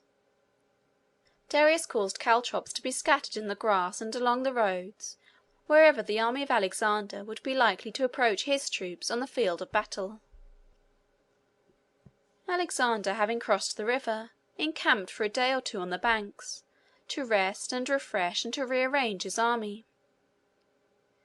While here, the soldiers were one night thrown into consternation by an eclipse of the moon. Whenever an eclipse of the moon takes place, it is of course when the moon is full, so that the eclipse is always a sudden, and, among an ignorant people, an unexpected waning of the orb in the height of its splendor, and as such people know not the cause of the phenomenon, they are often extremely terrified. Alexander's soldiers were thrown into consternation by the eclipse. They considered it a manifestation of the displeasure of heaven at their presumptuous daring in crossing such rivers, and penetrating to such a distance, to invade the territories of another king. In fact, the men were predisposed to fear. Having wandered to a vast distance from home, having passed over such mountains and deserts, and now at last, having crossed a deep and dangerous river, and thrown themselves into the immediate vicinity of a foe 10 times as numerous as themselves, it was natural that they should feel some misgivings. And when at night, impressed with the sense of solemnity which night always imparts to strange and novel scenes, they looked up to the bright round moon, pleased with the expression of cheerfulness and companionship which beams always in her light, to find her suddenly waning, changing her form, withdrawing her bright beams, and looking down upon them with a lurid and murky light, it was not surprising that they felt an emotion of terror. In fact, there is always an element of terror in the emotion excited by looking upon an eclipse, which an instinctive feeling of the heart inspires. It invites the spectacle with a solemn grandeur. It holds the spectator, however cultivated and refined, in silence while he gazes at it.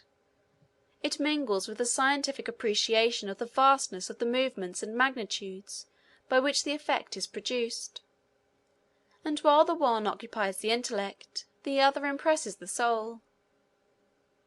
The mind that has lost, through its philosophy, the power of feeling this emotion of awe in such scenes, has sunk, not risen. Its possessor has made himself inferior, not superior, to the rest of his species, by having paralyzed one of his susceptibilities of pleasure. To him an eclipse is only curious and wonderful, to others it is sublime. The soldiers of Alexander were extremely terrified. A great panic spread throughout the encampment. Alexander himself, instead of attempting to allay their fears by reasoning, or treating them as of no importance, immediately gave the subject his most serious attention. He called together the soothsayers, and directed them to consult together, and let him know what this great phenomenon portended. This mere committing of the subject to the attention of the soothsayers had a great effect among all the soldiers of the army. It calmed them.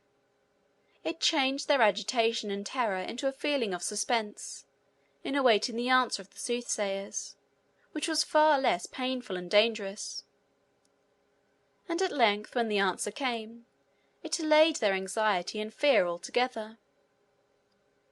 The soothsayers said that the sun was on Alexander's side, and the moon on that of the Persians, and that this sudden waning of her light foreshadowed the defeat and destruction which the Persians were about to undergo. The army were satisfied with this decision, and were inspired with new confidence and ardour. It is often idle to attempt to oppose ignorance and absurdity by such feeble instruments as truth and reason, and the wisest managers of mankind have generally been most successful when their plan has been to counteract one folly by means of the influence of another. Alexander's army consisted of about 50,000 men, with the phalanx in the centre. This army moved along down the eastern bank of the Tigris, the scouts pressing forward as far as possible in every direction in front of the main army, in order to get intelligence of the foe. It is in this way that two great armies feel after each other, as it were, like insects creeping over the ground, exploring the way before them with their antennae. At length, after 3 days' advance, the scouts came in with intelligence of the enemy. Alexander pressed forward with a detachment of his army to meet them. They proved to be, however, not the main body of Darius's army, but only a single corps of 1,000 men in advance of the rest. They retreated as Alexander approached. He, however, succeeded in capturing some horsemen, who gave the information that Darius had assembled his vast forces on the plain of Arbela, and was waiting there in readiness to give his advancing enemy battle. Alexander halted his troops. He formed an encampment, and made arrangements for depositing his baggage there. He refreshed the men, examined and repaired their arms, and made the arrangements for battle. These operations consumed several days. At the end of that time, early one morning, long before day, the camp was in motion, and the columns, armed and equipped for immediate contest, moved forward. They expected to have reached the camp of Darius at daybreak, but the distance was greater than they had supposed. At length, however, the Macedonians in their march came upon the brow of a range of hills, from which they looked down upon numberless and endless lines of infantry and cavalry, and ranges after ranges of tents which filled the plain. Here the army paused, while Alexander examined the field, studying for a long time, and with great attention, the numbers and disposition of the enemy. They were 4 miles distant still, but the murmuring sounds of their voices and movements came to the ears of the Macedonians through the calm autumnal air. Alexander called the leading officers together, and held a consultation on the question whether to march down and attack the Persians on the plain that night, or to wait till the next day. Parmenio was in favor of a night attack, in order to surprise the enemy by coming upon them at an unexpected time. But Alexander said no. He was sure of victory. He had got his enemies all before him. They were fully in his power. He would, therefore, take no advantage, but would attack them fairly and in open day. Alexander had 50,000 men. The Persians were variously estimated between 500,000 and 1,000,000. There is something sublime in the idea of such a pause, made by the Macedonian phalanx and its wings, on the slope of the hills, suspending its attack upon 10 times its number, to give the mighty mass of their enemies the chance of a fair and equal contest. Alexander made congratulatory addresses to his soldiers on the occasion of their having now at last before him what they had so long toiled and labored to attain, the whole concentrated force of the Persian Empire. They were now going to contend, not for single provinces and kingdoms, as heretofore, but for great empire. And the victory which they were about to achieve would place them on the summit of human glory. In all that he said on the subject, the unquestionable certainty of his victory was assumed. Alexander completed his arrangements and then retired to rest. He went to sleep. At least he appeared to do so. Early in the morning Parmenio arose, summoned the men to their posts, and arranged everything for the march. He then went to Alexander's tent. Alexander was still asleep. He awoke him and told him that all was ready. Parmenio expressed surprise at his sleeping so quietly at a time when such vast issues were at stake. "You seem as calm," said he, "as if you had had the battle and gained the victory." "I have done so," said Alexander. "I consider the whole work done when we have gained access to Darius and his forces, and find him ready to give us battle." Alexander soon appeared at the head of his troops. Of course this day was one of the most important ones of his life, and one of the historians of the time has preserved an account of his dress as he went into battle. He wore a short tunic, girt close around him, and over it a linen breastplate, strongly quilted. The belt by which the tunic was held was embossed with figures of beautiful workmanship. This belt was a present to him from some of the people of the conquered countries through which he had passed, and it was very much admired. He had a helmet upon his head of polished steel, with a neck-piece, also of steel, ornamented with precious stones. His helmet was surmounted with a white plume.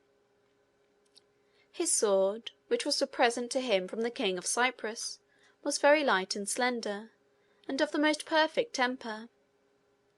He carried also a shield and a lance, made in the best possible manner for use, not for display. Thus his dress corresponded with the character of his action. It was simple, compact, and whatever of value it possessed consisted in those substantial excellences which would give the bearer the greatest efficiency on the field of battle. The Persians were accustomed to make use of elephants in their wars. They also had chariots with scythes placed at their axles, which they were accustomed to drive among their enemies and mow them down. Alexander resorted to none of these contrivances. There was the phalanx, the terrible phalanx, advancing irresistibly, either in one body or in detachments, with columns of infantry and flying troops of horsemen on the wings. Alexander relied simply on the strength, the courage, the energy, and the calm and steady but resistless ardor of his men, arranging them in simple combinations, and leading them forward directly to their work. The Macedonians cut their way through the mighty mass of their enemies with irresistible force. The elephants turned and fled. The foot soldiers seized the horses of some of the scythe-armed chariots and cut the traces. In respect to others they opened to the right and left and let them pass through, when they were easily captured by the men in the rear. In the meantime the phalanx pressed on, enjoying a great advantage in the level nature of the ground. The Persian troops were broken in upon and driven away wherever they were attacked. In a word, before night the whole mighty mass was scattering everywhere in confusion, except some hundreds of thousands left trampled upon and dead, or else writhing upon the ground and groaning in their dying agonies. Darius himself fled. Alexander pursued him with a troop of horse as far as Arbela, which had been Darius's headquarters, and where he had deposited immense treasures. Darius had gone through and escaped when Alexander arrived at Arbela, but the city and the treasures fell into Alexander's hands. Although Alexander had been so completely victorious over his enemies on the day of battle, and had maintained his ground against them with such invincible power, he was nevertheless, a few days afterward, driven entirely off the field and completely away from the region where the battle had been fought. What the living men standing erect in arms, and full of martial vigour could not do, was easily and effectually accomplished by their dead bodies corrupting on the plain. The corpses of 300,000 men, and an equal bulk of the bodies of elephants and horses, was too enormous a mass to be buried. It had to be abandoned, and the horrible effluvia and pestilence which it emitted drove all the inhabitants of the country away. Alexander marched his troops rapidly off the ground, leaving, as the direct result of the battle, a wide extent of country depopulated and desolate, with the vast mass of putrefaction and pestilence reigning in awful silence and solitude in the midst of it. Alexander went to Babylon. The governor of the city prepared to receive him as a conqueror. The people came out in throngs to meet him, and all the avenues of approach were crowded with spectators.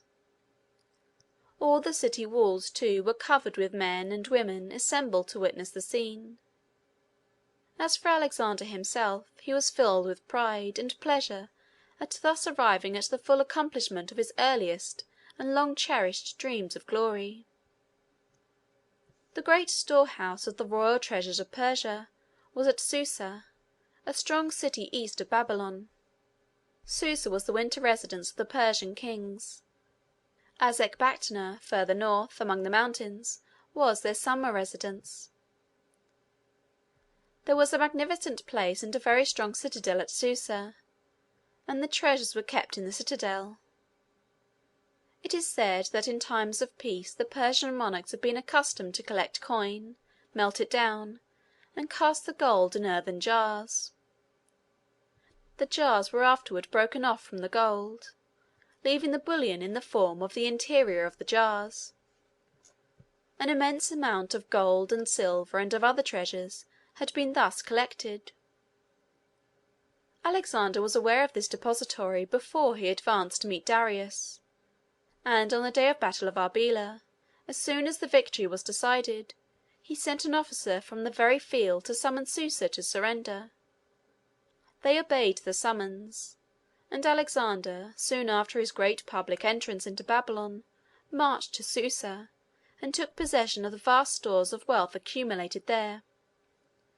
The amount was enormous, both in quantity and value, and the seizing of it was a very magnificent act of plunder.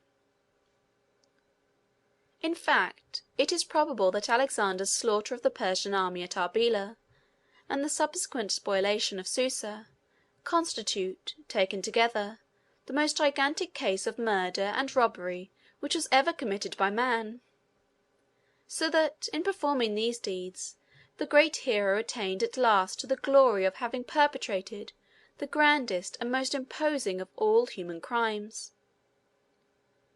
That these deeds were really crimes there can be no doubt, when we consider that Alexander did not pretend to have any other motive in this invasion than love of conquest, which is, in other words, love of violence and plunder. They are only technically shielded from being called crimes by the fact that the earth has no laws and no tribunals high enough to condemn such enormous burglaries as that of 1/4 of the globe breaking violently and murderously in upon and robbing the other. Besides the treasures, Alexander found also at Susa a number of trophies which had been brought by Xerxes from Greece, for Xerxes had invaded Greece some 100 years before Alexander's day, and had brought to Susa the spoils and the trophies of his victories. Alexander sent them all back to Greece again.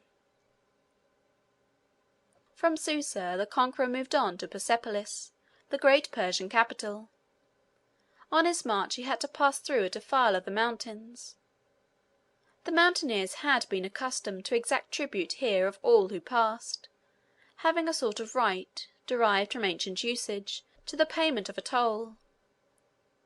They sent to Alexander, when they heard that he was approaching, and informed him that he could not pass with his army without paying the customary toll.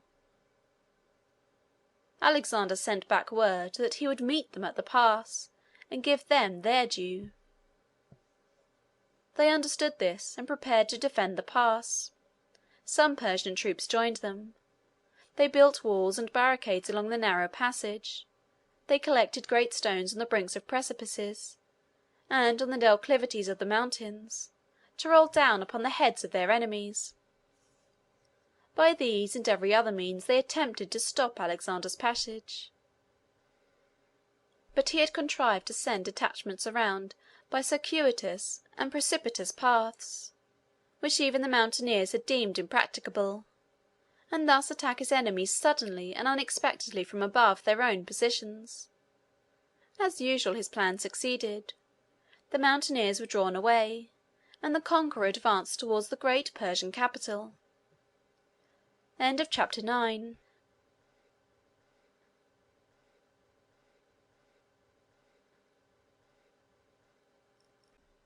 Alexander the Great by Jacob Abbott.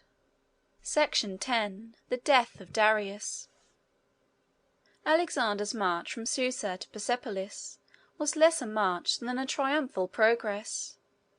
He felt the pride and elation so naturally resulting from success very strongly. The moderation and forbearance which had characterized him in his earlier years gradually disappeared as he became great and powerful. He was intoxicated with his success. He became haughty, vain, capricious, and cruel. As he approached Persepolis, he conceived the idea that, as this city was the capital and center of the Persian monarchy, and as such, the point from which had emanated all the Persian hostility to Greece, he owed it some signal retribution. Accordingly, although the inhabitants made no opposition to his entrance, he marched in with the phalanx formed, and gave the soldiers liberty to kill and plunder as they pleased. There was another very striking instance in the capricious recklessness now beginning to appear in Alexander's character, which occurred soon after he had taken possession of Persepolis. He was giving a great banquet to his friends, the officers of the army, and to Persians of distinction among those who had submitted to him. There was, among other women at this banquet, a very beautiful and accomplished female named Thasus. Alexander made her his favourite and companion, though she was not his wife.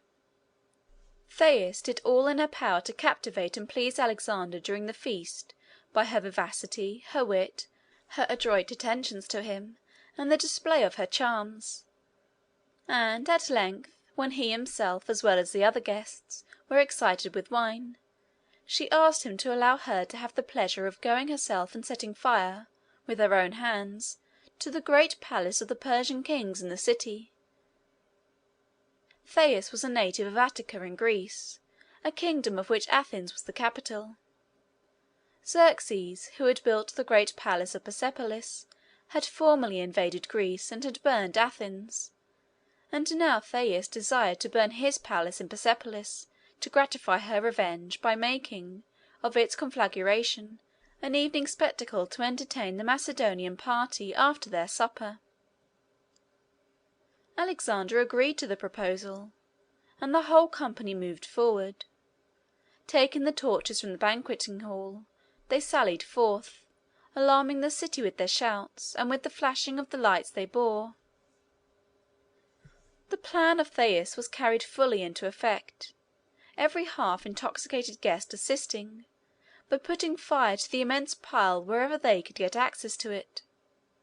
They performed the barbarous deed with shouts of vengeance and exultation. There is, however, something very solemn and awful in a great conflagration at night, and very few incendiaries can gaze upon the fury of the lurid and frightful flames which they have caused to ascend without some misgivings and some remorse. Alexander was sobered by the grand and sublime but terrible spectacle. He was awed by it. He repented. He ordered the fire to be extinguished, but it was too late. The palace was destroyed, and one new blot, which has never since been effaced, was cast upon Alexander's character and fame.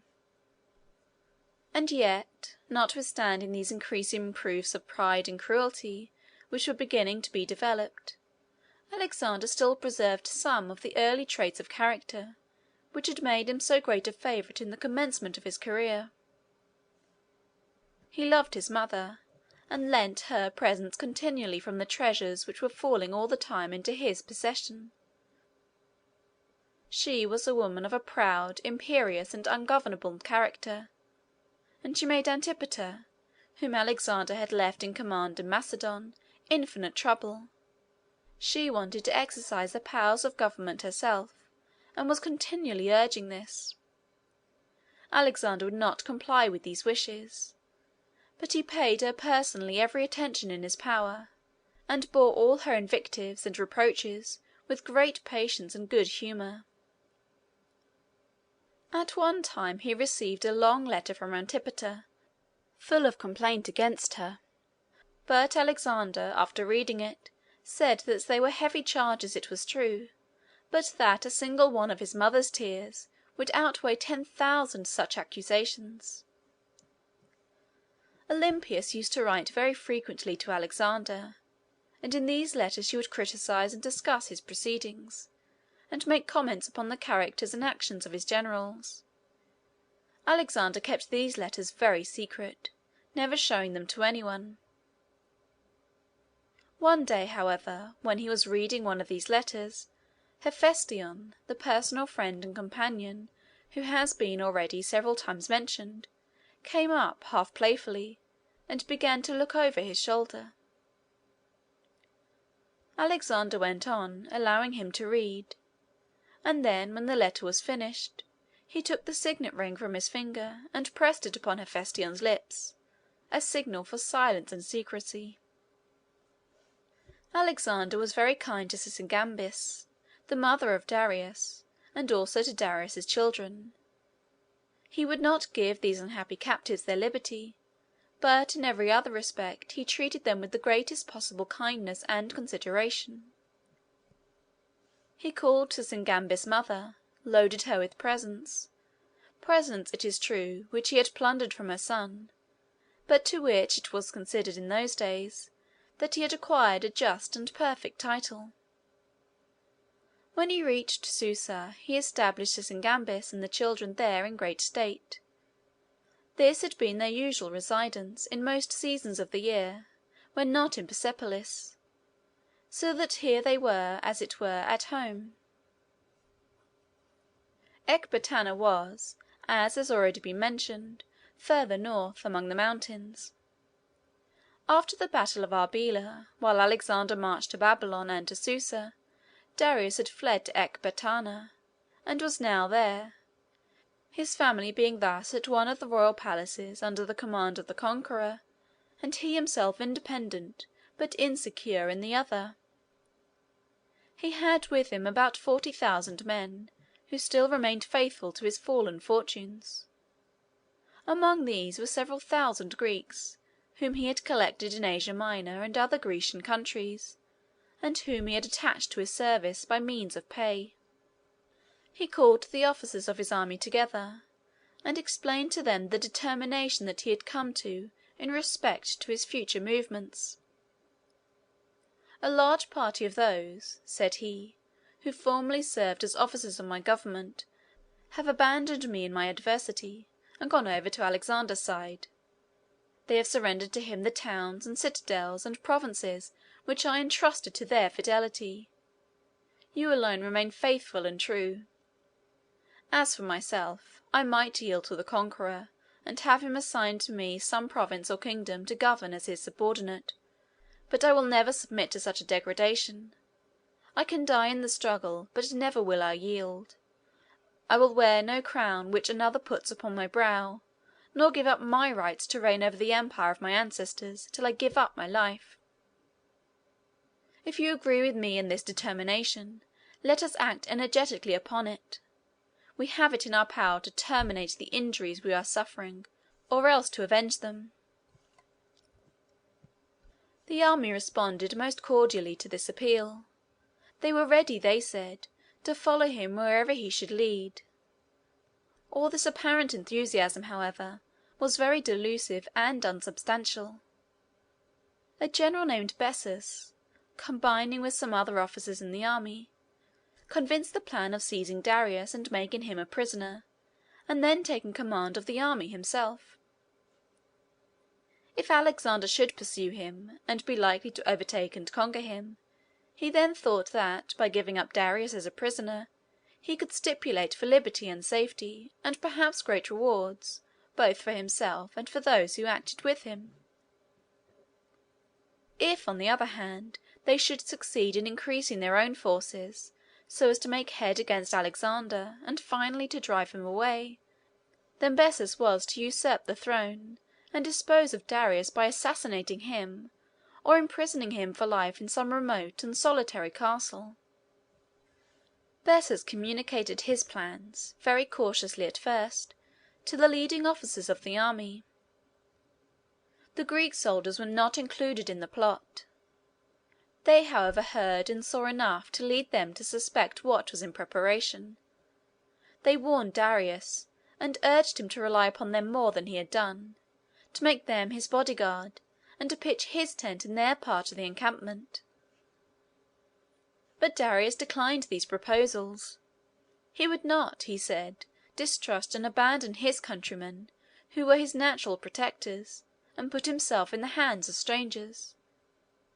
He would not betray and desert his friends in anticipation of their deserting and betraying him. In the meantime, as Alexander advanced towards Ecbatana, Darius and his forces retreated from it toward the eastward, through the great tract of country lying south of the Caspian Sea. There is a mountainous region here, with a defile traversing it, through which it would be necessary for Darius to pass. This defile was called the Caspian Gates, the name referring to rocks on each side. The marching of an army through a narrow and dangerous defile like this always causes detention and delay, and Alexander hastened forward in hopes to overtake Darius before he should reach it. He advanced with such speed that only the strongest and most robust of his army could keep up. Thousands, worn out with exertion and toil, were left behind, and many of the horses sank down by the roadside, exhausted with heat and fatigue, to die. Alexander pressed desperately on with all who were able to follow. It was all in vain, however. It was too late when he arrived at the pass. Darius had gone through with all his army. Alexander stopped to rest his men, and to allow time for those behind to catch up.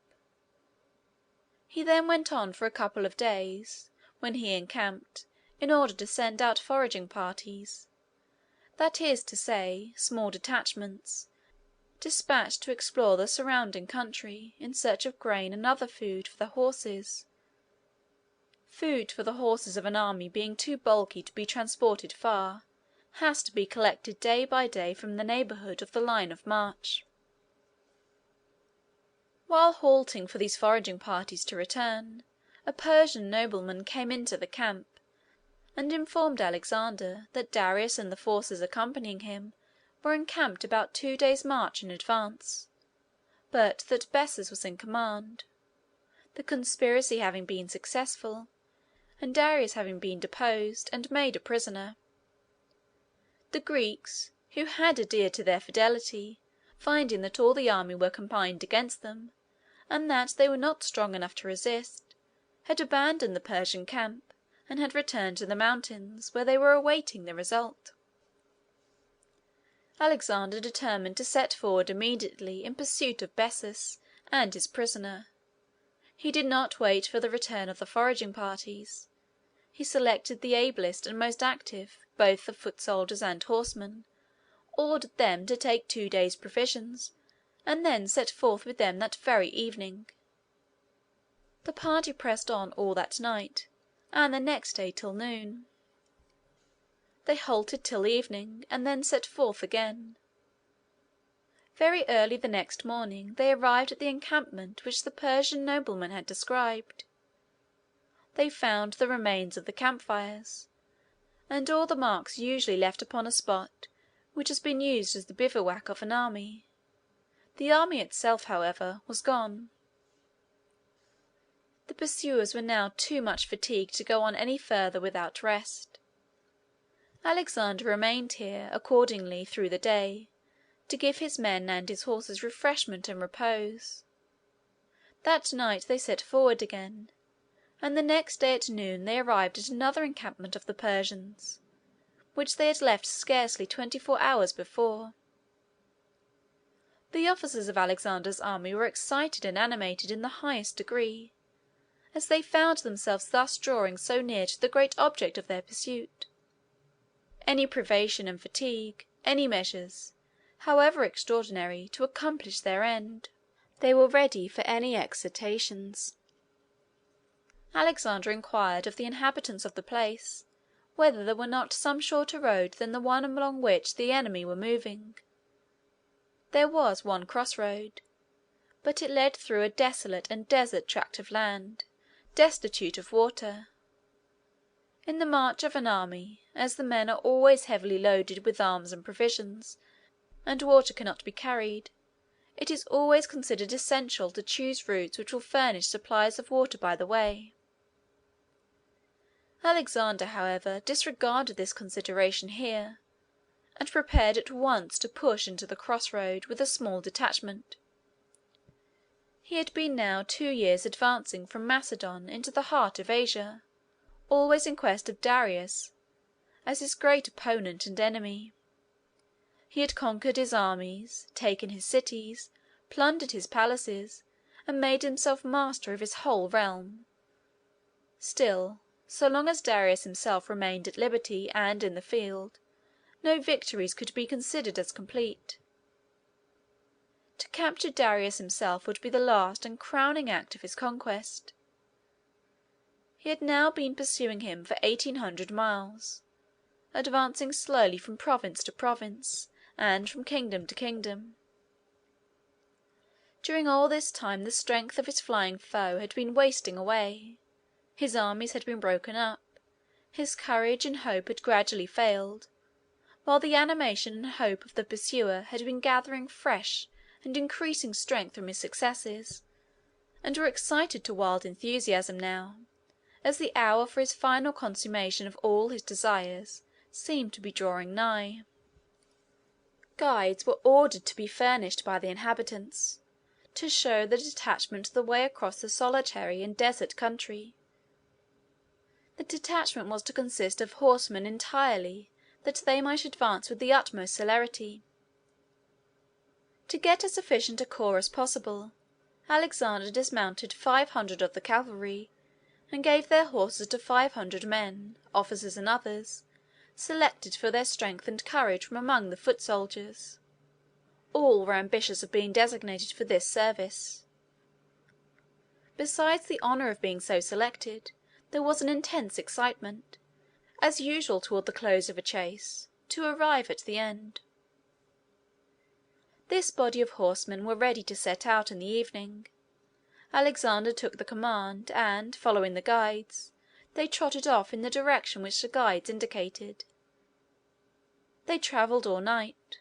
When the day dawned they saw, from an elevation to which they had attained, the body of the Persian troops moving at a short distance before them, foot soldiers, chariots, and horsemen pressing on together in great confusion and disorder. As soon as Bessus and his company found that their pursuers were close upon them, they attempted at first to hurry forward, in the vain hope of still effecting their escape. Darius was in a chariot. They urged this chariot on, but it moved heavily.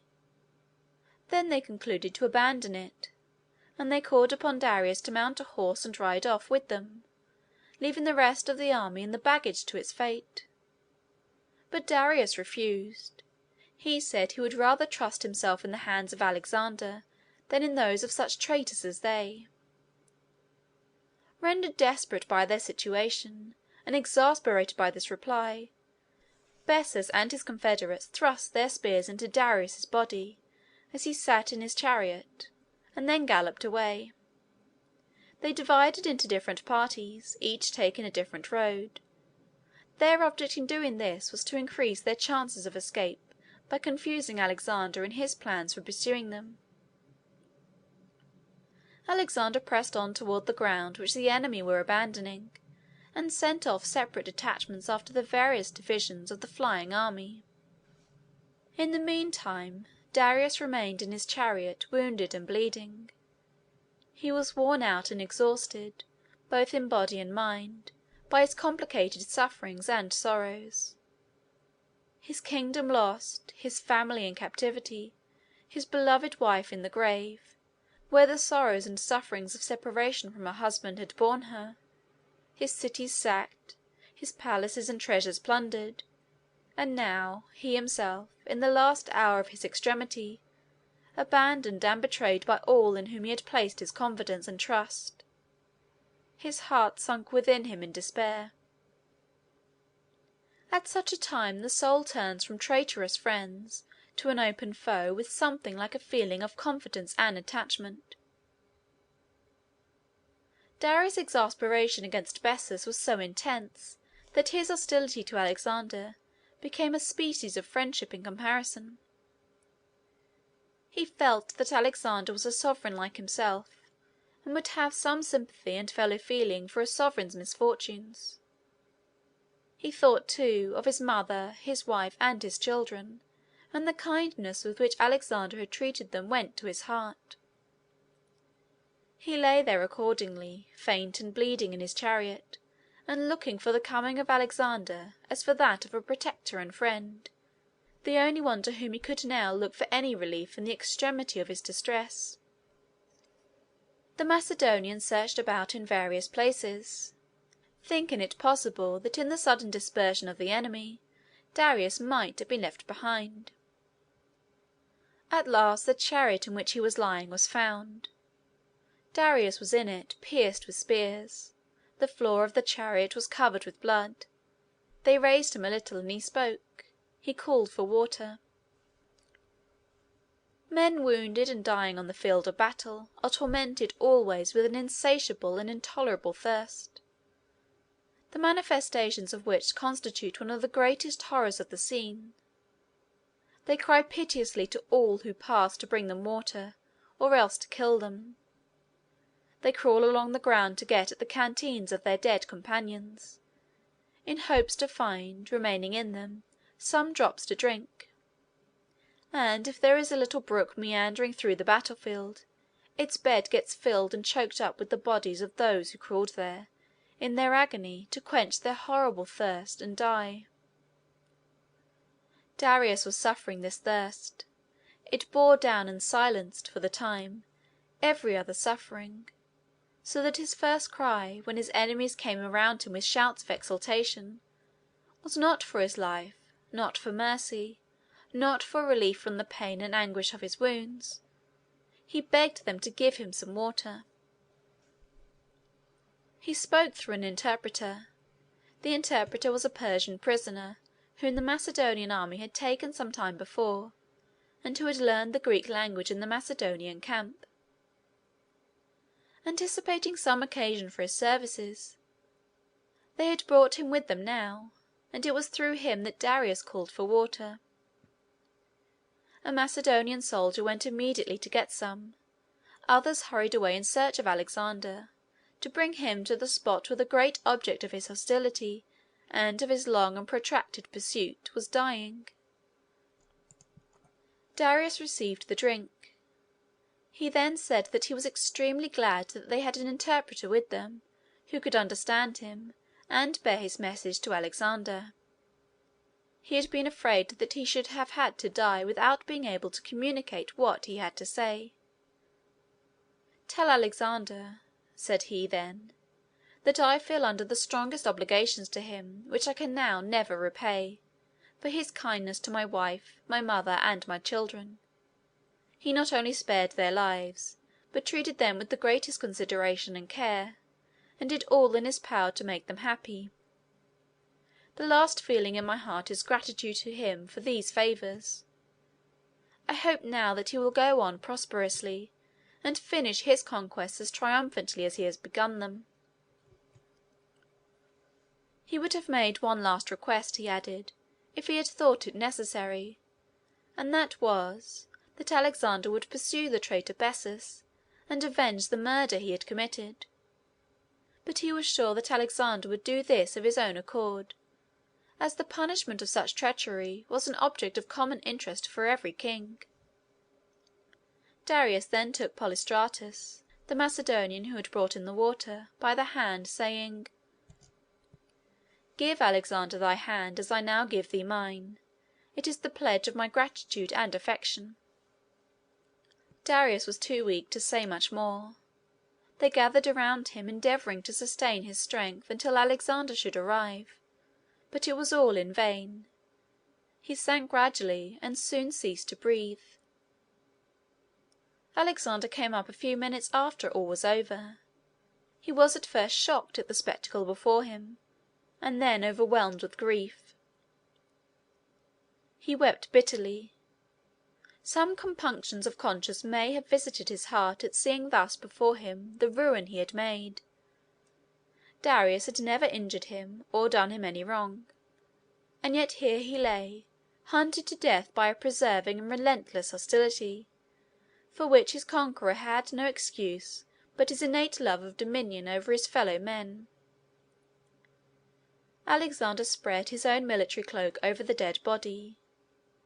He immediately made arrangements for having the body embalmed, and then sent it to Susa, for Sysigambis, in a very costly coffin, and with a procession of royal magnificence.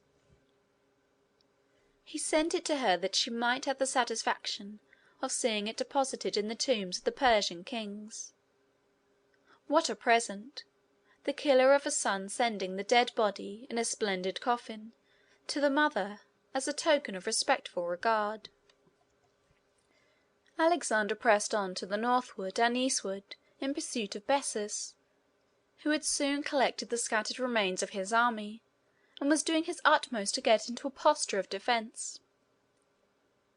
He did not, however, overtake him till he had crossed the Oxus, a large river which will be found upon the map, flowing to the northward and westward into the Caspian Sea. He had great difficulty in crossing this river, as it was too deep to be forded, and the banks and bottom were so sandy and yielding that he could not make the foundations of bridges stand. He accordingly made floats and rafts, which were supported by skins made buoyant by inflation, or by being stuffed with straw and hay. After getting his army, which had been in the meantime greatly reinforced and strengthened, across this river, he moved on. The generals under Bessus, finding all hope of escape failing them, resolved on betraying him as he had betrayed his commander. They sent word to Alexander that if he would send forward a small force where they should indicate, they would give up Bessus to his hands. Alexander did so, entrusting the command to an officer named Ptolemy. Ptolemy found Bessus in a small walled town whither he had fled for refuge, and easily took him prisoner. He sent word back to Alexander that Bessus was at his disposal, and asked for orders. The answer was, "Put a rope around his neck and send him to me." When the wretched prisoner was brought into Alexander's presence, Alexander demanded of him how he could have been so base as to have seized, bound, and at last murdered his kinsman and benefactor. It is a curious instance in proof of the permanence and stability of the great characteristics of human nature, through all the changes of civilization and lapses of time, that Bessus gave the same answer that wrongdoers almost always give when brought to account for their wrongs. He laid the fault upon his accomplices and friends. It was not his act, it was theirs. Alexander ordered him to be publicly scourged. Then he caused his face to be mutilated in a manner customary in those days, when a tyrant wished to stamp upon his victim a perpetual mark of infamy. In this condition, and with a mind in the agony of suspense and fear at the thought of worse tortures which he knew were to come, Alexander sent him as a second present to Sysigambis, to be dealt with at Susa, as her revenge might direct. She inflicted upon him the most extreme tortures, and finally, when satiated with the pleasure of seeing him suffer, the story is that they chose 4 very elastic trees, growing at a little distance from each other, and bent down the tops of them toward the central point between them.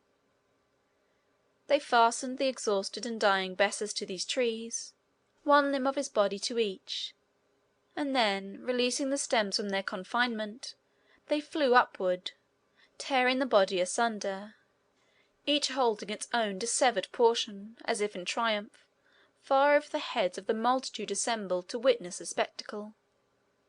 Chapter 10.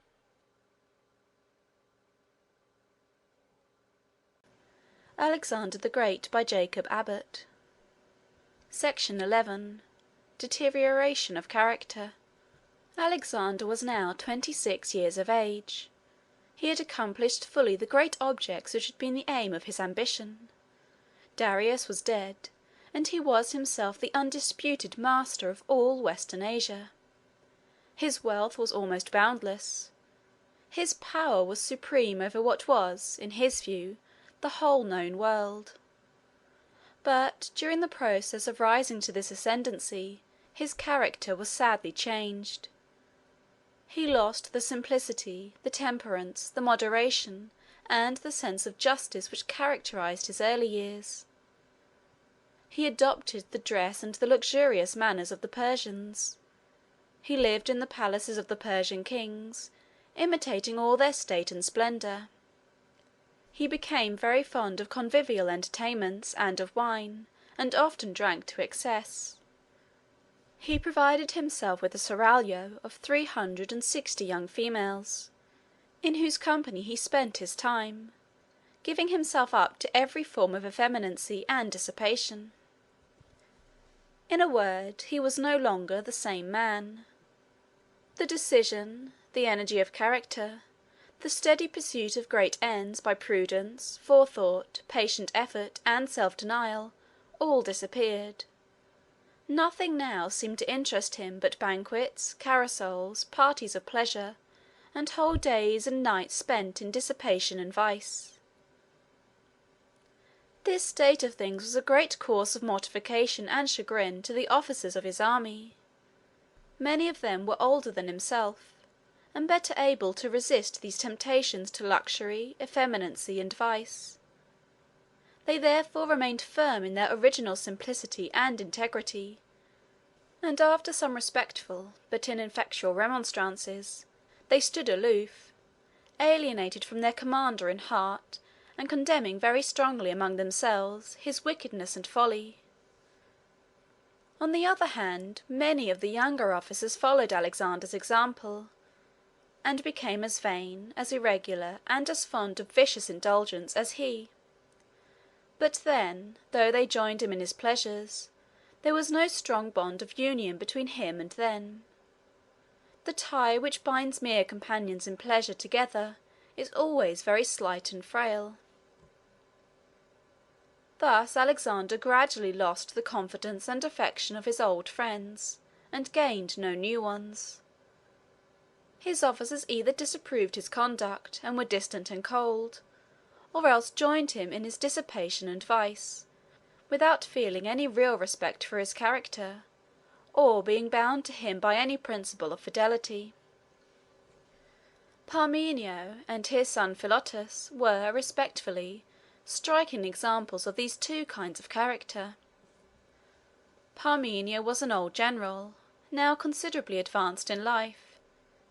He had served, as has already been stated, under Philip, Alexander's father, and had acquired great experience and great fame before Alexander succeeded to the throne. During the whole of Alexander's career, Parmenio had been his principal lieutenant general, and he had always placed his greatest reliance upon him in all trying emergencies. He was cool, calm, intrepid, sagacious. He held Alexander back from many rash enterprises, and was the efficient means of his accomplishing most of his plans. It is the custom among all nations to give kings the glory of all that is effected by their generals and officers, and the writers of those days would, of course, in narrating the exploits of the Macedonian army, exaggerate the share which Alexander had in their performances, and underrate those of Parmenio. But in modern times, many impartial readers, in reviewing calmly these events, think that there is reason to doubt whether Alexander, if he had set out on his great expedition without Parmenio, would have succeeded at all.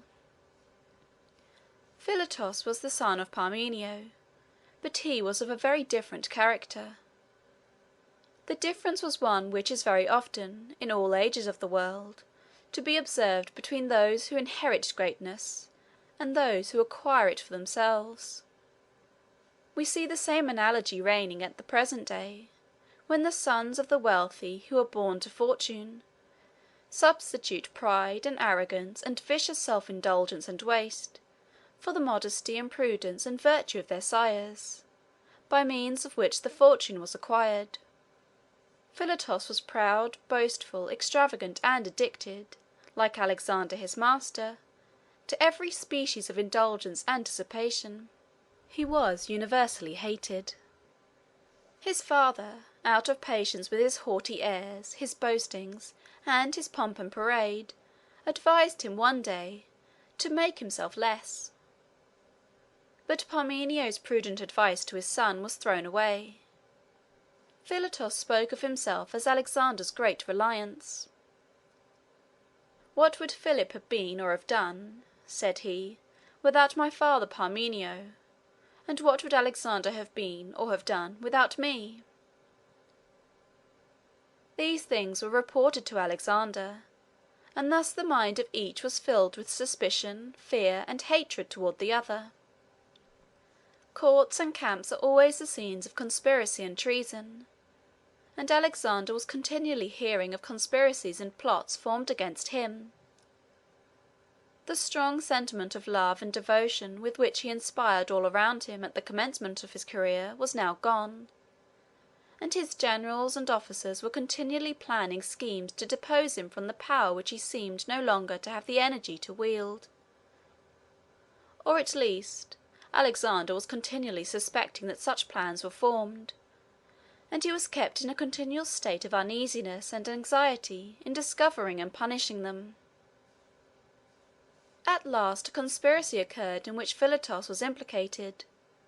Alexander was informed one day that a plot had been formed to depose and destroy him, that Philotas had been made acquainted with it by a friend of Alexander's, in order that he might make it known to the king, that he had neglected to do so, thus making it probable that he was himself in league with the conspirators.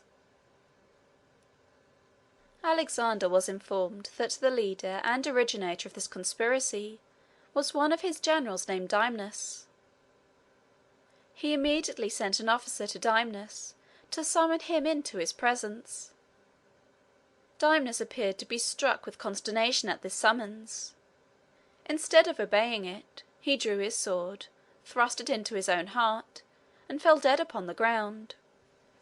Alexander then sent for Philotas, and asked him if it was indeed true that he had been informed of this conspiracy and had neglected to make it known.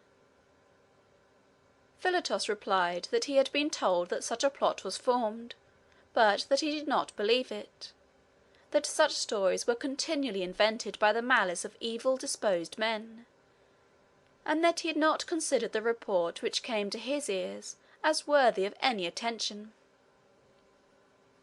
He was, however, now convinced, by the terror which Dymnus had manifested, and by his suicide, that all was true, and he asked Alexander's pardon for not having taken immediate measures for communicating promptly the information he had received. Alexander gave him his hand, and said that he was convinced that he was innocent, and had acted as he did from disbelief in the existence of the conspiracy, and not from any guilty participation in it. So Philotas went away to his tent. Alexander, however, did not drop the subject here. He called a council of his ablest and best friends and advisers, consisting of the principal officers of his army, and laid the facts before them. They came to a different conclusion from him in respect to the guilt of Philotas. They believed him implicated in the crime, and demanded his trial.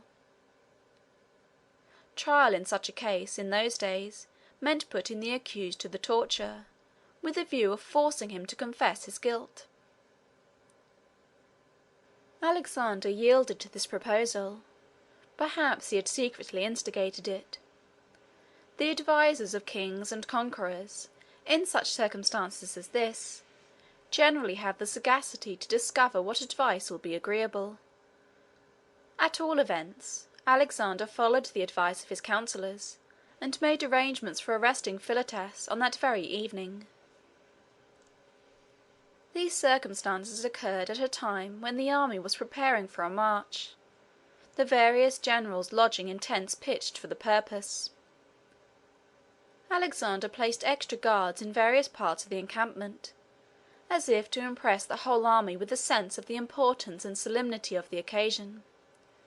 He then sent officers to the tent of Philotas, late at night, to arrest him. The officers found their unhappy victim asleep. They awoke him, and made known their errand. Philotas arose and obeyed the summons, dejected and distressed, aware apparently that his destruction was impending. The next morning Alexander called together a large assembly, consisting of the principal and most important portions of the army, to the number of several thousands. They came together with an air of impressive solemnity, expecting, from the preliminary preparations, that business of a very solemn moment was to come before them, though they knew not what it was. These impressions of awe and solemnity were very much increased by the spectacle which first met the eyes of the assembly after they were convened. This spectacle was that of the dead body of Dymnus, bloody and ghastly, which Alexander ordered to be brought in and exposed to view. The death of Dymnus had been kept a secret, so that the appearance of his body was an unexpected as well as a shocking sight. When the first feeling of surprise and wonder had a little subsided, Alexander explained to the assembly the nature of the conspiracy, and the circumstances connected with the self-execution of one of the guilty participators in it. The spectacle of the body and the statement of the king produced a scene of great and universal excitement in the assembly, and this excitement was raised to the highest pitch by the announcement which Alexander now made, that he had reason to believe that Philotas and his father Parmenio, officers who had enjoyed his highest favour, and in whom he had placed the most unbounded confidence, were the authors and originators of the whole design. He then ordered Philotas to be brought in. He came guarded as a criminal, with his hands tied behind him, and his head covered with a coarse cloth. He was in a state of great dejection and despondency. It is true that he was brought forward for trial, but he knew very well that trial meant torture, and that there was no hope for him as to the result. Alexander said that he would leave the accused to be dealt with by the assembly, and withdrew. The authorities of the army, who now had the proud and domineering spirit which had so long excited their hatred and envy completely in their power, listened for a time to what Philotas had to say in his own justification. He showed them that there was no evidence whatever against him, and appealed to their sense of justice not to condemn him on mere vague surmises. In reply, they decided to put him to the torture. There was no evidence, it was true, and they wished accordingly to supply its place by his own confession, extorted by pain. Of course, his most inveterate and implacable enemies were appointed to conduct the operation. They put Philotas upon the rack. The rack is an instrument of wheels and pulleys, into which the victim is placed, and his limbs and tendons are stretched by it in a manner which produces most excruciating pain. Philotas bore the beginning of his torture with great resolution and fortitude.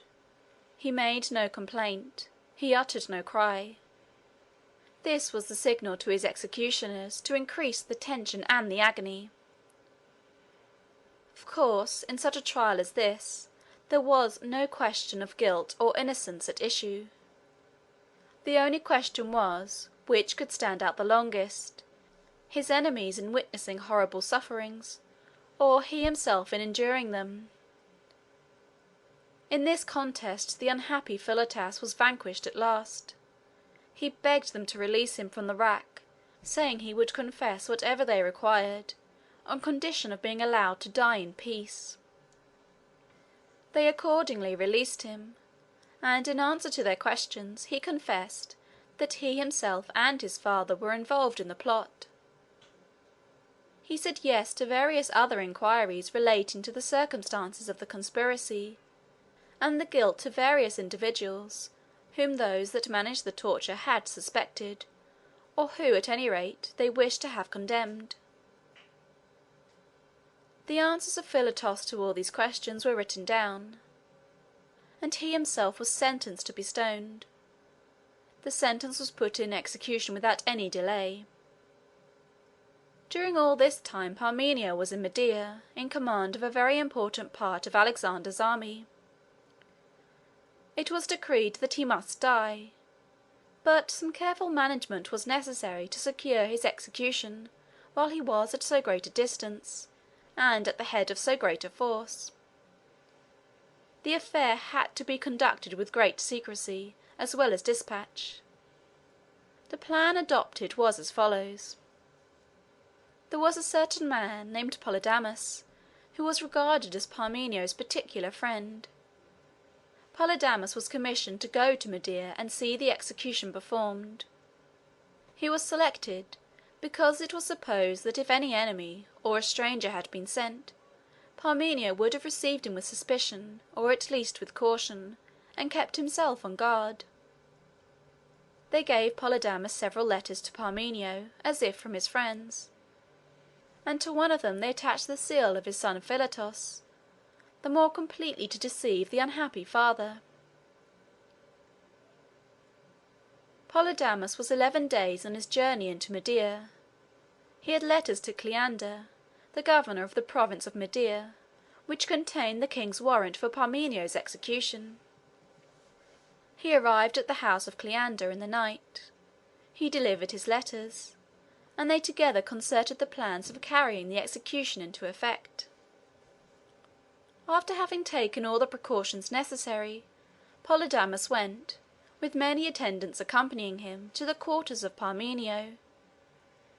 The old general, for he was at this time 80 years of age, was walking in his grounds. Polydamas, being admitted, ran up to accost him, with great appearance of cordiality and friendship. He delivered to him his letters, and Parmenio read them. He seemed much pleased with their contents, especially with the one which had been written in the name of his son. He had no means of detecting the impostor, for it was very customary in those days for letters to be written by secretaries, and to be authenticated solely by the seal. Parmenio was much pleased to get good tidings from Alexander and from his son, and began conversing upon the contents of the letters, when Polydamas, watching his opportunity, drew forth a dagger which he had concealed upon his person and plunged it into Parmenio's side. He drew it forth immediately and struck at his throat. The attendants rushed on at this signal, and thrust their swords again and again into the fallen body until it ceased to breathe. The death of Parmenio and of his son in this violent manner, when too there was so little evidence of their guilt, made a very general and a very unfavourable impression in respect to Alexander. And not long afterwards another case occurred, in some respects still more painful, as it evinced still more strikingly that the mind of Alexander, which had been in his earlier days filled with such noble and lofty sentiments of justice and generosity, was gradually getting to be under the supreme dominion of selfish and ungovernable passions. It was the case of Clitus. Clitus was a very celebrated general of Alexander's army, and a great favourite with the king. He had, in fact, on one occasion saved Alexander's life. It was at the battle of Granicus. Alexander had exposed himself in the thickest of the combat, and was surrounded by enemies. The sword of one of them was actually raised over his head, and would have fallen and killed him on the spot, if Clitus had not rushed forward and cut the man down, just at the instant when he was about striking the blow. Such acts of fidelity and courage as this had given Alexander great confidence in Clitus. It happened, shortly after the death of Parmenio, that the governor of one of the most important provinces of the empire resigned his post. Alexander appointed Clitus to fill the vacancy. The evening before his departure to take charge of his government, Alexander invited him to a banquet, made partly at least in honour of his elevation. Clitus and the other guests assembled. They drank wine as usual with great freedom. Alexander became excited and began to speak, as he was now often accustomed to do, boasting of his own exploits, and to disparage those of his father Philip in comparison. Men half intoxicated are very prone to quarrel, and not the less so for being excellent friends when sober. Clitus had served under Philip. He was now an old man, and like other old men, was very tenacious of the glory that belonged to the exploits of his youth. He was very restless and uneasy at hearing Alexander claim for himself the merit of his father Philip's victory at Chaeronea, and began to murmur something to those who sat next to him about kings claiming and getting a great deal of glory which did not belong to them. Alexander asked what it was that Clitus said. No one replied. Clitus, however, went on talking, speaking more and more audibly as he became gradually more and more excited. He praised the character of Philip, and applauded his military exploits, saying that they were far superior to any of the enterprises of their day.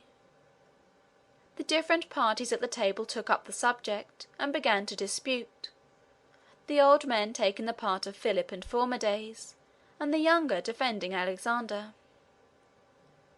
Clitus became more and more excited. He praised Parmenio, who had been Philip's greatest general, and began to impugn the justice of his late condemnation and death. Alexander retorted, and Clitus, rising from his seat, and losing now all self-command, reproached him with severe and bitter words. "Here is the hand," said he, extending his arm, "that saved your life at the battle of Granicus, and the fate of Parmenio shows what sort of gratitude and what rewards faithful servants are to expect at your hands." Alexander, burning with rage, commanded Clitus to leave the table. Clitus obeyed, saying, as he moved away, "He is right not to bear free-born men at his table who can only tell him the truth. He is right. It is fitting for him to pass his life among barbarians and slaves, who will be proud to pay their adoration to his Persian girdle and his splendid robe." Alexander seized a javelin to hurl at Clitus's head. The guests rose in confusion, and with many other outcries pressed around him. Some seized Alexander's arm, some began to hurry Clitus out of the room, and some were engaged in loudly criminating and threatening each other. They got Clitus out of the apartment, but as soon as he was in the hall he broke away from them, returned by another door, and began to renew his insults to Alexander. The king hurled his javelin and struck Clitus down, saying at the same time, "Go then, and join Philip and Parmenio." The company rushed to the rescue of the unhappy man, but it was too late. He died almost immediately. Alexander, as soon as he came to himself, was overwhelmed with remorse and despair. He mourned bitterly for many days the death of his long-tried and faithful friend, and execrated the intoxication and passion on his part which had caused it. He could not, however, restore Clitus to life, nor remove from his own character the indelible stains which such deeds necessarily fixed upon it. End of section 11.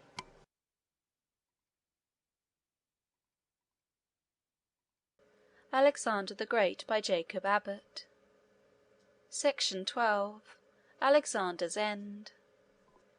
After the events narrated in the last chapter, Alexander continued, for 2 or 3 years, his expeditions and conquests in Asia, and in the course of them he met with a great variety of adventures, which cannot be here particularly described. He penetrated into India, as far as the banks of the Indus, and, not content with this, was preparing to cross the Indus and go on to the Ganges. His soldiers, however, resisted this design.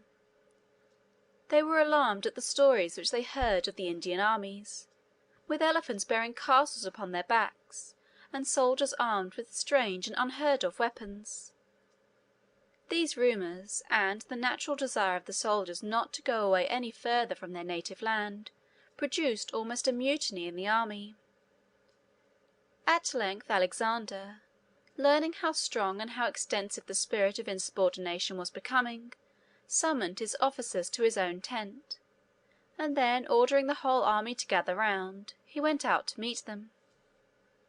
He made an address to them, in which he recounted all their past exploits, praised the courage and perseverance which they had shown thus far, and endeavoured to animate them with a desire to proceed. They listened in silence, and no one attempted to reply. This solemn pause was followed by marks of great agitation throughout the assembly. The army loved their commander, notwithstanding his faults and failings. They were extremely unwilling to make any resistance to his authority, but they had lost that extreme and unbounded confidence in his energy and virtue which made them ready, in the former part of his career, to press forward into any difficulties and dangers whatever, where he led the way.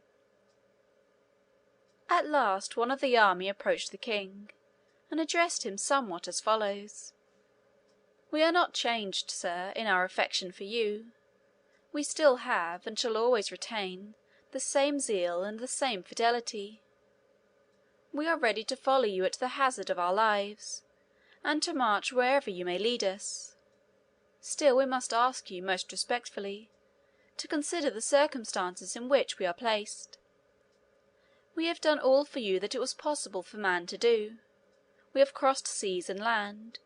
We have marched to the end of the world, and you are now meditating the conquest of another, by going in search of new Indias, unknown to the Indians themselves.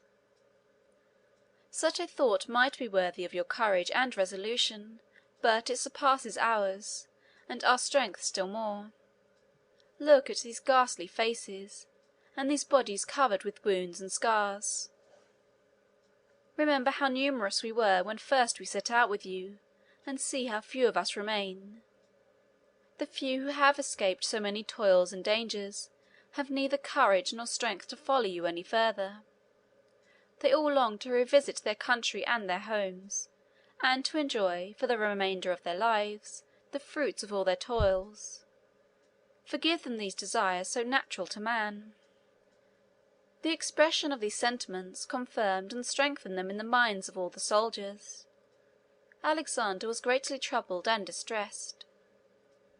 A disaffection in a small part of an army may be put down by decisive measures, but when the determination to resist is universal, it is useless for any commander, however imperious and absolute in temper, to attempt to withstand it. Alexander, however, was extremely unwilling to yield. He remained 2 days shut up in his tent, the prey to disappointment and chagrin. The result, however, was that he abandoned plans of further conquest, and turned his steps again toward the west. He met with various adventures as he went on, and incurred many dangers, often in a rash and foolish manner, and for no good end. At one time, while attacking a small town, he seized a scaling ladder and mounted with the troops. In doing this, however, he put himself forward so rashly and inconsiderately that his ladder was broken, and while the rest retreated he was left alone upon the wall, whence he descended into the town, and was immediately surrounded by enemies. His friends raised their ladders again and pressed on, desperately to find and rescue him. Some gathered around him and defended him, while others contrived to open a small gate by which the rest of the army gained admission. By this means Alexander was saved, though when they brought him out of the city there was an arrow 3 feet long, which could not be extracted, sticking into his side through his coat of mail. The surgeons first very carefully cut off the wooden shaft of the arrow, and then, enlarging the wound by incisions, they drew out the barbed point. The soldiers were indignant that Alexander should expose his person in such a foolhardy way, only to endanger himself, and to compel them to rush into danger to rescue him. The wound very nearly proved fatal. The loss of blood was attended with extreme exhaustion. Still, in the course of a few weeks, he recovered. Alexander's habits of intoxication and various excess of all kinds were, in the meantime, continually increasing. He not only indulged in such excesses himself, but he encouraged them in others. He would offer prizes at his banquets to those who would drink the most. On one of these occasions, the man who conquered drank, it is said, 18 or 20 pints of wine, after which he lingered in misery for 3 days, and then died. And more than 40 others, present at the same entertainment, died in consequence of their excesses. Alexander returned toward Babylon. His friend Hephaestion was with him, sharing with him everywhere in all the vicious indulgences to which he had become so prone. Alexander gradually separated himself more and more from his old Macedonian friends, and linked himself more and more closely with Persian associates. He married Statira, the oldest daughter of Darius, and gave the youngest daughter to Hephaestion. He encouraged similar marriages between Macedonian officers and Persian maidens, as far as he could. In a word, he seemed intent in merging, in every way, his original character and habits of action in the effeminacy, luxury, and vice of the Eastern world, which he had at first so looked down upon and despised. Alexander's entrance into Babylon, on his return from his Indian campaigns, was a scene of great magnificence and splendor. Ambassadors and princes had assembled there from almost all the nations of the earth to receive and welcome him, and the most ample preparations were made for processions, shows, parades, and spectacles to do him honor. The whole country was in a state of extreme excitement, and the most expensive preparations were made to give him a reception worthy of one who was the conqueror and monarch of the world, and the son of a god. When Alexander approached the city, however, he was met by a deputation of Chaldean astrologers. The astrologers were a class of philosophers who pretended, in those days, to foretell human events by means of the motion of the stars.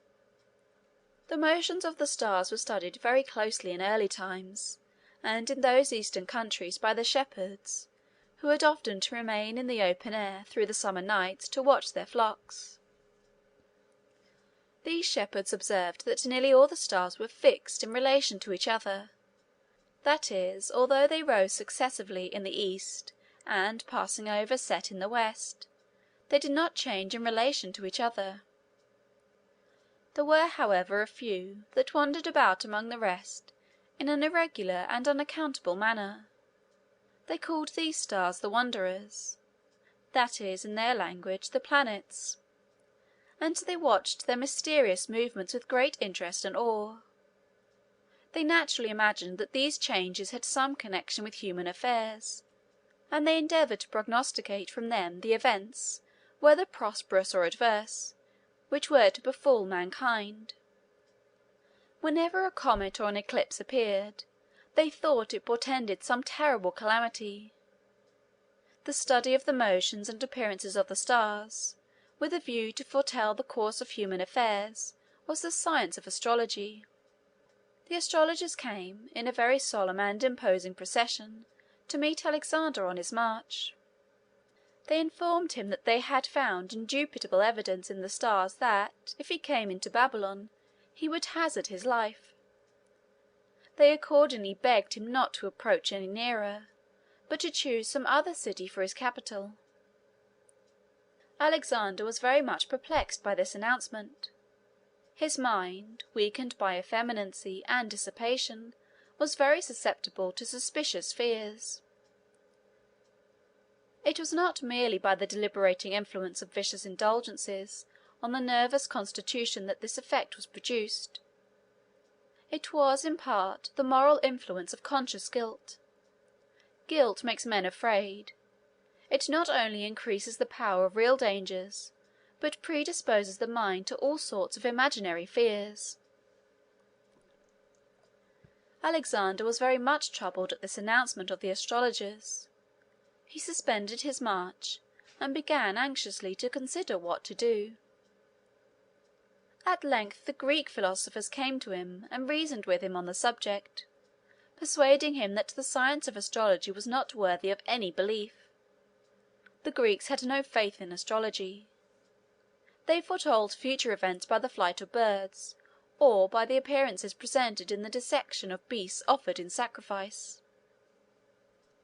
At length, however, Alexander's fears were so far allayed that he concluded to enter the city.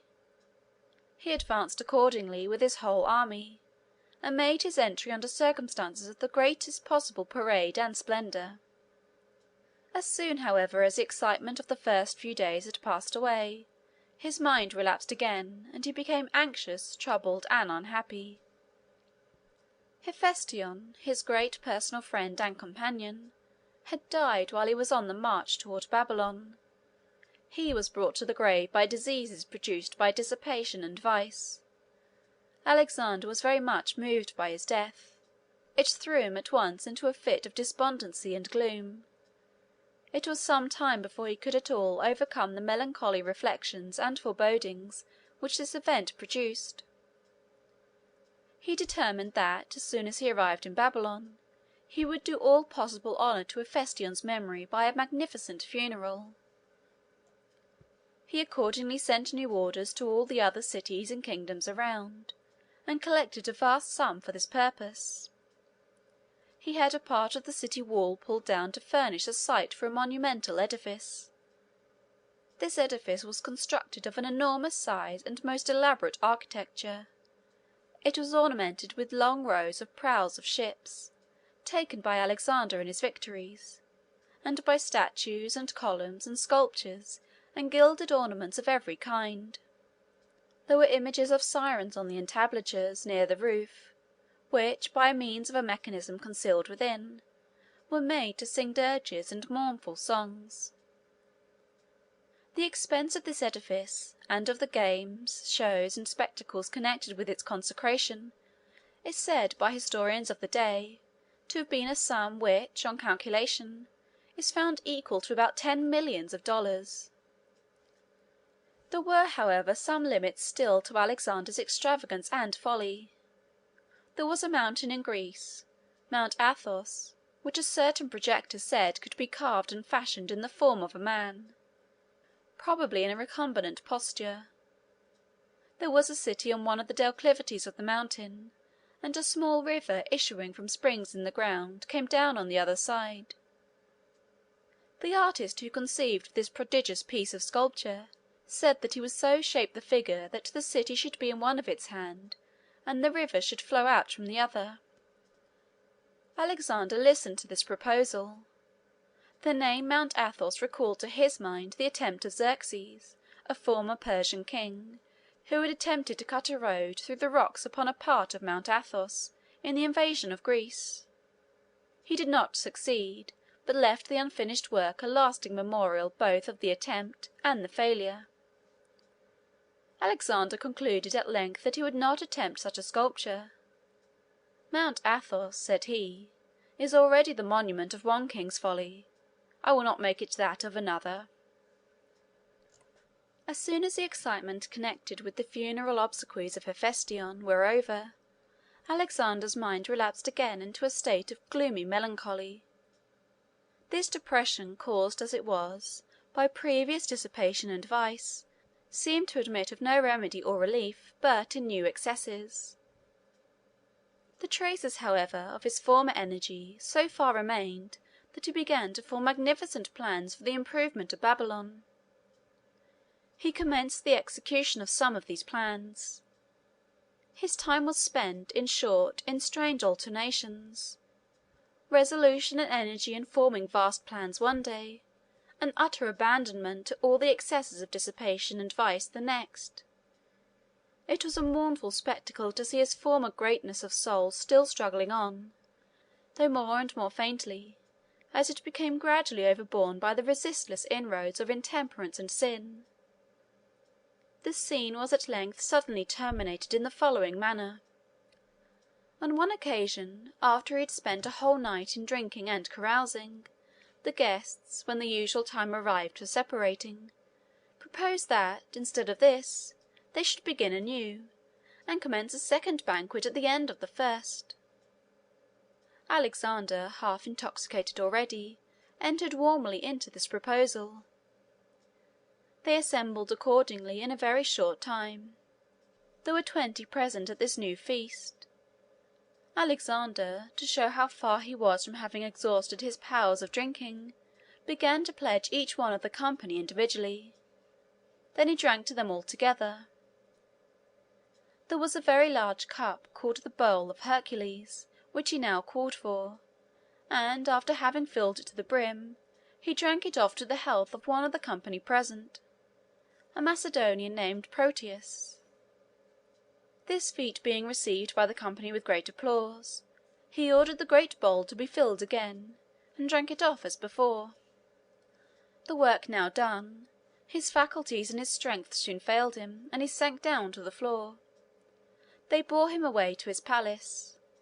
A violent fever intervened, which the physicians did all in their power to allay. As soon as his reason returned a little, Alexander aroused himself from his lethargy, and tried to persuade himself that he should recover. He began to issue orders in regard to the army and to his ships, as if such a turning of his mind to the thoughts of power and empire would help bring him back from the brink of the grave toward which he had been so obviously tending. He was determined, in fact, that he would not die. He soon found, however, notwithstanding his efforts to be vigorous and resolute, that his strength was fast ebbing away. The vital powers had received a fatal wound, and he soon felt that they could sustain themselves but little longer. He came to the conclusion that he must die. He drew off his signet ring from his finger. It was a token that he felt that all was over. He handed the ring to one of his friends who stood by his bedside. "When I am gone," said he, "take my body to the temple of Jupiter Ammon, and inter it there." The generals who were around him advanced to his bedside, and one after another kissed his hand. Their old affection for him revived as they saw him about to take leave from them for ever. They asked him to whom he wished to leave his empire. "To the most worthy," said he. He meant doubtless, by this evasion, that he was too weak and exhausted to think of such affairs. He knew probably that it was useless for him to attempt to control the government of his empire after his death. He said, in fact, that he foresaw the decision of such questions would give rise to some strange funeral games after his decease. Soon after this he died. The palaces of Babylon were immediately filled with cries of mourning at the death of the prince, followed by bitter and interminable disputes about the succession. It had not been the aim of Alexander's life to establish firm and well-settled governments in the countries that he conquered, to encourage order and peace and industry among men, and to introduce system and regularity in human affairs, so as to leave the world in a better condition than he found it. In this respect his course of conduct presents a strange contrast with that of Washington.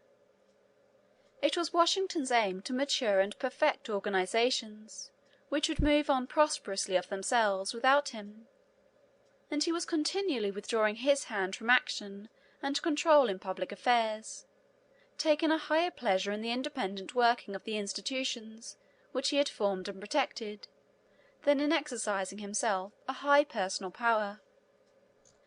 Alexander, on the other hand, was all his life intent solely on enlarging and strengthening his own personal power. He was all in all.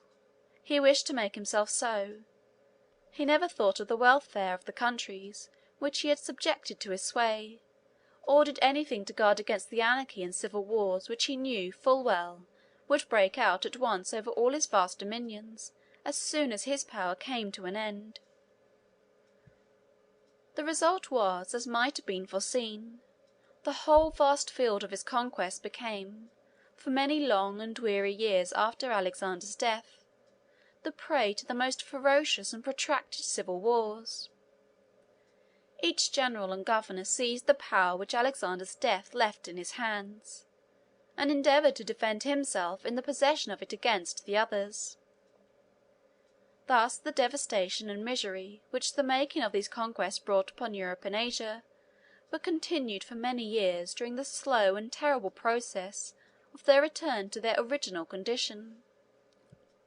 In the exigency of the moment, however, at Alexander's death, the generals who were in his court at the time assembled forthwith, and made an attempt to appoint someone to take the immediate command. They spent a week in stormy debates on this subject. Alexander had left no legitimate heir, and he had declined, when on his deathbed, as we have already seen, to appoint a successor. Among his wives, if indeed they may be called wives, there was one named Roxana, who had a son not long after his death. This son was ultimately named his successor, but in the meantime a certain relative named Aridaeus was chosen by the generals to assume the command. The selection of Aridaeus was a sort of compromise. He had no talents or capacity whatever, and was chosen by the rest on that very account, each one thinking that if such an imbecile as Aridaeus was nominally the king, he could himself manage to get possession of the real power. Aridaeus accepted the appointment, but he was never able to make himself king in anything but the name. In the meantime, as the tidings of Alexander's death spread over the empire, it produced very various effects, according to the personal feelings in respect to Alexander entertained by the various personages and powers to which the intelligence came.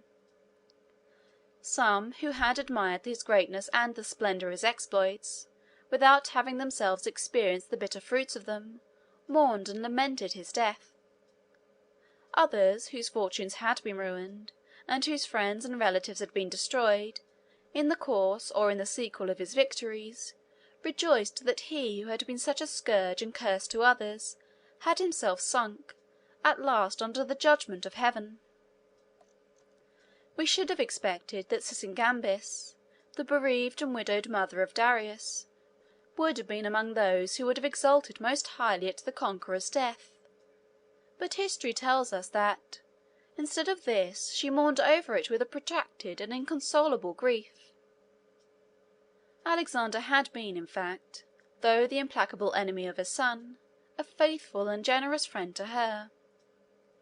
He had treated her at all times with the utmost respect and consideration, had supplied all her wants and ministered in every way to her comfort and happiness.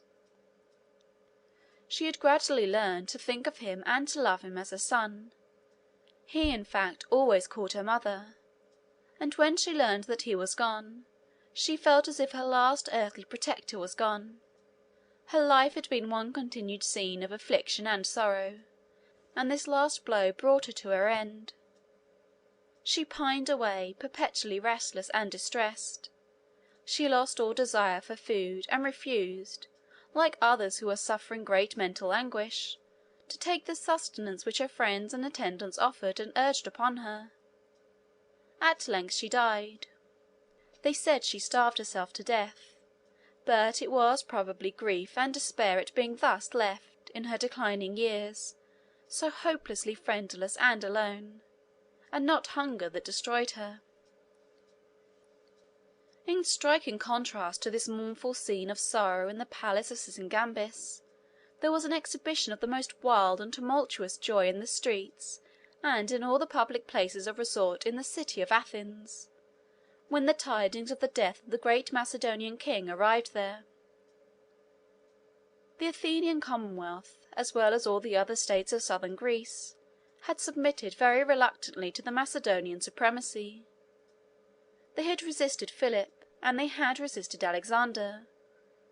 Their opposition had been at length suppressed and silenced by Alexander's terrible vengeance upon Thebes, but it was never really subdued. Demosthenes, the orator, who had exerted so powerful an influence against the Macedonian kings, had been sent into banishment, and all outward expressions of discontent were restrained.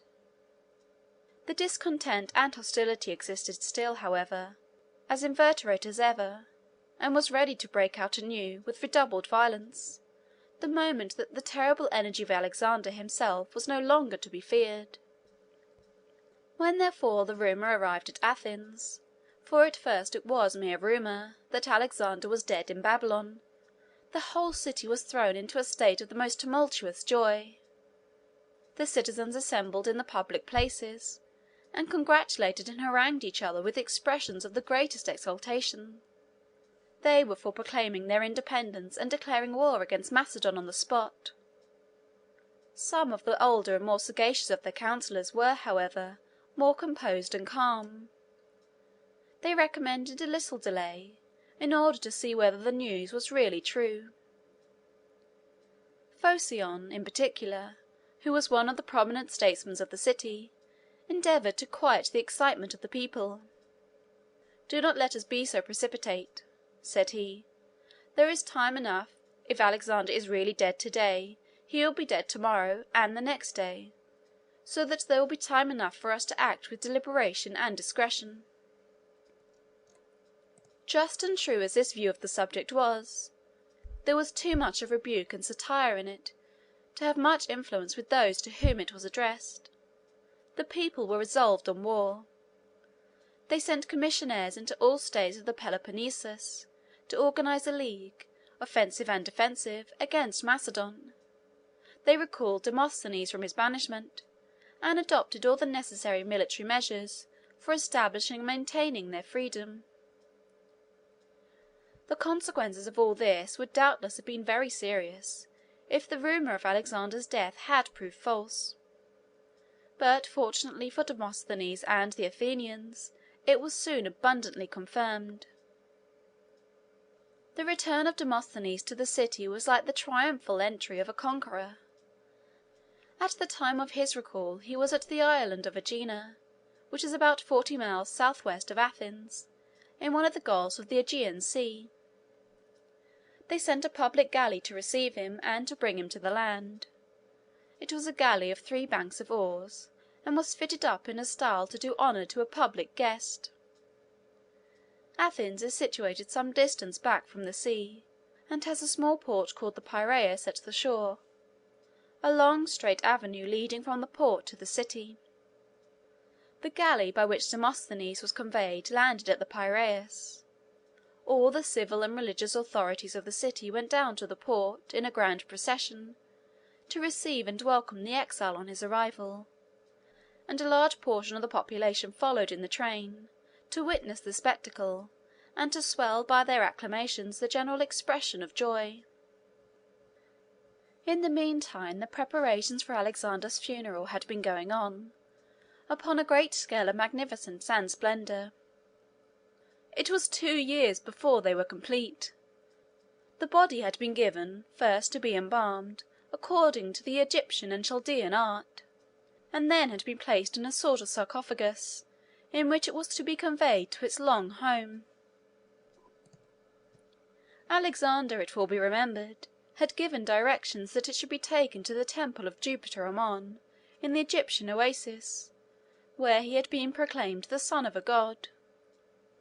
It would seem incredible that such a mind as his could really admit such an absurd superstition as the story of his divine origin, and we must therefore suppose that he gave this direction in order that the place of his interment might confirm the idea of his superhuman nature in the general opinion of mankind. At all events, such were his orders, and the authorities who were left in power at Babylon after his death prepared to execute them.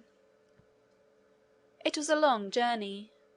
To convey a body by a regular funeral procession, formed as soon after the death as the arrangements could be made, from Babylon to the eastern frontiers of Egypt, a distance of 1,000 miles, was perhaps as grand a plan of interment as was ever formed. It has something like a parallel in the removal of Napoleon's body from St. Helena to Paris. There was not really an interment, but a transfer. Alexander's was a simple burial procession, going from the palace where he died to the proper cemetery, a march of 1,000 miles, it is true, but all within his own dominions.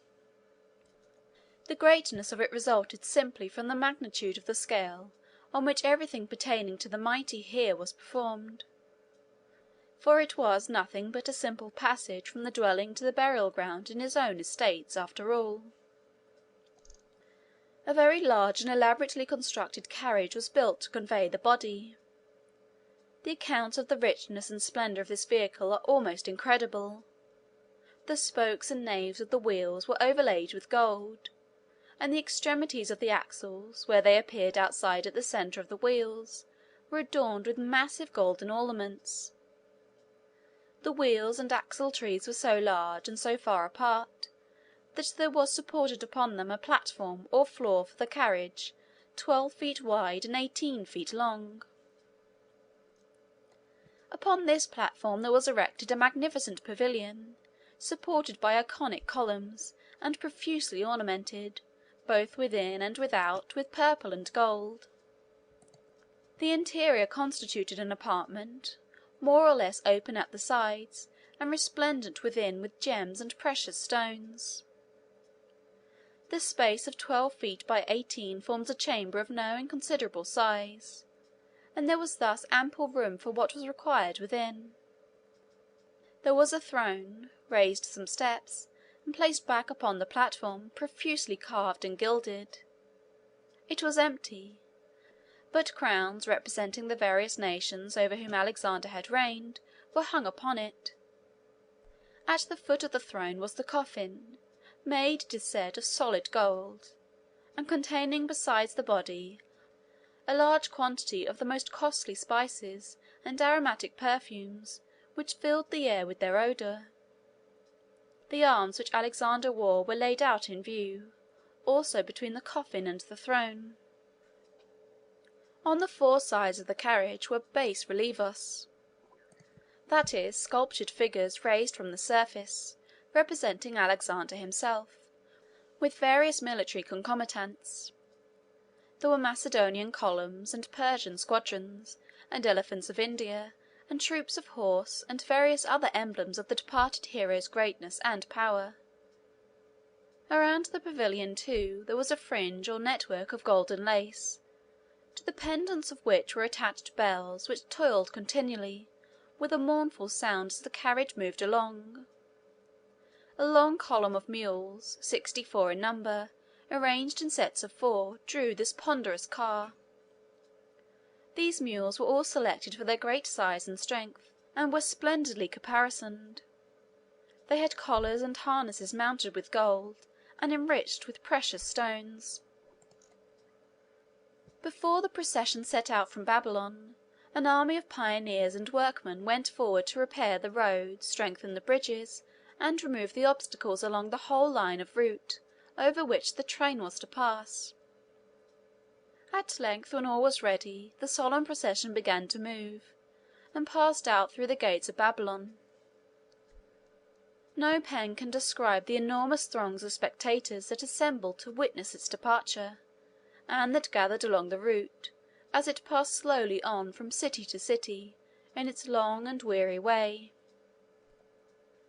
Notwithstanding all this pomp and parade, however, the body never reached its intended destination. Ptolemy, the officer to whom Egypt fell in the division of Alexander's empire, came forth with a grand escort of troops to meet the funeral procession as it came into Egypt. He preferred, for some reason or other, that the body should be interred in the city of Alexandria. It was accordingly deposited there, and a great monument was erected over the spot. This monument is said to have remained standing for 1500 years, but all vestiges of it have now disappeared. The city of Alexandria itself, however, is the conqueror's real monument, the greatest and best perhaps that any conqueror ever left behind. It is a monument, too, that time will not destroy. Its position and character, as Alexander foresaw, by bringing it a continued renovation, secured its perpetuity. Alexander earned well the name and reputation of the Great. He was truly great in all those powers and capacities which can elevate one man above his fellows. We cannot help applauding the extraordinary energy of his genius, though we condemn the selfish and cruel ends to which his life was devoted. He was simply a robber, but yet a robber on so vast a scale that mankind, in contemplating his career, have generally lost sight of the wickedness of his crimes, in their admiration of the enormous magnitude of the scale on which they were perpetrated. End of Section 12. End of Alexander the Great by Jacob Abbott.